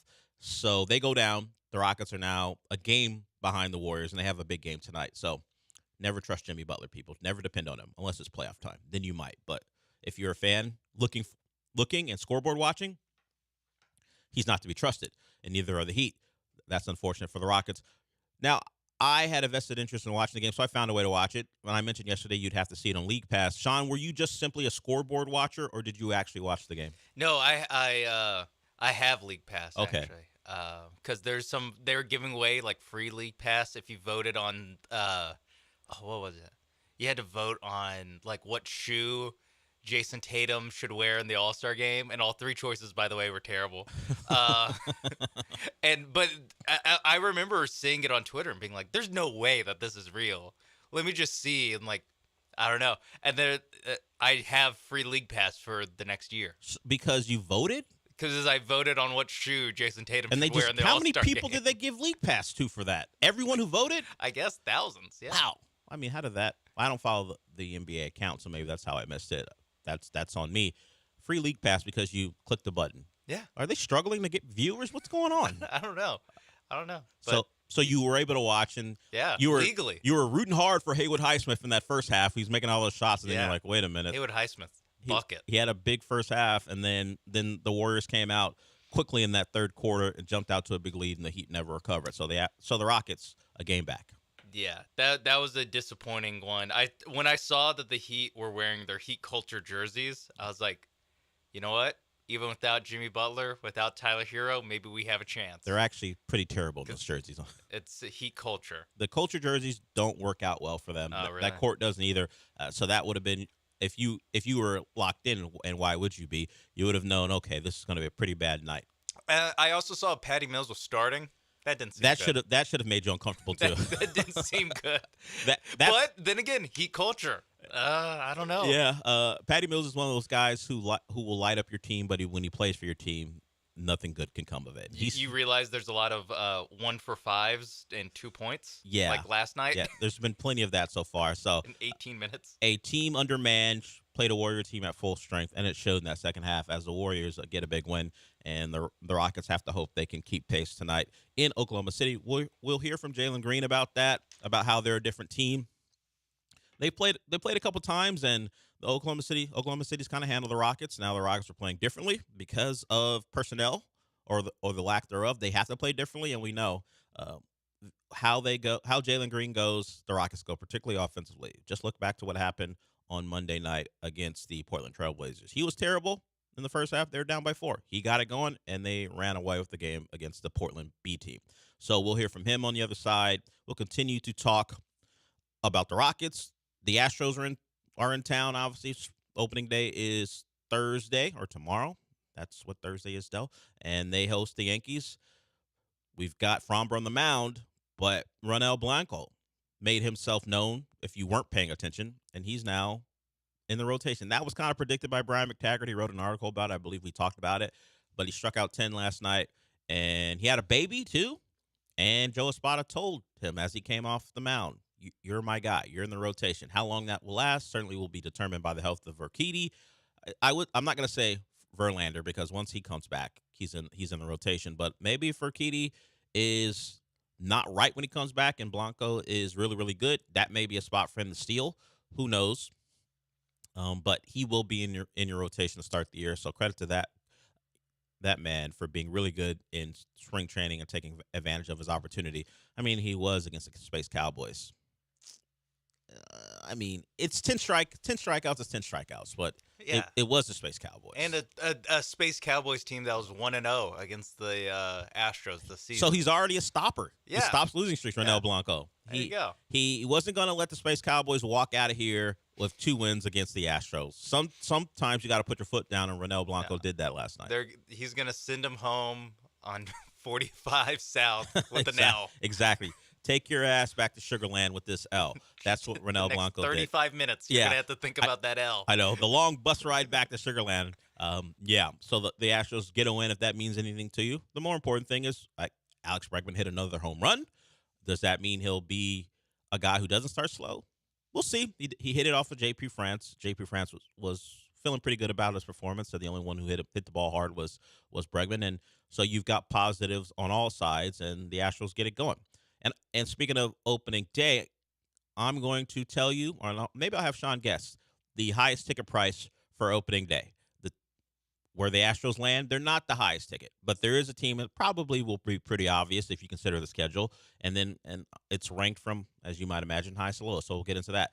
We are just getting started here on the show. If you want to call in, 713-780-3776. If you want to simply tweet at us, at Sean A. Mapes and at DelV2, or at our Twitters or X accounts, however you still describe it. I don't normally have YouTube up because it's distracting if people comment, or simply even looking at yourself is distracting when you're trying to talk. But I did pull it up because we had an issue to start the show, because there was a question of whether I would look like I was in my goth phase, because of just a technicality with the images. It looked, because when Lance was checking out and we were trying to preview what the show template would look like, it looked like he had black lipstick on. And because he was doing his final live of the day. Sean, our intrepid producer, you heard what Michael Carroll calls him, all those compliments. He got the job done. I don't look like I've got the goth lipstick on, and maybe eye makeup as well. I just look like I have a dirty upper lip because there's a mustache there that's not very grown out. That's what that is, as opposed to the goth lipstick. So I'll take that alternative. As I said, we're just getting started. We'll come back with certainly Hannah McNair. We've got more Cougars to talk about. Well, that's phrasing. I meant the Houston Cougars. I should have paused and transitioned differently, not calling Hannah McNair a Cougar. I was really wanting to talk about the Houston Cougars. We'll get to them and some other things as well. We'll be back.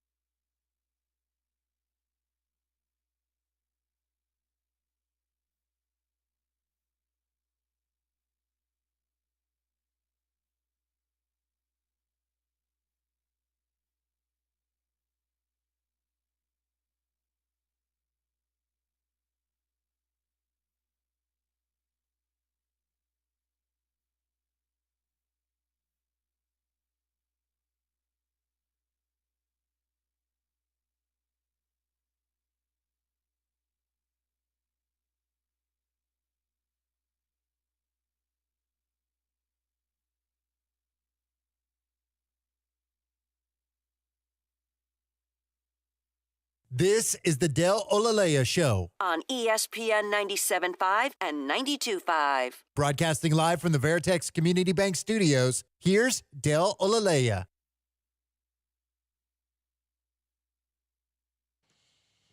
Welcome back. An update on Justin Verlander. He pitched 2 innings, live bullpen yesterday, and all reports, particularly from Verlander, are good. He said he felt good, said the arm felt good. What he wanted to do was pitch and then sit down and simulate getting out of an inning and waiting for, his team to get through their at-bats and then come back. He wanted to see how his arm responded and where his velocity was, and he felt good. He said, so after resting for 6 or 7 minutes, can I go out there and just kind of get back to 90-plus miles per hour in a few pitches? I felt like I was able to check that box. That was great. So all positives, really, since he had to kind of take a step back as the Astros have continued with a slow build-up for him to be ready to go. As you know, he won't be ready on Thursday, or tomorrow, but he will be ready, hopefully, by mid-April, April 11th. That would be the return date, right around there. So if that is what we get, that would be great. That means no setbacks, and your number one will be back in the rotation and just strengthen a roster that has real aspirations. And some of the predictions are out regarding this season. ESPN has their predictions, and the Astros are expected to win the ALS. No surprise there. It wasn't unanimous or even close. The Rangers, the defending World Series champions, got 8 votes from the panel of experts, if you want to call them that, at ESPN. The Astros got the least amount of votes in the AL. If we're looking at how the divisions break down, the Twins got 16 first-place votes, or at least votes to win the division. And the Orioles are the clear favorite to win the AL East at 22. The Yankees got 2, the Rays got 1, the Blue Jays got 1. In the AL Central, the Tigers were next at 5 behind Minnesota 16. So the Astros, which have been the dominant force in the division for years now, people see a little, I guess you just call it an opening. Particularly when a team in your division wins the World Series, you can understand why some people might think that team would win it, would be capable of winning the division. But still, the Astros expected to win the division. But a little surprising that the Astros, as far as first place votes, are the lowest. Because if you look just even around the rest of baseball, if you look at the other divisions, they're still the lowest. Like the Dodgers are the unanimous pick, as you might imagine, to win the NOS. The Cubs have 16 first place votes, and the Braves have 24. So this is supposed to be the division they're in is supposed to be the most hotly contested, and the Mariners got some first place votes as well. So if we're talking about, as one person who works on the station, the best team in Astros history, you can guess who with that hyperbole. I think it was best lineup. Or was it just best team? Okay. You're not all in on that particular prediction? I'm not # all in. Okay. So that was the prediction from somebody on the show that occurs before this one. Nobody else in baseball thinks that way. At least no one at ESPN. They think this division will be the most tightly contested, and I get it. The Mariners were a collapse away from winning the division last year. And the Rangers won the World Series. So why wouldn't this division be the one that people have their eye on? But like I said, I am a little surprised that they have the lowest first place votes. So buckle up, I guess. Hopefully it doesn't come down to the final weekend. But this particular prediction suggests that it will, or at least it'll be something we're worried about into September. World Series champion, the Braves get the most votes. The Astros got none. No one thinks the Astros will win the World Series, at least according to ESPN. The Orioles got 4, Dodgers got 4, but the Braves, the clear favorite with 13 votes to win the World Series. So we'll see. The Braves, we know all about them, and I won't say they stole the World Series away from the Astros. They just beat them. So maybe they stole it. Well, what? Because all the Astros starting pitchers got hurt. So that's the Braves' fault? Yeah. They stole the World Series from the Astros? Although Charlie Morton literally broke his leg pitching for the Braves. Yeah, the Braves would say, excuse me, Excuse me. So yeah, the Braves, the front runner to win the World Series, if you believe in ESPN, and maybe you do and maybe you don't. So, when's the last time the Astros weren't picked to? Now I don't keep track of these things, but I can't imagine the last time the Astros weren't expected to win the World Series or even get a vote. Maybe not expected to win, but even have a vote in a publication. Just wasn't unanimous? I mean, not even unanimous, just even have a vote. Like, they don't even have a vote to win the World Series according to this article. I thought you meant the division. No. So to win the World Series. Well, the division, sure. I mean, they've dominated, so unanimous could. People thought the Mariners were going to be good at times, and hell, John has always been afraid of the Mariners because he's soft ass John. Scared, but not even expected to win a World Series. At least get a vote. Like the Blue Jays got a vote, the Yankees got a vote, and the Astros don't. That just means there's someone who's wrong about the Blue Jays. Someone. Is this the Toronto correspondent for ESPN? Yeah. Is Joe Carter working for ESPN? It's like Heisman voting. Some guy who covered, I don't know, last year. Obviously, Daniels won it, but some guy who was covering Oregon voted Bo Nix, and Bo Nix was a finalist, so I get it. But in this case, the Blue Jays. Yeah. The Blue Jays. Yeah. Wow. So it's Braves, Orioles, Dodgers, Phillies, Mariners, Yankees, Blue Jays. So even a team in their division got a vote to win, and the Astros didn't. We'll see. I mean, how about the Mariners do anything before we give them a World Series title? Do something. Wait, did they not do the American League champion? Where is that? Oh, I'm literally just scrolling. The American League champion. Okay, so there's 5 that think they're going to win the AL, but all 5 of them losing to the Braves. Losing the World Series. Yeah, probably to the Braves. Yes, probably to the Braves, which I get. The Braves are expected to be really, really good. But the Astros are a team, I wouldn't even say in transition, but I would understand some questions about them. The lineup, as you alluded to, is expected to be really good. But the pitching staff, older Verlander, Framber wasn't great last year. Javier had his problems too. So if you have qualms about the Astros' strength as far as the rotation, understood. The back half of the bullpen, if you can get to it, should be locked down. But you have to get to it. And whether it be middle relief or the starting rotation causing the team some issues, that's completely understandable, but not an odds-on favorite to even win their own division. So if that is going to bear out, expect some competition. Yeah, and I noticed all 12 votes that weren't for the Astros to win the AL West. So the Rangers got 8, the Mariners got 4, and then they picked the AL wild cards. The Astros have 12 votes to win to be a wild card. So everyone has them making the playoffs. What, 5 of them have them winning the American League, and none have them. None winning. haven't. So haters clearly expected to be a really good team, one way or the other, just not the best team, which is fine. You got to prove them wrong. What does Salah say? You ain't got no haters, you ain't popping. So we'll see how the Astros clearly have haters. That'll be something that follows them until maybe this current generation retires. There'll always be someone who hates on the Astros going forward. And that's just how it is. So we talk Texans, we talk Rockets. Actually, we talked Rockets, we talked Astros. We're going to talk Texans on the other side because our owners are talking. They are embracing expectations. So we'll hear from Hannah, McNair, and Cal on that. We're also going to talk about cuffing season. Like, cuffing season in romantic terms is, I think, from October to Valentine's Day. But if we're talking about the draft season in the NFL, cuffing season is here.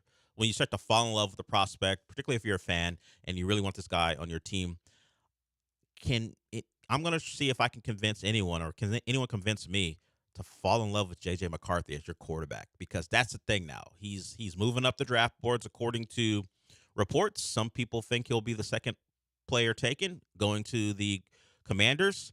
I've watched enough J.J. McCarthy to go, what are we talking about? Is this guy an elite prospect that can change a franchise's trajectory because of how great he will be at quarterback? Some people think so. So we'll talk about maybe, at least in my eyes, the improbable rise of J.J. McCarthy. I'm going to be honest. I don't see it. I see a guy who benefited from the talent disparity that his team had compared to others, and the ability to run the football and play defense, which is a nice formula on any level of football. I'm just not sure the quarterback manning the helm of that formula should be the number 2 overall pick. If you want to bet on where J.J. McCarthy will get drafted, you can do that. one place you can do that is MyBookie. Go to mybookie.ag if you have any interest in that. But really, it's tournament time, and it's basketball time. Of course, baseball is tomorrow, so you can go to MyBookie to bet on the Astros if you feel good about Fromber tomorrow. Or you have insight on the Cougs and what they'll do to Duke, and maybe you have an under in Kyle Filipowski. Maybe you don't believe in him. That can be done at mybookie.ag. It's the place to find the experts. The experts will help you out. If you aren't sure about things, they will provide expert predictions for the games this week, the odds as well, and the odds are up to the minute. The props as well. You don't have to be Jonte Porter. You can be a regular individual and go to MyBookie. Sign-up bonuses are available. Just use promo code BET975. A welcome bonus on your first deposit all the way up to $1,000. So if you put in $200, you can get $300 ready to play instantly using that promo code that I mentioned, BET975. And the fun doesn't stop there. You'll get up to the minute odds, as I mentioned. And the best part about MyBookie, you can bet on anything, anytime, from anywhere. It's your one-stop shop for all your sports betting and casino needs, complete with a real-life Vegas experience right from the comfort of your phone. Use promo code BET975 to secure your welcome bonus today, only with MyBookie.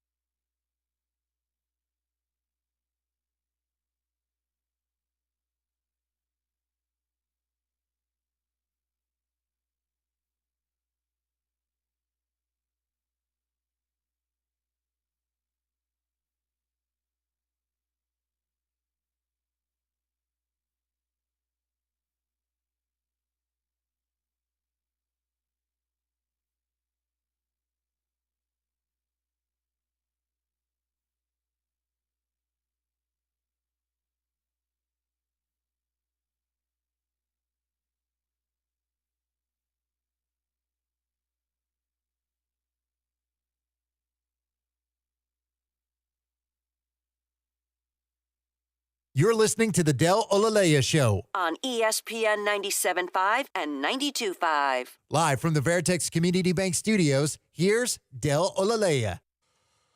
Welcome back. I wanted to get to the Texans, but a story just came across my For You page that I'll admit distracted me. It does play into something I was going to get to later. Sean, you think 3 or 4 years ago you could maybe not name, but if I gave you the names of the 4 women who are supposed to be up, or not supposed to be, they are up for the Naismith Award, you think you could recognize them? Like, not just the names, but if I say these are the 4 women, you recognize their faces and can name them. I could probably get like 2 or 3 of them. Okay, I'll give you the names here and say, and you can figure out if you have name recognition for them, or even you can recognize them by face. Cameron Brink. That one might be the toughest. Yes. You know her. Yes. She's the one that said bleep you to the ref this weekend. Yes, she did. Tall woman from Stanford. Caitlin Clark, obviously. Yes. Yes. Juju Watkins. Yes. Chucker. Generational. Generational chucker. Paige Buchers. Yes. So you know them by name and by face. Yes. Yes. Would you want to see one of them play in the Big 3? Because Ice Cube offered Caitlin Clark $5 million to play against Joe Johnson and Rashad McCants. Specifically, Rashad McCants and Joe Johnson? Just play in the league, but those are a couple of players I know who are in the league. $5 million. Now, the story is out. TMZ reported it, and Ice Cube quote tweeted it and said, yeah, I was going to wait. He said, I wanted to wait until she was through with the tournament, but since it's out there, I did offer her that money. Why wouldn't we? Caitlin is a generational athlete, not just chucker, athlete, who can achieve tremendous success in the Big 3. $5 million. That is where women's basketball is, at least when one of the women is a superstar. A $5 million deal to play in the Big 3. New times, man. You kind of have to take it, don't you? See, this is the thing, because I would think, obviously, I'm speaking from a place of maybe somewhat ignorance, that women's basketball is always striving for legitimacy. The sport itself, not just the players. Hey, what's traditional? A star college basketball player goes to the professional league. That's what happens in the NBA. Of course, that's what happens. I mean, we have the G League that helps players who don't want to go to college. But traditionally, if you were a star younger player, you will wind up in the top level of the sport. The Big 3 isn't the top level of women's basketball. The payday is giant. But if we're talking about legitimacy, Caitlin Clark should be playing for the Indiana Fever. That's just how it goes.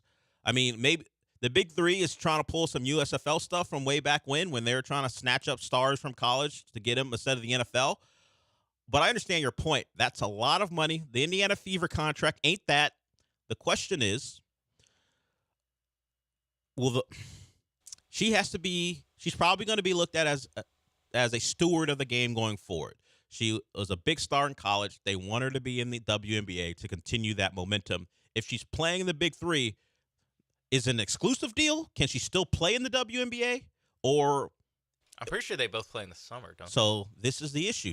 If that's the case, I understand the money aspect, but if we're talking about the long-term viability and what they want women's basketball to be, she can't pick the Big 3 over the WNBA. I mean, I wouldn't say don't do it, but if she's thinking beyond herself, I would think playing in the WNBA supersedes playing in the Big 3. Unless Ice Cube is in the Indiana Fever, like, you can do both. What if she's like, I don't want to play for the Indiana Fever? She pulls an Eli or John Elway? Yeah. Her dad turns into Deion Sanders of Yeah, we didn't even that's a story we didn't even get to. Did we not talk about that? No, I don't think so. That's something we can bring up. We have some college football stuff I want to get to, so we can bring that up. There's an Ole Miss player, a transfer from Florida, who pretty much said Florida doesn't know what they're doing. I like that. Yeah, a lot of us do here. By here I mean me. So I'll send that to you. We can play that a little bit later. So where do you stand, Caitlin? Think about all the things that go into Caitlin Clark being a star, and also playing in the WNBA. And I don't want to call the Big 3 a freak show, but if she's picking the Big 3 over the WNBA, it's a bit of a sideshow. It's a sideshow type deal. She's playing in a 3-on-3 basketball tournament as opposed to playing in the highest level of professional basketball that she can play in. McCants. Yeah, and others. Charles Oakley, I think, is on one of those teams. Oh my God, playing? Yeah, he was on one of those teams. I'm not sure he's going to be in the upcoming season. No, I think he put on a jersey. He was playing. So this is what I'm talking about, sideshow type stuff. So she's going to play against 50-year-old men? Yes. In some cases, I think Rasheed Wallace might have been on one of the teams.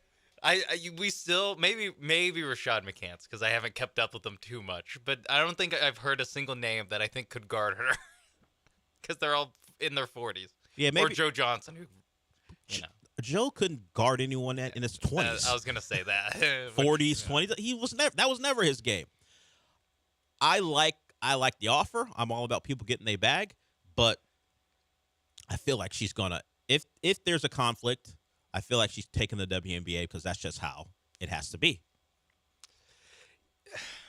Yeah, I kind of resist the that's just how it has to be argument, but I understand what you're saying as far as like she is an opportunity to like actually grow, like to actually grow the WNBA, but is that like what she has to do, you know? Like, is she actually obligated to do that, or can she be like, you know? So, you know what else would help grow the game? Me being $5 million richer. It's very true. Now, the Big Three would allow her to play in the WNBA. Now, how nice of Ice Cube. Yeah. Well, now, it would be at maximum 10 games. 10 games, 8 regular season, and then the 2 playoff games. So she would get $5 million for at most 10. Okay, she has to say yes. And the Indiana Fever. Will the Indiana Fever let her, though? Why not? Like, if the Indiana Fever let her, it's a real conversation to be had. If they don't care, if they think also, it's good for women's basketball. It's also, I mean, the WNBA lets people play in Russia in the offseason. It's the offseason, though. Yeah, but this is a 3-on-3 basketball tournament against 40 guys in their 40s and 50s. It's half court. I'm not sure how taxing this is. How much? It's more about scheduling for me because when are these games being played? As long as the games aren't on the same. I'm saying she can play. She can play against Antoine Jameson in the on a Friday, and then play against whatever the Indiana Fever versus I don't know Detroit Mercy. Is that one of the? No, that's a college. Detroit. I don't know if Detroit has a team. I don't know. They might. But against, the LA Sparks, you can play on that on Saturday. I don't think you need a day off after giving Joe Johnson buckets. So the WNBA preseason begins May 4th. I gotta look at May the 4th be with you. Is that why they did that? Possibly. It is a Chewbacca out there. Who knows? It may be Star Wars night someplace for the WNBA preseason. The Big Three. Their league begins June 15th. So it'll be right in the middle of the WNBA season. I think the scheduling conflict will be the biggest hurdle they have to get over. Because those games are already set. So if you're paying her $10 million, she can't miss a game. No. I'm saying the WNBA should schedule around. Talk about ruining the legitimacy of your sport. You're going to move games for the Big Three? To have Caitlin Clark play both, yes. I don't see it. This is the conflict. Can she miss an Indiana Fever? This game? is what I'm talking about, Sean. No, missing WNBA games for Big Three games speaks to the lack of legitimacy that they're fighting. But, however, we led the show talking about the Miami Heat and Jimmy Butler missing the game. What did Jimmy Butler miss? An NBA game for a Big Three payout? No, what did he miss it for? To go hang out with Charles Alcaraz. He was sick. He was hanging out at a Miami tennis tournament. Sick/hungover, who knows? But he was sick apparently. He didn't miss the game because of tennis. He was at the tennis match on Monday and missed a Tuesday game because he was sick. Yeah. Okay. Does that ruin the legitimacy of the NBA? Not if he was really sick, Sean. The Miami Heat comes secondary to Jimmy Butler wanting to hang out with Carlos Alcaraz. I mean, I'm not obviously I work here, but I would have, because Spoelstra was asked about it before the game. After the game, I was like, you understand how bad of a look it is for your star player to be seen fine one night and then unavailable the next night when you're trying to avoid the play-in? Yeah, that's the other thing. It's like, yes, it has Rockets implications. It also has Miami Heat implications. It's a bad look. Yeah, for him I'm just saying. Is that worse than playing in the Big Three? I would say no, but they're fighting different battles. Oh yeah, the Miami Heat are battling to be not the 9 seed in the East. Actually, I don't think they can be the 9 seed. They're trying to be not the 7th or the 8th. So Indiana plays a game. I don't know which team they put her on. Indiana, the first regular season game for the Indiana Fever, the likely place where she'll be drafted, is June 7th. The Big Three, there are no games that day, so she would have a full week. The first game is June 15th, so I'm trying to figure out if she would miss a game. Not for the first couple, so she'd be available. So we think a private jet should be involved, or at least you do. A private jet should be involved, provided by the Big Three, to fly her back and forth as long as there's not a conflict. But you even think she could miss WNBA games? I mean, like 1 or 2, yeah. Come on.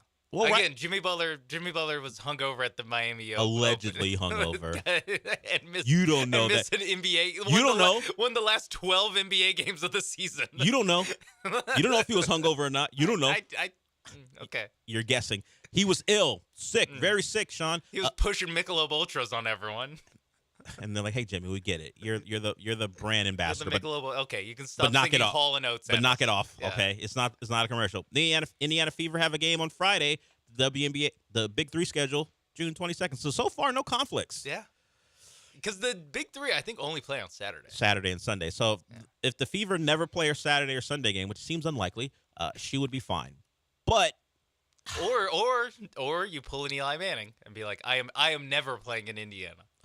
I hate this. She played in Iowa. She can play in Indiana. I know, but I I keep going through it, and there are no conflicts so far. Huh? Because the Fever somehow don't have games on Saturdays. Almost as if this agreement's already come. So the about. first three potential conflicts don't exist. She has a game on Sunday as a Fever player, and the Big Three have games on Saturday. So for the first 3 weeks, she'd be fine. She'd have to do a back-to-back. How tough would that be? Oh man, I had to. Oh man, Johnny Flynn's guarding me on Sunday.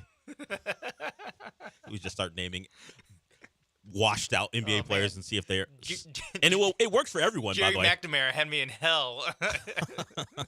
Hakeem Wark, the length. I couldn't get shots up. His length bothered me on the perimeter. Rodney Stuckey was all over me. Now we're digging deep. Jordan Crawford. All those guys can get buckets, but they can't play defense. No. Ronnie Stuckey could have. No. I'm thinking about.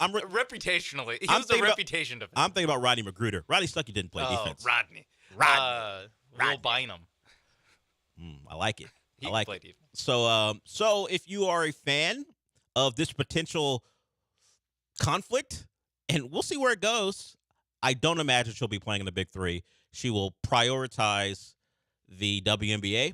But it's a tempting offer, $5 million for 10 games. Not even 10. Maybe her team stinks. She doesn't even make the playoffs. She only plays 8 and gets $5 million. That'd be the funniest thing if she averaged like 40 points a game and just missed the playoffs for the Big Three. Yeah, because Stromile Swift let her down. Because Luke May doesn't play defense.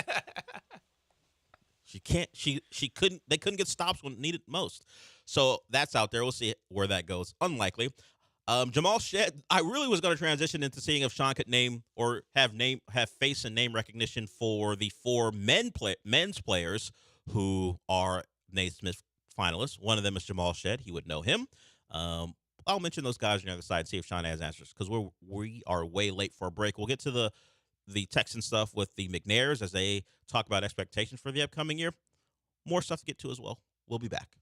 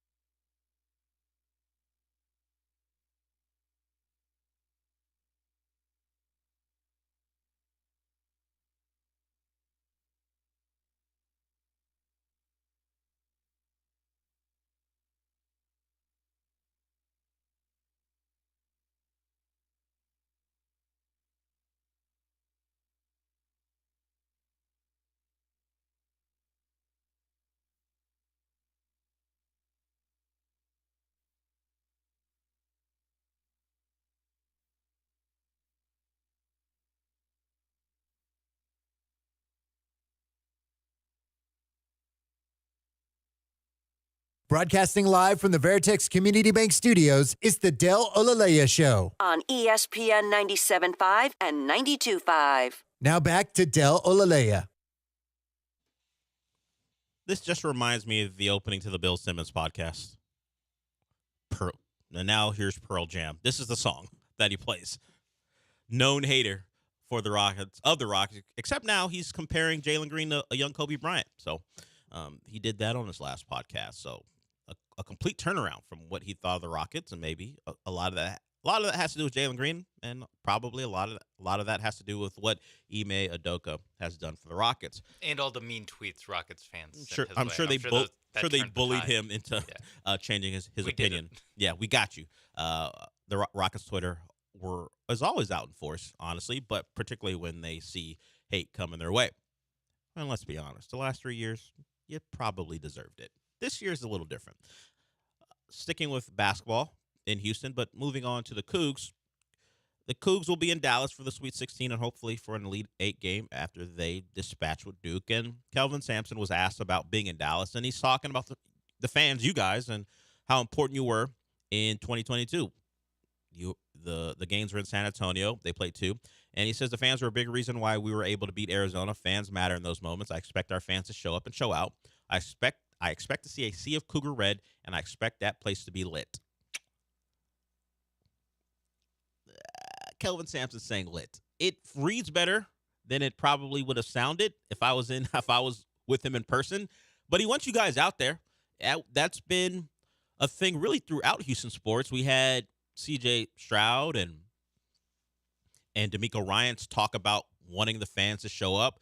It wasn't a direct shot, but they kept trying to appeal to fans to make themselves known, and the fans showed up for the Cleveland Browns game, the playoff game, and Kelvin Sampson wants the same. Make that trip up to Dallas, show your support.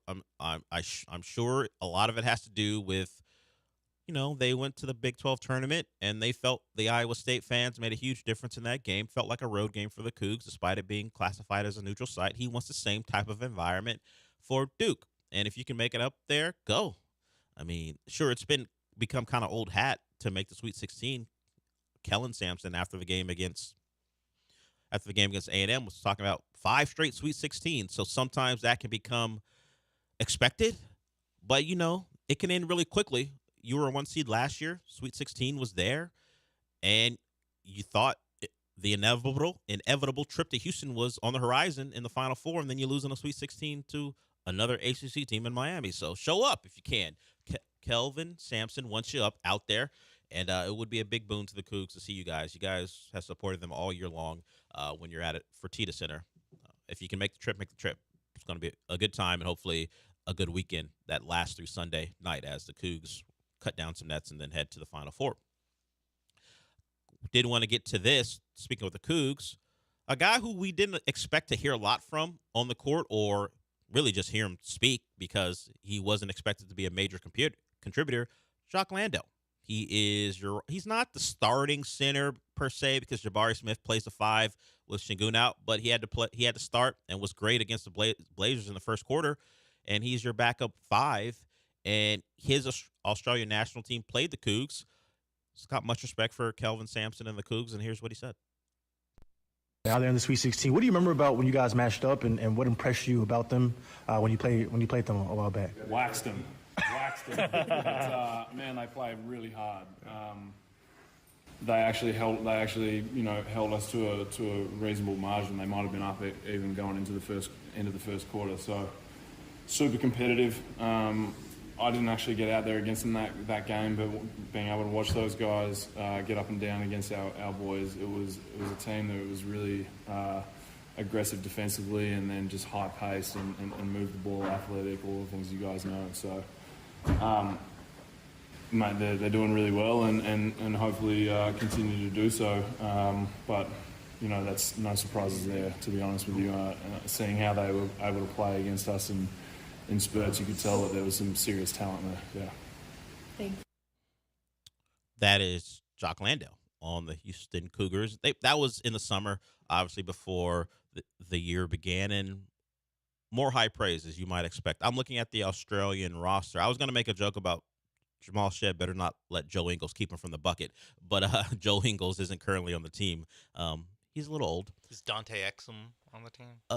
Not. Oh, maybe this is the FIBA Asia Cup, which is made up of players who aren't in the NBA. So maybe Ingles was out there, to be honest with you. And maybe Dante Exum was too. I just know if Ingles was out there, if Shead's letting Ingles stay in front of him, or Ben Simmons, he doesn't play at any point. You think he's going to play in an exhibition or against Josh the Cougs? Giddey? Josh Giddey was probably out there. He might have been. That's probably a good call. But that it's so funny. We start naming off Australian players and not a bad basketball playing country. They're pretty good. Fine, and Canada should be a lot better as long as those guys actually play for the first time ever. Those guys actually want to play for Canada. And the names, I guess, begin with Shai Gilgeous-Alexander. You've got R.J. Barrett. And Jamal Murray. Lou Dort. He's a good player, but Lou Dort. Yes, but Kelly Olynyk. There are better players. Kelly's probably not Tristan one of them. Thompson. Tristan Thompson is still playing for Canada. I don't know if he's playing for Canada. I hope they found a big man to displace him. At this point. Corey Joseph. Yeah, I mean, the problem for Canada was they could never get those guys to play for them. Yeah. But apparently that has changed now. So Andrew Wiggins. There's never another wanted one. to play for him. He never wanted to play. So if Canada could ever get their group of guys to play, I don't know if they'd be a threat to the U.S. to win, but that's a medal team. At least they should be if they play well together. They should be. I don't think they've ever gotten a medal. I don't think they've ever medaled because they can never get those guys, their NBA players, to play. And I think they're all, at least the healthy ones, will play in the Olympics. So Canada's a team, if you are looking for I wouldn't necessarily call them an underdog, but one of those teams that shouldn't be under the radar considering the talent, but we just don't think about them that way. That's a team to look forward to medal if we're going to have a Olympic basketball discussion. The Canada should challenge the U.S. at least in the game. I don't know if they'll beat them. I'm considering, I'm just looking at Anthony Bennett's on the roster. That Anthony, former number one pick. Yes, that Anthony Bennett. As we mentioned, R.J. Barrett. You got Trey Lyles, Dwight Powell, Andrew Wiggins, and then they still have the guy. They were part of the qualifying team. Jamal Murray should play in the Olympics, and should Shea, and that'll be a good basketball team. I'm sorry, they got the silver in the 1936 Olympic Games. I apologize to the nation of Canada. It was an egregious oversight by you to not remember that. So Canada, Team Canada, on the lookout. They better not beat us. I've seen enough of them beat us in hockey, which I understand. It is Canada and it's hockey. The basketball thing goes too far. They've already they won the group in soccer, the qualifying group in soccer in this past World Cup cycle. So enough of Canada beating us in sports. Not this time, Canada. Not in the Olympics. Oh, they got the bronze in the 2023 FIBA World Cup. That doesn't count, Sean. I think they beat the U.S. I'm sure they did. I wouldn't be surprised. They got some players over there. That'll wrap up hour one. We will get to the McNair sound coming back. Oh, I did want to do this just to close it out. I asked Sean during the break if he could name or at least have face recognition of the women's finalists for the Naismith. He knew all of them. Does he know the men? Zach Edey. Yes. Dalton Connect. Would you know what he looks like? He just played Texas, and so I know that he's a white guy who's kind of tall, but not like a center, but he's like a forward-sized white guy. But I don't actually. If he walked in, I don't actually remember what his face looks like. If he walked in here without Tennessee issued gear, you wouldn't know who he was or who he played for. Probably not. No. And then the last one, R.J. Davis. No. That's the North Carolina guard. I know Armando Bacot. I don't know what. It's the only one you know. Because he beat Duke 2 years ago.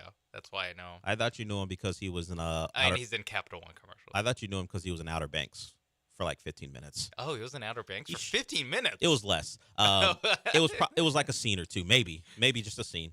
Did he have lines? I think he like mumbled or something. I don't remember very much. I was like, that's Armando Bacot. What's he doing here? They could have put anybody in that movie or in that show. Yeah, how did he? The people. Is DJ Burns going to be in the next season of Outer Banks? We've actually got awkward sound. I know we do. DJ Burns was interviewed by Rich Eisen, and let's just say Rich Eisen, he didn't really tap dance around the question. He kind of stumbled awkwardly into a question, and DJ Burns was like, "What? What's that? So we'll hear from him. We'll hear from those two and the McNair sound as well. Now we are done with our one as what I pointed out kind of holds true.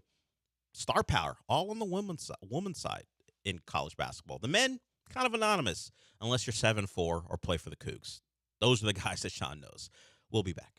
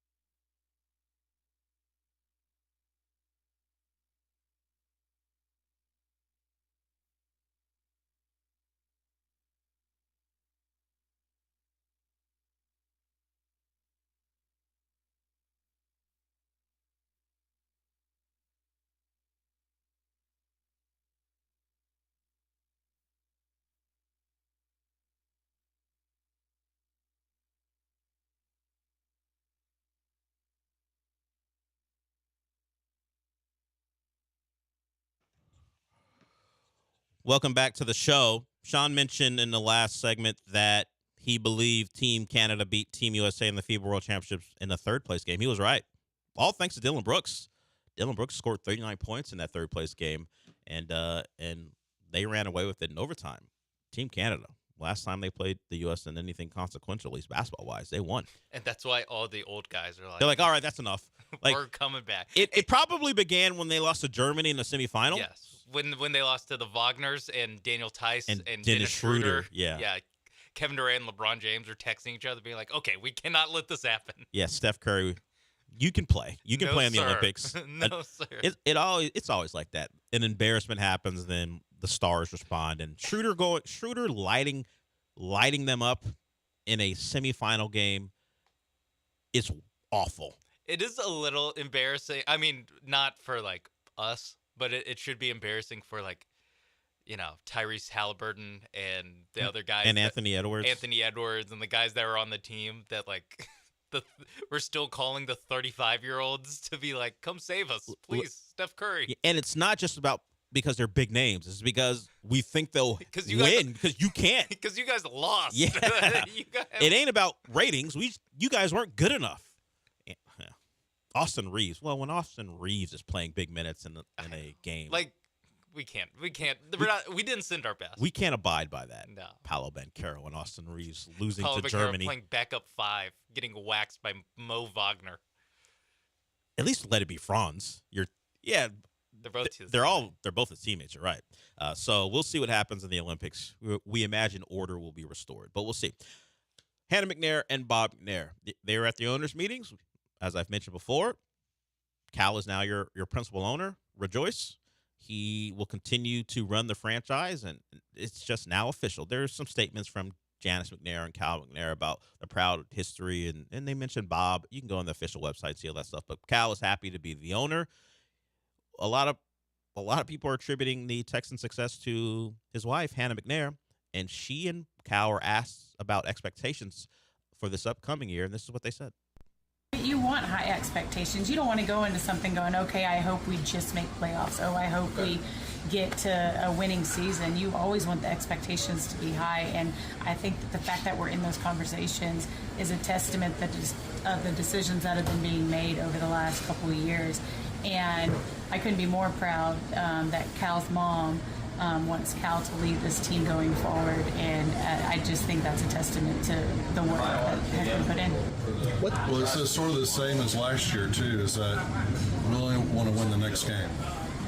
So whatever the next game is, we want to win that one.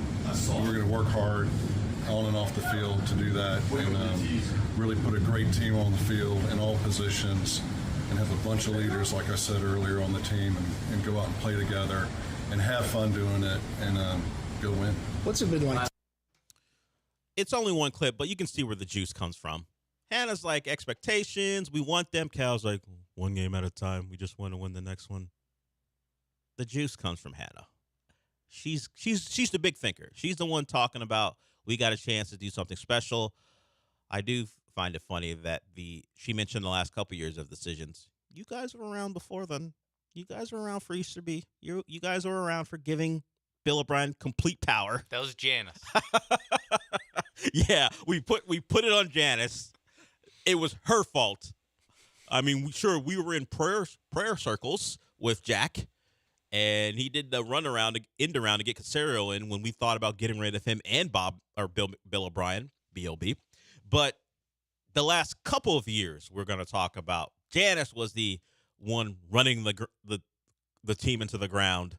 Yeah, she was the one looking the other way while Deshaun Watson was. You know how there are friendly reporters who they'll go to. I'd be the worst. I was like, what about the years before then where the team was awful and you guys were having that pastor run things? Yeah, I forgot that last year was Cal McNair's first year running the. Yeah, it's so unfortunate how Bob McNair died so recently in 2022, the day before the draft. Yeah, he died. Never mind, we were a trash heap while you two were in charge. Look, we know you hire D'Amico Ryans and we're good, and everything's great. You hire D'Amico Ryans, you draft C.J. Stroud, and you're great. And now all your decisions are wonderful. You throw up the H, you leak the new uniforms, or they are leaked, and then you get out the official shot, and everyone loves you.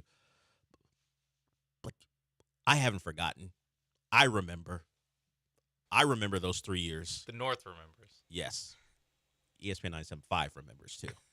I know 610 will have short memories because they have to, but we don't have to. And you can't trick us. But I am familiar with your game. Yes. You cannot trick us. Yeah, I am not the Shaq meme. I'm actually familiar with your game. I know who you are. I know who you've been, but credit to you for turning it around and making the right hires, and hopefully that continues. If you want more stuff to pat yourself on the back about, Stephen Holder is reporting. He's a Colts guy. He's reporting that Danielle Hunter was offered more money to join the Colts and said, nah, I'm good. I want to come home and join the Texans. So if you want to turn that into the Texans have a great organization and he chose them over the Colts, or, the Texans are near where he lives, so he decided to come home. No, it's the first one, right, Sean? First one. The great organization attracted him. Yes. I'll take less. He was like, do I want to work for Cal McNair or Jim Irsay? Yeah. Throw up the H or pop pills? Throw up in a toilet after a night of. See, I should have done. You had it. I should have thrown it to you. Throw up the H or throw up in a toilet. Perfect. Or live in Indianapolis or no state tax in Texas, where the money probably equals out, and maybe you come out ahead. Bury Danielle Hunter in the H. He might very well be. He is a local guy. That might actually be a real thing that happens. Hopefully 45 to 50 years from now. Let's have Danielle Hunter have a long fruitful life and sack a lot of quarterbacks while he's active for the Texans. Damn it, Sean. You got me on that one. Throw up in the toilet or throw up in the air. I'm going to rue that one. He got me. Can stay up at night. Damn it. How come I couldn't have gotten there? I went with the cheap popping pills. We should have written that out beforehand. Yeah, that would have been better. We should really script out our entire show. Script out the nonsense we're going to get to. But the Texans, all good right now. And I guess the next big news, besides the draft, is the full reveal of the uniforms that'll come in now less than a month or right around a month. So be on the lookout for that. We'll see if they make any more cornerback signings that don't get you excited, like Miles Bryant yesterday, the Nick Caserio guy from his time in New England. Let's try to get back on the clock. I'm blaming Sean, but it's really me. I'm the one keeping us off schedule. We'll get back on the clock. I'm going to ask Sean to defend his wide receiver. I'm going to read some things. If you are a Texan fan and a Texas fan, or you just want the Texans to bolster their wide receiver core, you don't think Nico and Tank are enough, maybe you thought A.D. Mitchell from Texas was a guy you'd be interested in. Well, if you've been looking at draft Twitter, they have an opinion that may dissuade you. We'll see if Sean wants to defend his guy or agree. We'll talk about that on the other side.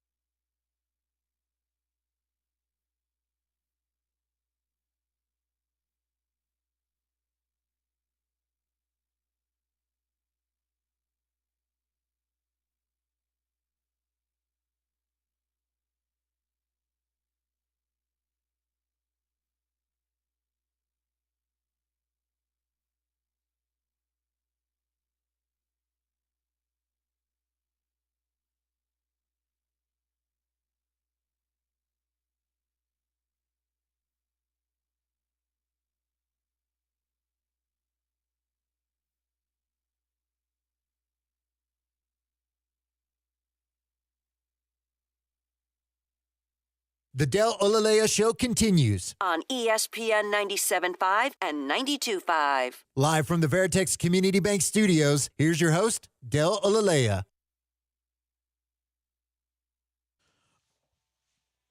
Welcome back. The Texans were in on Keenan Allen. At least Keenan Allen said he had some interest in being a Texan. We know he's a Bear, so that didn't happen, but it speaks to maybe the Texans' need for and their belief that they need a better third wide receiver. Maybe you remember John Mechie as a college player and think now that he's got a year under his belt after his recovery, you think he can be that guy. But maybe wide receiver is some place they look at in the second round because, as you know, they traded away their first-round pick to acquire a second, not only a second-rounder this year, but a second-rounder next year.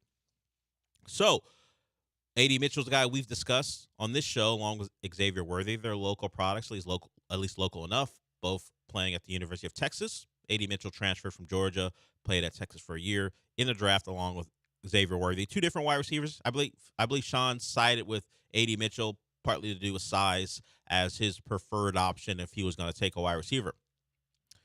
Now, draft Twitter's gotten a hold of A.D. Mitchell. They've seen his film, and a lot of it is the film and then a quote, tell me what you see here. And it's just alluding to what a guy by the name of Chris Kaufman, who everyone has a podcast, so that's not something to be surprised about, but he's part of a podcast network, and he does draft stuff. He says this: his effort level is an embarrassment. His run after catch simply doesn't exist. He doesn't play to his time speed, hand issues too. And this is one of those tweets that's not just 200 something characters. It's long enough for like an article. For Seymour. Yes, Read More or whatever. Yeah, that's how long it is. He talks about in the early part of the year he caught the ball like he had tennis rackets for hands. He said that changed later when focus came, but he isn't a guy he would touch in the second round or the third round. Sean, you watched that guy. You watched him play for your university, make big catches in a playoff game. Would you think this is a harsh criticism or is it dead on? I think it's harsh. Yeah, I think it's a bit aggressive. I think it's basically the lowest anyone I've seen is on him, saying I wouldn't touch him in the second or third round, where he's getting mocked to be like first or second rounder. Let me clear that up. He mentioned a first and a second round pick, so you wouldn't touch him in the first or the second. Okay, that's still lower because he's supposed to be a first or second round pick. But yeah, I mean, I don't really agree with him. I wonder what he thinks of Xavier Worthy's hands, if he has issues with A.D. Mitchell and his and not just his hands, but also his I guess how he runs routes, because Xavier Worthy was the guy who dropped wide open, dropped him, passes. or wouldn't exactly like fight through a like misthrown ball to like really go after it. He would just kind of like watch it hit the ground. So yeah, I don't agree that he has tennis. You know what, Del? I don't agree that he has tennis rackets for hands. Well, he didn't say he has tennis rackets for hands. He says he caught the ball like he has tennis rackets for hands. I disagree. Okay. I think he caught the ball like he had human. He says hands lots and of double clutches. Ball would constantly hit his helmet, face mask, body, or get to his wrist before he started to secure. Not a natural hands catcher is a cleaner way and maybe a more polite way of saying that. But you don't agree. No, I thought he caught the ball. And it's not burnt orange glasses that you're seeing him as. No, because seeing him with. Yeah, because like there's other guys that I'm like, I kind of get why he's not going to be drafted that high. But Christian Jones. So you enjoy being on the practice squad. So while Chris Kaufman's words are bleak, if you are a fan of A.D. Mitchell, he's not alone. I mean, I brought it up with Lance, and he thought his effort was a problem. Let's remove the tennis racket thing because apparently that's what you're stuck on. What about what about the lack of effort? Yeah, that is something that I feel like is just it's a thing that you can get away with in college when you're one of the best players on the field, and then in the NFL when you're supposed to be a late first round draft pick, so you're probably going to get drafted by a really good team with a really good quarterback, maybe Pat Mahomes or Josh Allen goes, "Hey, stop cheating on your routes, or stop go full speed on your routes. You never know. I might throw it to you, even though this play isn't drawn up for you." Do you know who I am? I'm Pat Mahomes. I don't the know. ball might find you. Have you met me? Do you know what I do? And A.D. Mitchell did. I think it was at the combine or something. He had a quote being like, "Hey, if you ain't cheating, you ain't trying, and I'm cheating on all my routes." They ask you to run the routes as they're designed and how you run them in practice. Don't cheat on routes. That's a thing. I ain't a quarterback, but I know quarterbacks don't like that. Do not cheat on the routes. It makes them look bad if you're not where you're supposed to be. Yeah. So I mean, I don't think obviously, I don't think he's the Rome Odunze, Malik Neighbors, Marvin Harrison Jr. Marvin Harrison Jr. class. I don't know why I was going to call him Marvin Harrison Sr. That was where I was like, that's a name you don't mention. Yeah, sorry. Just look it up. Just look up Marvin Harrison and what he's about.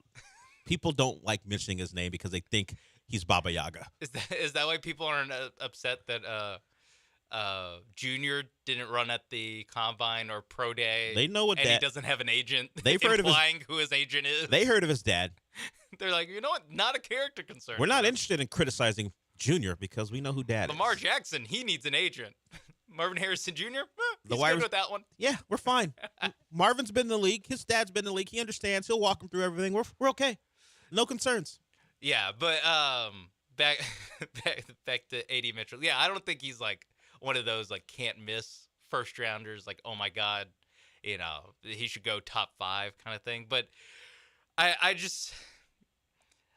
would love to see like who else, like in every big game, A.D. Mitchell comes up big. Like when he has like 5 or 6 touchdown catches in playoff games. Yeah. So he every playoff game he catches a touchdown. He caught one against Washington. He arguably could have caught another one if Quinn Ewers puts it on him.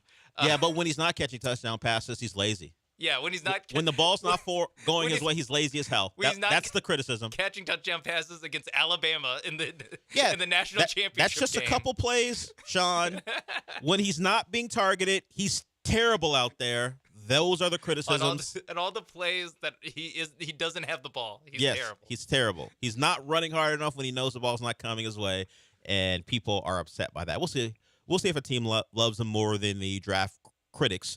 At least the online draft critics, and we'll see where he goes. But I just found it interesting because we've talked about him in the past, and now once beyond like the Lance Zerlines of the world who have to do this for a living, the guys who are trying to build a following and it's not their main job have gotten a hold of him. They're like, ugh, yeah, no good. Stay away from him. I also think some of this is like just like the draft calendar. Yeah, where just every once in a while we're deep in the March. He's the main character today. Yeah, exactly. The Eye of Sauron just locks in on one person. He put the ring on, Sean.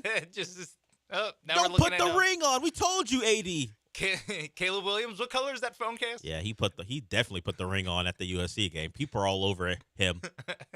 Apparently, the word is zesty. I found that out this morning because zesty is just another way to call someone something without getting canceled. We're just gonna call him zesty. It's a way to talk around it. Yeah, you know what I mean. when you call someone zesty. Yeah, I know exactly what you mean. There was I can't. Never mind. I'm gonna dance around what I was gonna say. Forget it. It's not worth it. I mean, I could have said it. It wouldn't have been that big of a deal, but it's not worth it. I've learned my lesson about saying things I don't have to say. Oh yeah. Yeah. I mean, late last week was a little rough. Rich Eisen probably said something he shouldn't have said. We're going to play that sound on the other side. Rich Eisen interviewed one of the stars of the tournament. We talk about lack of star power. DJ Burns is making himself a star. He's the center for NC State. They're on a remarkable run. They won 5 games in 5 days to win the ACC tournament. They were a bid stealer. Now they're in the Sweet 16. We're going to hear it's very short. Not a lot of content, but Rich Eisen said something he probably shouldn't have. He probably shouldn't have phrased it this way, and you'll hear DJ's response, and he recognized it, and maybe an apology should have been in order. We'll play that when we come back.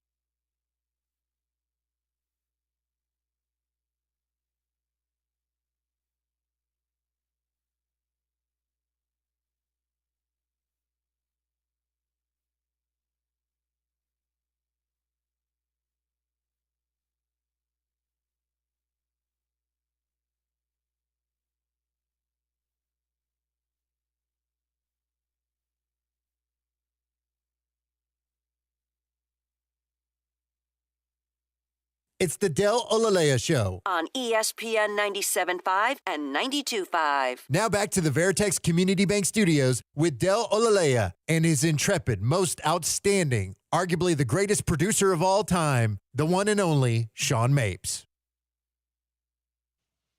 Welcome back. When DJ Burns was on a team destined for the NIT, maybe, he was a guy who was making money owning vending machines. That was his side hustle. Now he's the star center on a North Carolina State team that's in the Sweet 16, which means you're going to get interviewed, particularly because of how they've made it. I ran it down in the previous segment. Winning the ACC tournament, stealing a bid. Now they're in the Sweet 16, and he's a big guy. He doesn't look like what a traditional NBA big man or college big man looks like today. He's not lean. He uses his weight to impose his will, and if he gets you on his back, you're not keeping him out of the paint. And you're not keeping him away from rim. He just has overwhelming size. There was one clip after one of their tournament wins where someone handed him ice cream, and he was like, "Thanks," and then he handed it. It was like a reporter. They handed him ice cream, or the person interviewing him handed him ice cream, and he tried to find someone to give it to. Yeah, because they did some story about how after every game, NC State Has an ice cream party or something? Yeah, has ice cream. Okay. And so the CBS or whatever True TV crew, after one of their wins, was like, "Hey, and we didn't want you to have to wait for the ice cream, DJ. Here's some ice cream." And yeah, he was like, "Yeah, cool. Thanks, guys." Yeah, and he just walked away and then handed it to the first person he saw. Yeah. So his weight is a topic of conversation, just because he isn't lean, and it's fine. He's a good basketball player, and he's an important part of a team who's on a remarkable run. Well, because of the story, he did a hit with Rich Eisen. I love the way we do it today, where you got to go somewhere, we'll just do the Zoom in your car, and that's how the interview was held. Because video is very important. Rich Eisen has a TV show, so he wanted DJ Burns on Zoom, so he did that. But Rich Eisen asked him a question that fell flat, and you can listen to DJ Burns' response. And then when did you put on the weight? When did that happen? Sir? When did you become like... What? When did you put on the weight? When did you become... What was next, Rich? I really wish... What was after... When did you become... Porky, hog, fat ass, double wide, butterball. What adjectives was he going to use next to describe DJ Burns? When did you become a fatty? Yeah, when did you decide that being in shape wasn't a priority? Rich Eisen's been in the game a long time. And look, I'm playing up what I found on Twitter. I'm not sure how he ended that question, so maybe he cleaned it up. But why would you start there? I mean, he's on a team that's in the Sweet 16. Ask him. I'm sure he got to the 5 games in 5 days in the ACC tournament, winning 2 games on the first weekend. But DJ Burns will probably have to deal with the weight questions for a long time until he slims down, I guess. Do you think he asked him about the vending machine thing? I'm sure the whole story was gotten to, but that's the clip that people grabbed. Do you think he was like, so when you're running vending machines, you ever get high on your own supply, or you know, DJ, in the drug game they say you don't get high, but your game is vending machines. So are you staying away from the Snickers? Were the honey buns coming up light on all the cheese danishes? Some fell off the back of the truck. Yeah. Leave that man alone. The story is NC State's won 7 games in a row to be one of the final 16 teams in college basketball, at least on the men's side. That's the story. But I guess if you're a big dude, they're going to ask you about your weight. And look, he's a big guy. But I think Rich Eisen, if he had to do it all over again, doesn't go, "Hey, when'd you get fat?" When did that happen? That's my favorite part. When did that happen? Slowly, I guess. At some point, he knew he was in an awkward spot. And then he's like, "Yeah, but I still want the answer to this question. Tell me, when did that happen?" Do you think there's like an AAU picture of DJ Burns where he's looking like Chet Holmgren? Like, I assume the likely scenario is he was a bigger dude, and NC State has slimmed him down to make him a guy you can play. I bet you if we look back if we had a side-by-side since he's been there, he's like, he transferred from Winthrop. I'm looking at a picture of him at Winthrop. He was a big guy at Winthrop. He is 23 years old, and he's always been big, and I'm sure he was big in high school too. When did that happen? Well, Rich, now that you ask, I was 12, and my parents got divorced, and yeah, and to cope with the anxiety of not knowing where I was going to be from weekend to weekend, I latched on to Haagen-Dazs. What are we doing? My dad felt bad that he only got to see me once every other weekend, so he took us out for ice cream all the time. So he's transferred a couple of times. He was at Tennessee, he was at Winthrop, and now he's at NC State. The Tennessee picture, he's a young guy. He's just got the braces on, so he's probably a freshman. He was a little skinnier, but so maybe it happened at Winthrop. Now that you asked, it actually happened at Winthrop. The training table wasn't great. We had to fend for ourselves. Not a lot of money being put into the program. So our team meals were McDonald's and Popeyes or whatever, fried chicken and hamburgers. That's what led me there. He's always been a big guy, but probably you look at him as a freshman, and you can see there's been some development as far as maybe weight gain, and it looks like between Tennessee and Winthrop. So maybe, Rich, do your research. What if he was like, well, it's obvious, Rich, Winthrop. You see me at Tennessee. I was kind of skinny. He wasn't kind of skinny. He was 6'9", 272 pounds. But yeah, DJ Burns, watch him. His NC State team has a chance to make a surprise run to the Final Four. And sir, that's the one that struck me, where it's like, what? What are we doing here? Huh? How do you want me to answer that? When did you put on the weight? When did you get? He's like if Rich Eisen was more Granado, he'd be like, hey, when did you get fat? When did that happen? When did you notice that you're fat? Yeah. That's how Granado would do it. Yeah. Because he would just try to ask it like a real question. But then he would realize, I'm just going to ask it the way I want to ask it. At least Eisen was like, when did you put on the weight? With it. When did you put on the weight? When did that happen? Come on. Shout out to DJ Burns, one of the better stories in college basketball right now, and along with his NC State team. And as long as he keeps playing, his weight will be a story. But hopefully, if they got Marquette on Friday, that's obviously being the 11th seed, you're not even expected to be there, but they'll see the 2 seed on Friday. I think that game kind of tips off before the Cougs game does, as far as the scheduling is concerned. So you can watch him play. If you're getting ready to watch the Cougs play, you can watch him play before. I don't have much hope for NC State, but hey, you win 7 in a row. Don't count them out now. When did that happen? Shout out to Rich Eisen for trying to be as kind as possible. We mentioned this name yesterday, Jordan Montgomery. Sean and I talked about Scott Boras' clients and not getting the deals they want, and would Jordan Montgomery be on a roster before the season started? And the answer is yes. He signs with the D-backs. He joins a D-backs team who was in the World Series last year. He strengthens their rotation and their roster overall. Now, they're in the division with the Dodgers, so it will be an uphill climb if you believe everyone who's analyzed Major League Baseball as far as predictions are concerned. But he goes from the world champions to the team he beat in that World Series. 1 year, $25 million. So the Scott Boras pushback from the owners continues. We know Blake Snell didn't get the deal he wanted. He'll be fine. No one's crying over Blake Snell and the contract he got, but he didn't get a long-term deal, and he probably didn't get it at the price point he wanted. And you can probably say the same for Jordan Montgomery. 1 year, $25 million. It's a vesting player option for the second season. So if you are a person who doesn't like Scott Boras, the owners, I don't know why you side with the owners on anything, but the owners have decided no more from you, Scott. You're not bullying us anymore. And Jordan Montgomery does get signed. We'll see when he's available to pitch for the NL champions. We got one more segment to go here. I did want to ask Sean a question, and I can give my own opinion on this, regarding Jimbo Fisher. Jimbo Fisher, no longer the Aggies coach, but still wearing Aggies gear. So the question is, and Sean, you get the break to ponder. Think about the last time you had to wear, it's not team issued, but work issued gear.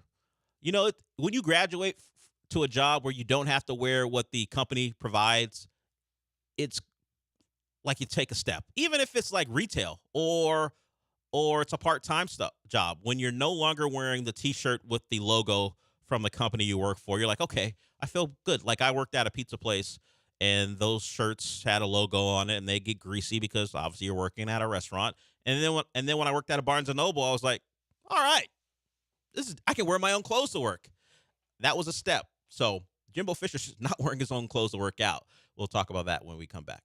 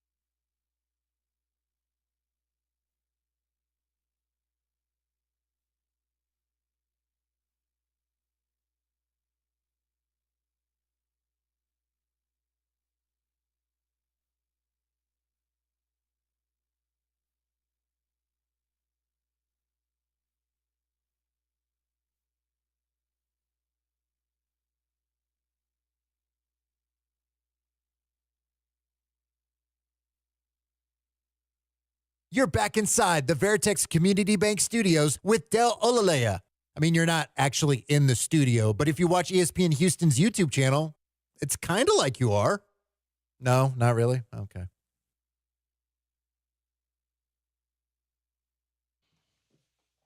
Sean, did you ever have to wear company-issued gear to work? Like, put on this T-shirt because this is what all our employees wear.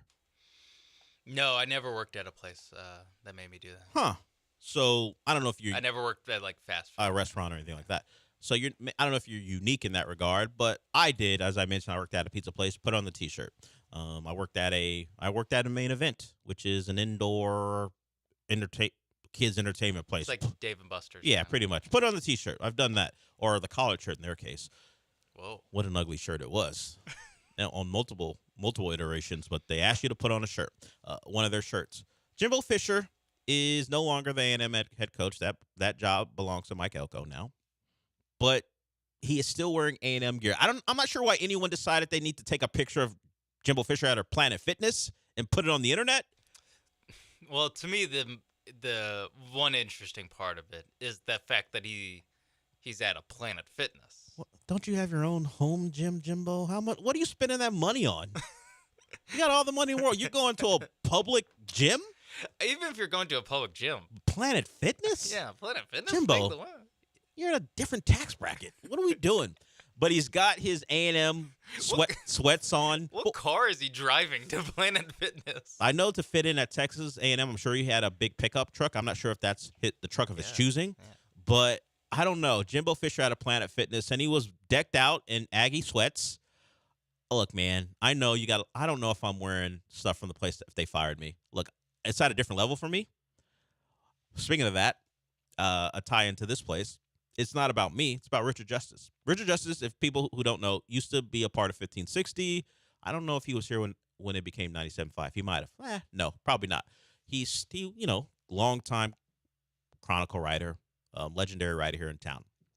Richard and I wouldn't classify us as friends because I'm not friends with anyone, but we had a working relationship where we would talk when he came in. So when he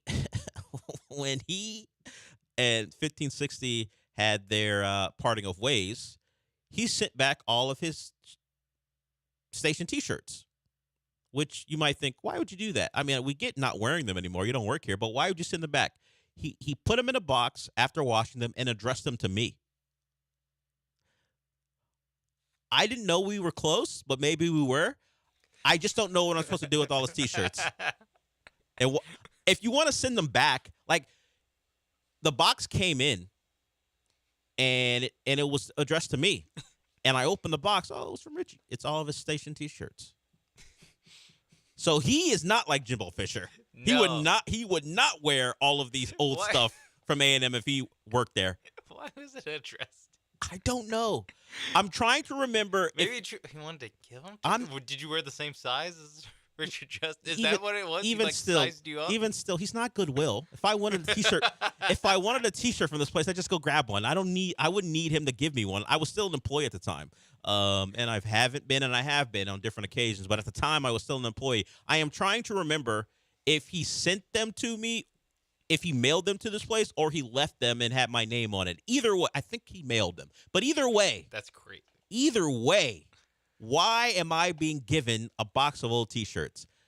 I just brought it up because he and Jimbo are opposites in multiple ways. Richard is a University of Texas guy.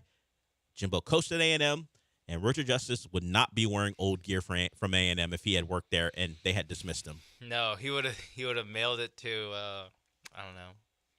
Moose Muhammad. I don't know. And that's my equivalent at A&M. I was going to go maybe a grad assistant or something. Connor Wegman. Particularly at that time. Yeah. I was probably whoever the grad assistant would have been. That's my equivalent. This was over a decade ago, I think. I just still remember the story, or at least the memory. I still have the memory of, oh, Richie sent me something. This is great.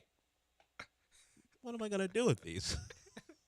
How many T-shirts did he have? He had been at 1560 since the beginning, so he had collected several. It was at least probably 5 or 6, maybe more. I don't remember. It was just all short shirts he had worn.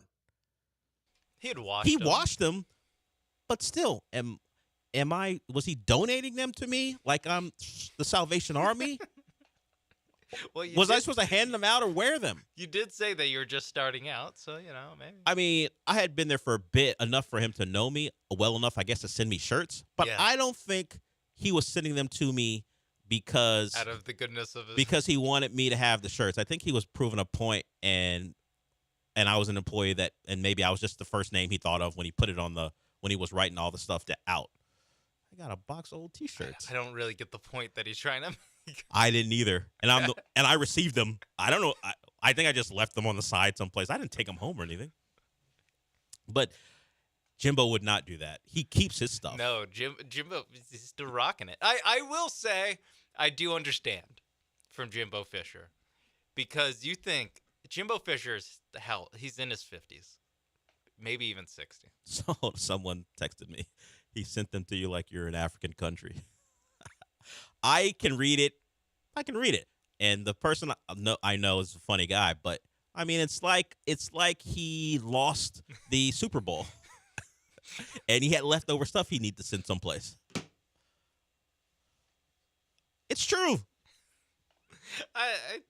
I don't know. I don't know what he was trying. I don't know either. Because at first I thought he was being nice. Now I'm thinking, was he not being nice? I don't think he was being nice. I think if I'm going to break this nonsense down from about a decade ago, I think he was just sending shirts back to the station, and my name was the first one he thought of to write it on the address. That's my gracious way of explaining it. That he was just like, I gotta who do I put a name? Yeah, I got to put a name on these. Put it in Gal Media. But the other thing is, why are you sending old shirts back? Yeah. But I do get it for Jimbo Fisher, just because when's the last he's literally always had a job on a team. It's true. From probably since he was a grad assistant himself. He's always just gotten free Florida State stuff, free before LSU stuff, yeah, free, and then free Texas A&M stuff, and he probably doesn't have workout clothes that aren't team issued. Again, I don't know why we're seeing him work out.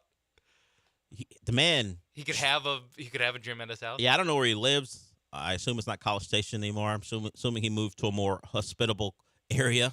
I don't know if him walking to the Dixie Chicken would have been great for him. Seeing him walk in the last couple of months, I'm not sure he would have. You know, to be honest with you, I bet you if he walked in, people would have welcomed him. That's just how it goes. Now that you're not a problem for them anymore, he's not getting yelled at in the street by A&M people, right?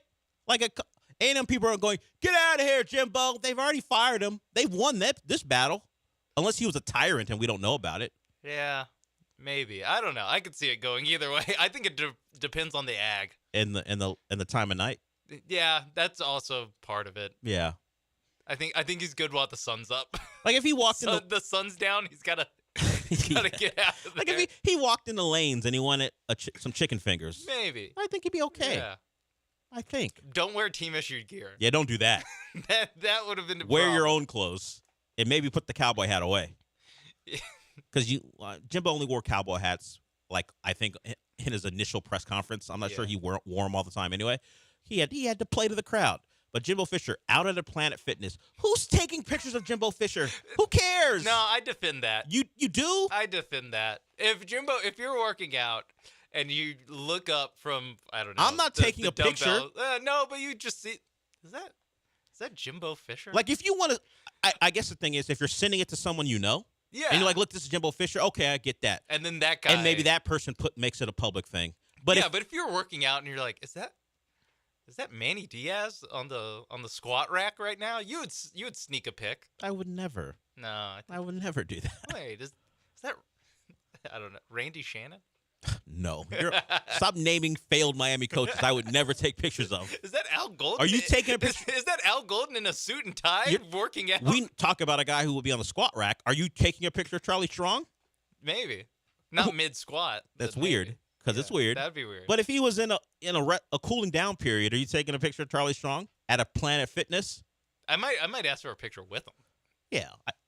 If you wanted to take a picture of Jimbo Fisher, I'm not Charlie Strong, you're the coach for most of my time at Texas. Yeah, that might make some sense. And I don't want to shank you right now. Can you take a picture? I mean, because again, you're not the coach anymore. Yeah, I don't have to worry about you anymore, ruining my Saturdays. I probably get taking a picture with him, but sneaking a picture of him, it's a blurry picture, and then it gets posted on the internet. It honestly only kind of looks, or not only kind of looks like Jimbo Fisher, but it's not like. It is a blurry picture of Jimbo Fisher. Yeah, someone was sneaking a pic while Jimbo was working out at Planet Fitness. Planet Fitness in his team-issued gear.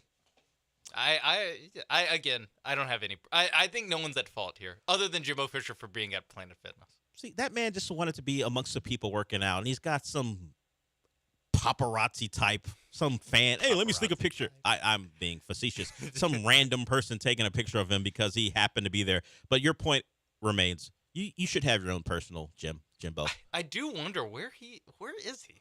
Where in the world does he live? Because he can't live in Tallahassee. He can't live in College Station. Or he could, but he probably should move if he wants to live a calm life. Where would a ex-coach who's got a lot of money, he wouldn't live in a town where he was just fired in. He wouldn't live there. He's from West Virginia. Would he go back to West Virginia to live? Where do retired or /fired coaches with a lot of money go live? Yeah, because like Nick Saban can just live in Tuscaloosa. Yeah, he can do that because they generally live in generally live in college towns that they're not only there because of the job. Do you stay there after you don't stay there after you're fired? Where do you go? Yeah, when you leave on bad terms, but you don't actually have a job. Because your vacation home isn't really a vacation home. It's in the town because you're always recruiting. You're never really out of the place for like only a month or two of the year. Maybe it is like just the lake house that he lives at. Yeah, maybe he picked a nice lake house in West Virginia. That's where he goes. And then he decided, well, why build a gym? There's a Planet Fitness right down the street. I'm just going to go there. Oh, it's how much a month? Oh, yeah, I got that. In spades. We are done for the day. If you know where Jimbo Fisher lives, let us know. That's the mystery we want to solve. Gallant and George are up next, followed by the Killer Bees. I'll talk to you tomorrow.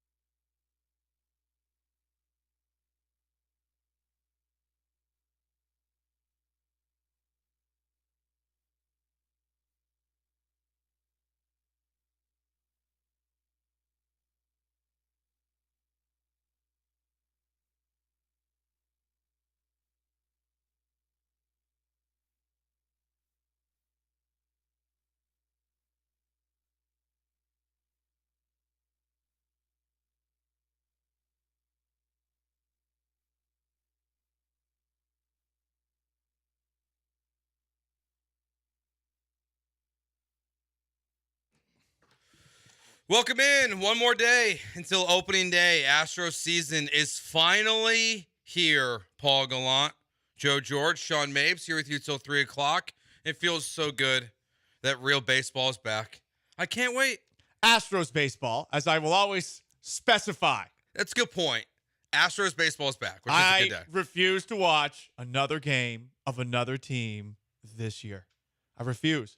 But luckily, for the whole season, the divine religion is back. Yes, I don't even really want to watch the other postseason games. I just want to watch my beloved Houston Astros. I'm a real sports fan. I also don't really watch the other teams. No one does. I'm definitely, like, I didn't watch. I'm going to watch Sunday Night Baseball so I can get more Jessica Mendoza in my life. No, hard pass. I didn't watch the World Series last year. I had zero interest. Yeah, who would? Zero interest. Especially after they lost. Yeah, I was done. You don't want to watch that. Especially, did you think the Diamondbacks were going to get it done after the way that they looked against the Astros the last week of the year? Nah. No, I did not think so. So one question today, our big question of the day. What is the biggest obstacle to an Astros World Series run this year? You can answer it throughout the show. We'll be taking questions, 713-780-3776. I would like to avoid as much as possible the obvious. Injuries. Duh. Okay. Duh. Is there another obvious that you want to avoid? I don't think so. Okay, good. Because I'm about to drop the most insufferable, annoying, pandering, worst thing that you're ever going to hear. Okay. On this March 27th of 2024. The only thing that can get in the way of the Houston Astros in 2024, you know the answer. Can you fill in the blanks, Joe? It's the Houston Astros. That's right. Show's over. Let's go home. That's See ya. it. Goodbye. The show is over. We don't have to answer anything else because much like that dude who gets choked out by Darth Vader on the Death Star, this is the most destructive force in the universe. When healthy. Most destructive force. The ultimate power in the universe when healthy. So the only thing that can get in the Astros' way is themselves. What are the Astros doctors doing right now? What are they doing to get these guys back on the field? You know, can we send any of these pitchers to Germany for advanced work? I'm saying that in quotation marks.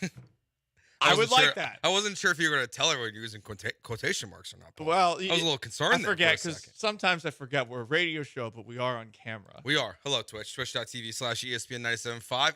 ESPN Houston on the YouTube channel. Fred says Chandler Rome is the biggest obstacle. Because he's going to create clubhouse drama because he might have stories about how Joe Espada is now perhaps fat shaming. Yeah. It won't be Chaz McCormick this year. Who else has gotten a little pudgy? Who's gonna get fat shamed? I mean, Joe Espada did a great job this year. It seems like Christian Javier lost some lbs. He did. Fromber did. He did, but that doesn't mean they're necessarily going to be better. No, it doesn't. But you never know. Who's he gonna fat shame this year? I can't just pick Chaz McCormick again. No offense, Chaz. Unless he falls back on that banana pudding habit without Dusty Baker there. I mean, look, sometimes there are banana certain pudding things you can't get rid of. No, banana pudding's good. Yeah, some habits you can't break. Right. I can't quit coffee dip. He can't quit banana pudding. Wait, so your dip is coffee flavored? I do have coffee flavored dip. Not at the moment. But you mix the coffee with dip? Why'd you say coffee dip? Coffee and dip? Coffee and dip. Oh, okay. It's supposed to be like coffee, I was comma, like, whoa. dip. It was gonna. There are savages like that. It sounded like there's gonna be a third thing, but you did say coffee dip. Honestly, there probably was going to be a third thing, but I didn't know what else to say, so I just stopped at 2. 1642. A terrible scandal like number 4 could get in the way, but from who Tucker, he's a little too quiet. I don't understand what that text means. Sorry, Zach. 2010. The Rangers offense. Yeah, the Rangers offense theoretically could be better. And if the Astros pitching staff isn't up to snuff, specifically by the end of the year and in the postseason, that could be a problem. I would also say that the Baltimore Orioles are a lineup that you look at and say, hey, they definitely gave the Astros some trouble last year. I wonder if the Orioles bullpen this time around against the Houston Astros isn't going to pee themselves the way that they did in those games that the Astros and Orioles played last year. Because it was pretty funny watching those games, just thinking, okay, just get to the 6th inning because this bullpen, which is highly vaunted in every single statistical category, is going to melt down against the Astros. And it happened, I want to say, at least 3 times in the 7 games that they played each other last year. Yeah, they were a mess. The Orioles are an interesting team this year because officially now David Rubenstein is the new owner of the Baltimore Orioles. No So they John have Angelos anymore. officially been sold. That they could be really. He could just go all in his first year. He probably should. I think you should. I wouldn't be shocked if they make major moves this year and do become the biggest team hurdle for the Astros. If you buy something new, you want to actually use it, right? I mean, if you buy a sports car, are you just going to put it in the garage? No, you're going to drive through all the potholes on Houston roads in our supposedly broke city, per the mayor. You're going to drive on those potholes anyway. You might have to take the car into the shop after a week on the road. Doesn't matter. You're going to drive that thing. So, yeah, it will be interesting to see what the Orioles perhaps do before the trade deadline. I think in the American League, yeah, it's the Orioles 1, it's the Rangers 2, and I guess we'll see about the Yankees, who the Astros are opening the series up. A suit year up against. The other 3 American League teams not named the Red Sox are all kind of in that same category for me. Where the Rays, the Blue Jays, and the Yankees, when you look at them on paper, there's tons of talent. There's, except for the Rays, 2 teams in the Jays and the Yankees that have spent a ton of money. So they always feel like they could be a threat, but they often don't live up to the hype. But they're still there. You know, the Blue Jays, their lineup when healthy is stacked with Bo Bichette and Vlad and those guys. They're very talented. The Yankees' top of the lineup is going to be good. The rotation has a bunch of question marks, but I still view the Blue Jays, the Rays, and the Yankees as a step below the Astros, Orioles, and Rangers. Yeah, the American League East is competitive with themselves, but again, the firepower of this battle station, it's the unquestioned power in the universe. When healthy. What is your number 1? My real number 1 is all about whether or not Yainer Diaz is going to be able to do what everyone's expecting him to do when he plays in 130, 140 games versus 105 or so that he played last year. And there's this interesting article from Matt Kawahara in the Houston Chronicle, and it was outlining some of the things that he has been working on, specifically pitch framing.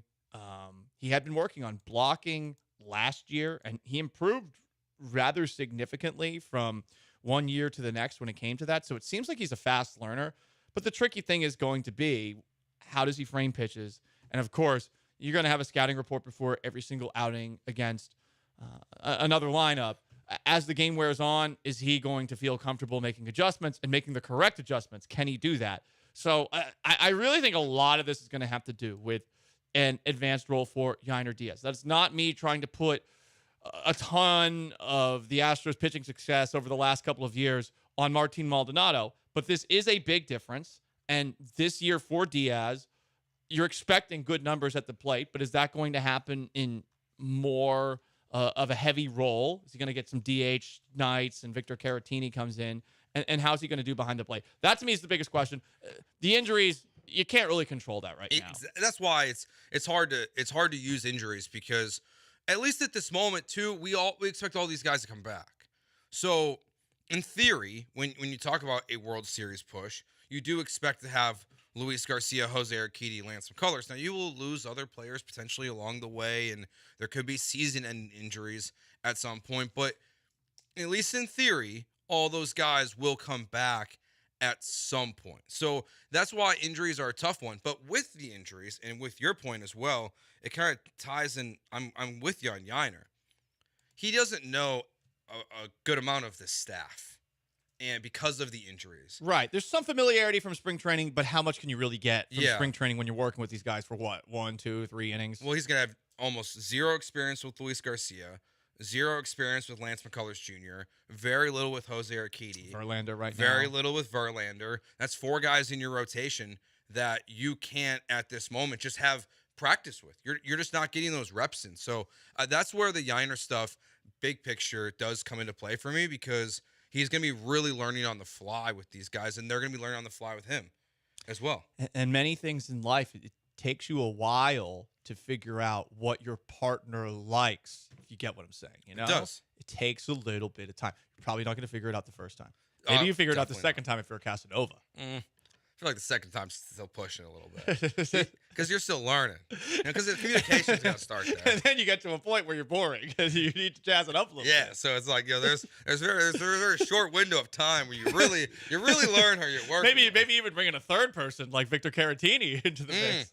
And then you bring in the bullpen arms. It's just then you got a whole group of people. Yeah, it's a big old party. Yeah, you got 5, 6, 7, 8, 9, 10 people you got to worry about on any given equation. All right, what is your biggest concern or question, or what stops the Astros from getting back to another World Series? Plus, throughout the show today, we are going to be doing, it's March Madness, so we're going to take a bracket and we're going to introduce it into baseball. So throughout the show today, including right now, we are going to start a bracket. We've got 8 seeds. We're going to do the hitters today, pitchers tomorrow. Who's going to have the best year? I seeded these, so if there's any vetoes here, I need to hear them quickly. Yordan Alvarez, number 1. Yeah. Altuve, 2. Maybe I'd swap them, but I'm cool with Yordan being 1. Tucker, 3. Okay. Bregman, 4. Okay. Yiner, 5. Oh. Abreu, 6. Maybe I'd swap those 2, but okay. Okay. Pena, 7. Yeah. Chaz, 8. I'd swap McCormick and Pena. That's the only one that I'll do for a veto. How about that? Okay. Pena's the 8. Jake Meyer's first player out. Yeah, he's out. He didn't make the cut. I would rather Dubon be in and out. On the bubble? Yeah, it was Dubon, Jake, and Chaz, and I was like, I don't know who's getting the 8th seed here, and I went with Chaz. Yeah, no, I'm good with And then now it's Pena. All right, so first round matchup, Yordan Alvarez versus Jeremy Pena. Who was the better year? I guess however you want to define this, it could be WAR, so you can't just do home runs and RBIs. That seems a little slanted in guys like Yordan's favor, but Pena's only winning this, let's be honest, if Yordan gets hurt. Yes. So is anyone picking Pena? I want Pena to win this badly because, of course, he's my friend. I've serenaded him before, but at the same time, come on, we gotta expect Yordan to have the better year. Yes, by quite a large amount. I would think so. Yeah. Yeah. So Yordan Alvarez advances. Some of these first round matchups are. It's gonna be like the first round this year in the NCAA tournament. Not a lot of competitiveness. Not sure we're gonna see any upsets in the first round here, but this one, unless Sean's gonna really fight us on Jeremy Pena. Yordan Alvarez. I'm pulling up their pages, see if I can find anything. What's their Klondorp and their Vlomtarb I'm looking at their WAR. Yeah, and their Global Boost. That's my favorite analytic. Well, you've never heard of that one? I've never heard of that one. You know what? Last year, closer than you think. Yeah? Closer than you think with WAR. Yordan had 4.6. Jeremy Pena had 3.8. Jeremy Pena, surprisingly above average WAR last year. That feels like not as close as I know the numbers sound close, but I don't really. What, a 4 and a 3? I don't really understand how WAR is calculated. It's one of those baseball things that you just add up the thing, and then you multiply it by the thing and divide it by the thing. I was gonna say, is there any division in this? And that's where you really lose me. You add some exponents and dividends and portfolios. If you add the parentheses in there, then I'm really screwed. What is it? PEMDAS? PEMDAS. Then I'm in big trouble. That's when you checked out. Was Algebra 1? Yeah, that's when they lost me. PEMDAS. You add in pi too. You don't forget 3.14. Then the rest of the stuff.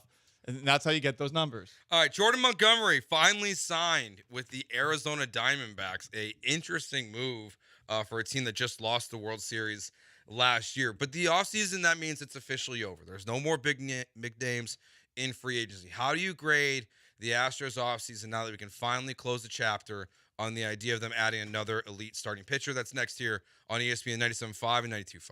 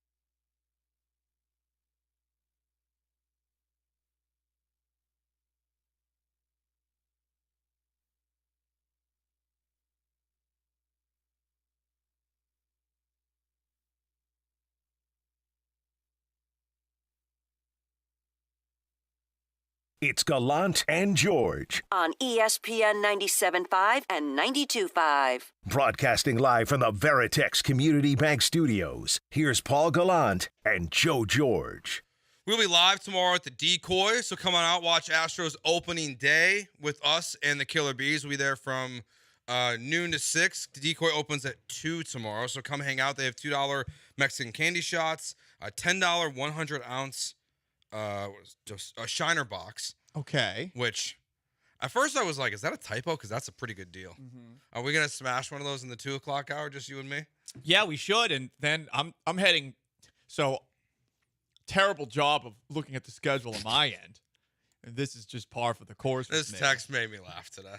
I texted Joe at about, I think it was like 10:45, because I got credentialed for opening day. Because I assumed opening day, with the Astros playing the Yankees, I figured it would be a primetime game. And then I see on the schedule, it starts at 3:10. I'm like, oh, damn. So I guess, yeah, we're going to rip that tower in the 2 o'clock hour once things open up at the Decoy. And maybe we'll do a Mexican candy shot or something like that. And then I am just gunning it to Minute Maid Park. Over, under, time that I will arrive and get seated in the press box at Minute Maid Park. I'm not going to make a stop at Highway Cantina. Maybe I will after the game. Over, under, time that I arrive. Okay. Driving from the Decoy to Minute Maid Park. All right, Straight shot. We'll break Straight early. shot. We'll break at like 2:55. So that just give you a couple extra minutes. An extra 2 minutes. Okay, good. Extra 2 minutes. Well, that's key. That's key. Now, I also, would say 3:45. 3:45.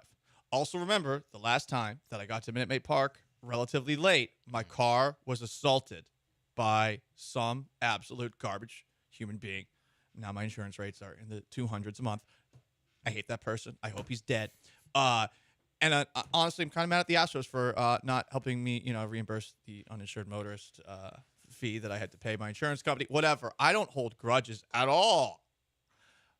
What time will I get in there? Well, this says right now it would take 15 minutes. But it will definitely not take 15 minutes with rush hour traffic from the Decoy to get there. Yeah. And especially, well, it'll be before rush hour traffic. But then you're driving into opening day traffic. Correct. And I mean, for all I know, there will not be a parking spot available for me in the parking lot.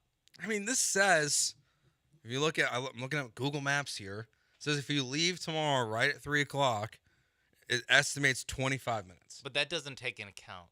It doesn't take into account the fact it's opening day. Yes. I'm gonna if I get in before 3:55, I would like a song to be sang about how awesome of a driver I am by one of you guys. How about that? we can't do that unless your car is like safe. Yeah. That's true. I think 3:45. Because the last time we'll find out afterwards. The last time you drove, you literally got, or your car was injured. Either way, we're gonna get show content. Either way, you get angry me mad about the parking lot damaging my car again, or you get happy me bragging about how I could be an extra in Fast and Furious. All right, 3:45. 3:45. Okay. 3:45, and then Sean will sing to you. Yeah, I like that. I want Sean to sing. Sean will sing to you. Like a literal song, Yes. or So you have to make it up. Or, I can help you write the lyrics, and you can just sing. So what will stop the Astros? This is a show of musical theater, Sean. Yeah. Get with it. Yeah. I wish I had done it, and Joe has done it. I didn't know. I forgot about that. This is a show. What will stop the Astros from getting to the World Series this year? 4.518. Our relievers need to have a collective ERA under 4 this time. Last year it was 4.55. Okay. I don't. That's a good one because you're basically just saying the bullpen wasn't good enough last year, which I don't think the bullpen was a problem last year. I don't either. So for the bullpen to be, that's a pretty significant improvement, I would say, to drop your ERA by half a run as a team.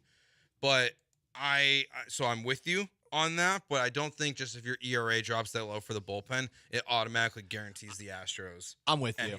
I'm with you. The starters, I mean, and look, we're in an era of baseball where starters don't pitch deep into games, but you want the starters to just be better than they were last year. I think that's the big thing. A lot of people, whether it's on YouTube at ESPN Houston, Stephen Hill, or on Twitch, Mr. Brostash, or on the text line, Steven says Minute Maid Park is the biggest obstacle. Brostash says the center field batter's eye is the biggest obstacle.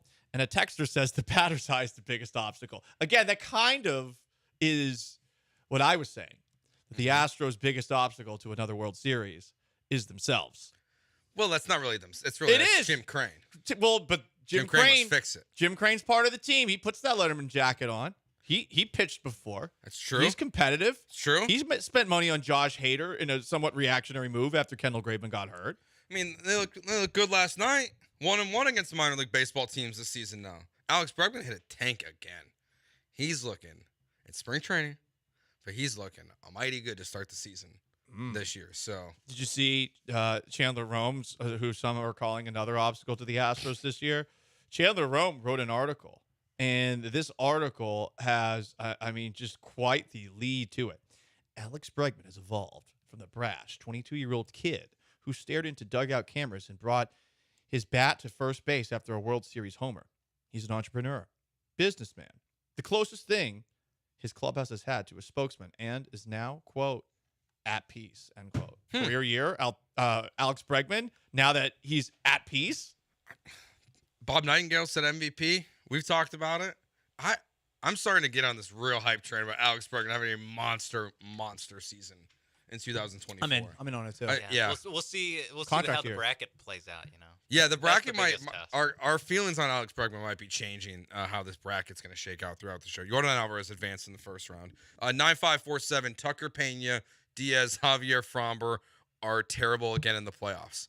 No, that would be bad. 9547, I'll allow it because that's what happened. That is literally why they were all lost bad. to the Rangers. That's what I in was 7 thinking. games, amazingly. Yeah. That's what I was thinking was that and I was going to limit it just to the pitching, all the pitching question marks we get, not injury-wise, but just actual performance-wise, they all kind of go against the Astros. Yep. That's a way that things don't go well. Now, that's not super likely that you get worst-case scenarios performance-wise from all these guys, from Fromber, Javier, Hunter Brown, Verlander when he comes back. Like, all that isn't going to happen. But if it does, things will not be good. Things won't be good. More comments. This is on YouTube, Joe. Injuries or middle relief from Charles Rickman, which we've touched on a little bit. Middle relief is good. They got Montero. Doctor Who, the biggest obstacle is you not believing enough in them. Yeah, I'm with you there. Got to believe. You got to believe. Got to show up to Minute Maid Park on time, unlike me. We're the reason why. If the Astros don't make the World Series, it's us. Because you weren't cheering loud enough. Hey, there were moments in this postseason, specifically against the Twins, where it was dead at Minute Maid Park. And I get it. The air conditioning, not as good as it used to be. The margarita is so expensive. Thanks, Biden. Go to Highway Cantina before the game. But if you are not present in the place that you need to be, if you aren't showing that hunger, that eye of the tiger, you're like Rocky in Rocky 3 after he loses to Clubber Lang. You know, everything's so ritzy. Everything's gold. Yeah. He's got a robot in his house that's giving him drinks. Robot butler. Right. Paulie was falling in love with. Yeah, exactly. That's so weird. Got a wife that is so weird. Rather unappreciative of his services. You know, she made him quit boxing in Rocky 2, and in Rocky 3, she calls him basically a wuss. And Rocky 4, she's like, "Don't avenge your friend. You'll die. You're not good at boxing." And he overcame all of that, and he got that eye of the tiger back. But we all need to have the eye of the tiger as fans of the Houston Astros this year. 8270, the Astros will not go to another World Series. Yeah, well, I'll kill you. I'm just kidding. I was going to say go die. I'll kill you with facts. I mean, that's fine. I was like, that's not the question here. You're not allowed in our cult. Yeah. What's the obstacle to stop them? 7032, is this year Verlander falls off a cliff? No, I'm not going to say a cliff. I don't expect him to be much worse or better than last year. He's a very good pitcher, but he's not. I wouldn't have expectations that he's going to be a Cy Young winner this year. That would be a funny injury if that was the big Astros pitching injury this year. Justin Verlander. Oh, maybe that's what falls off a cliff. 7032 means. Yeah, like what if he actually falls off a cliff? The baseball injuries are so weird that falling off a cliff, not a big one because obviously you'd probably be dead, but falling off of a cliff. That would not be that surprising of a baseball injury. Guys out on a hike, with a landslide. We've seen it all. We've seen players miss time because of sneezing. We've seen players miss time because of dirt bike accidents. We've seen players break their leg celebrating home runs at home plate, getting hurt jumping over the rails. Did you see the story about a mountain lion killing someone who's on a hike? No. That could happen. That could happen. Bear. That could stop the Astros from getting Don't the World go Series. hiking. Don't go camping. There's no reason. Yeah, there's no animals. If you don't go hiking. No animals that are going to kill you. None. Most likely, I would assume. All right, we'll consider our hitters bracket here. Yordan Alvarez advances in the first round. Second round, Jose Altuve versus Chas McCormick. Who has the better year? Well, Chas McCormick's going to have the healthier year with all that banana pudding out of his life. Yeah, he's going to play less. That's the problem. Because there's a debate going on the Twitch right now about who's starting in center field tomorrow, and it's a good question. Yeah, McCormick will probably be in left. I mean, they're going to make Myers. I bet they still play Myers, right? I mean, even with Myers, day to day or whatever his status was, it was surprisingly not as bad. Whatever happened to his hand, as people said it was at first. Something tells me that they're going to put Myers in center field opening day. I hope I'm wrong. I do want it to be Mauricio Dubon. Doobie do it. But yeah, we're talking. It's Altuve. Yeah, it's definitely Altuve. Come on, it's Altuve. I love Chas, but it's Altuve. I also love If you've done for the city what Altuve's done for the city, we don't even have to discuss your first round matchup.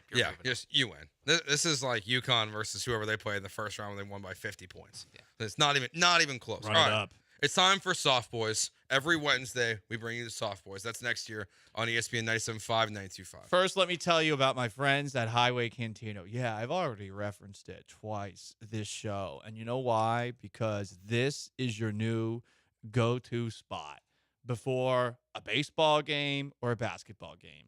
It's right on St. Emmanuel. It's within walking distance of all of the major downtown Houston sport arenas. And on top of that, if you're working in downtown, this is a perfect place to go for a drink, to have a meeting. It's also a fantastic place to go for a happy hour. You don't want to deal with all the traffic. Maybe you want to have one of their amazing Texan-sized margaritas, $9.75. Hey, how about that? Coincidence? I think not.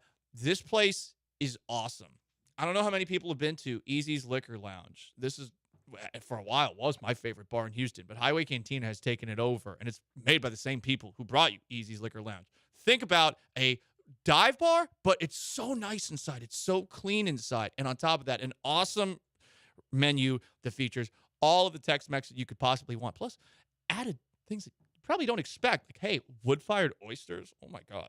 They were really good. I went there a couple of weeks ago, brought a whole group of friends there, and I was stuffed at the end, and not just with margaritas. It's Highway Cantina. It's on St. Emmanuel. It's right by all the big ballparks. Go there before opening day.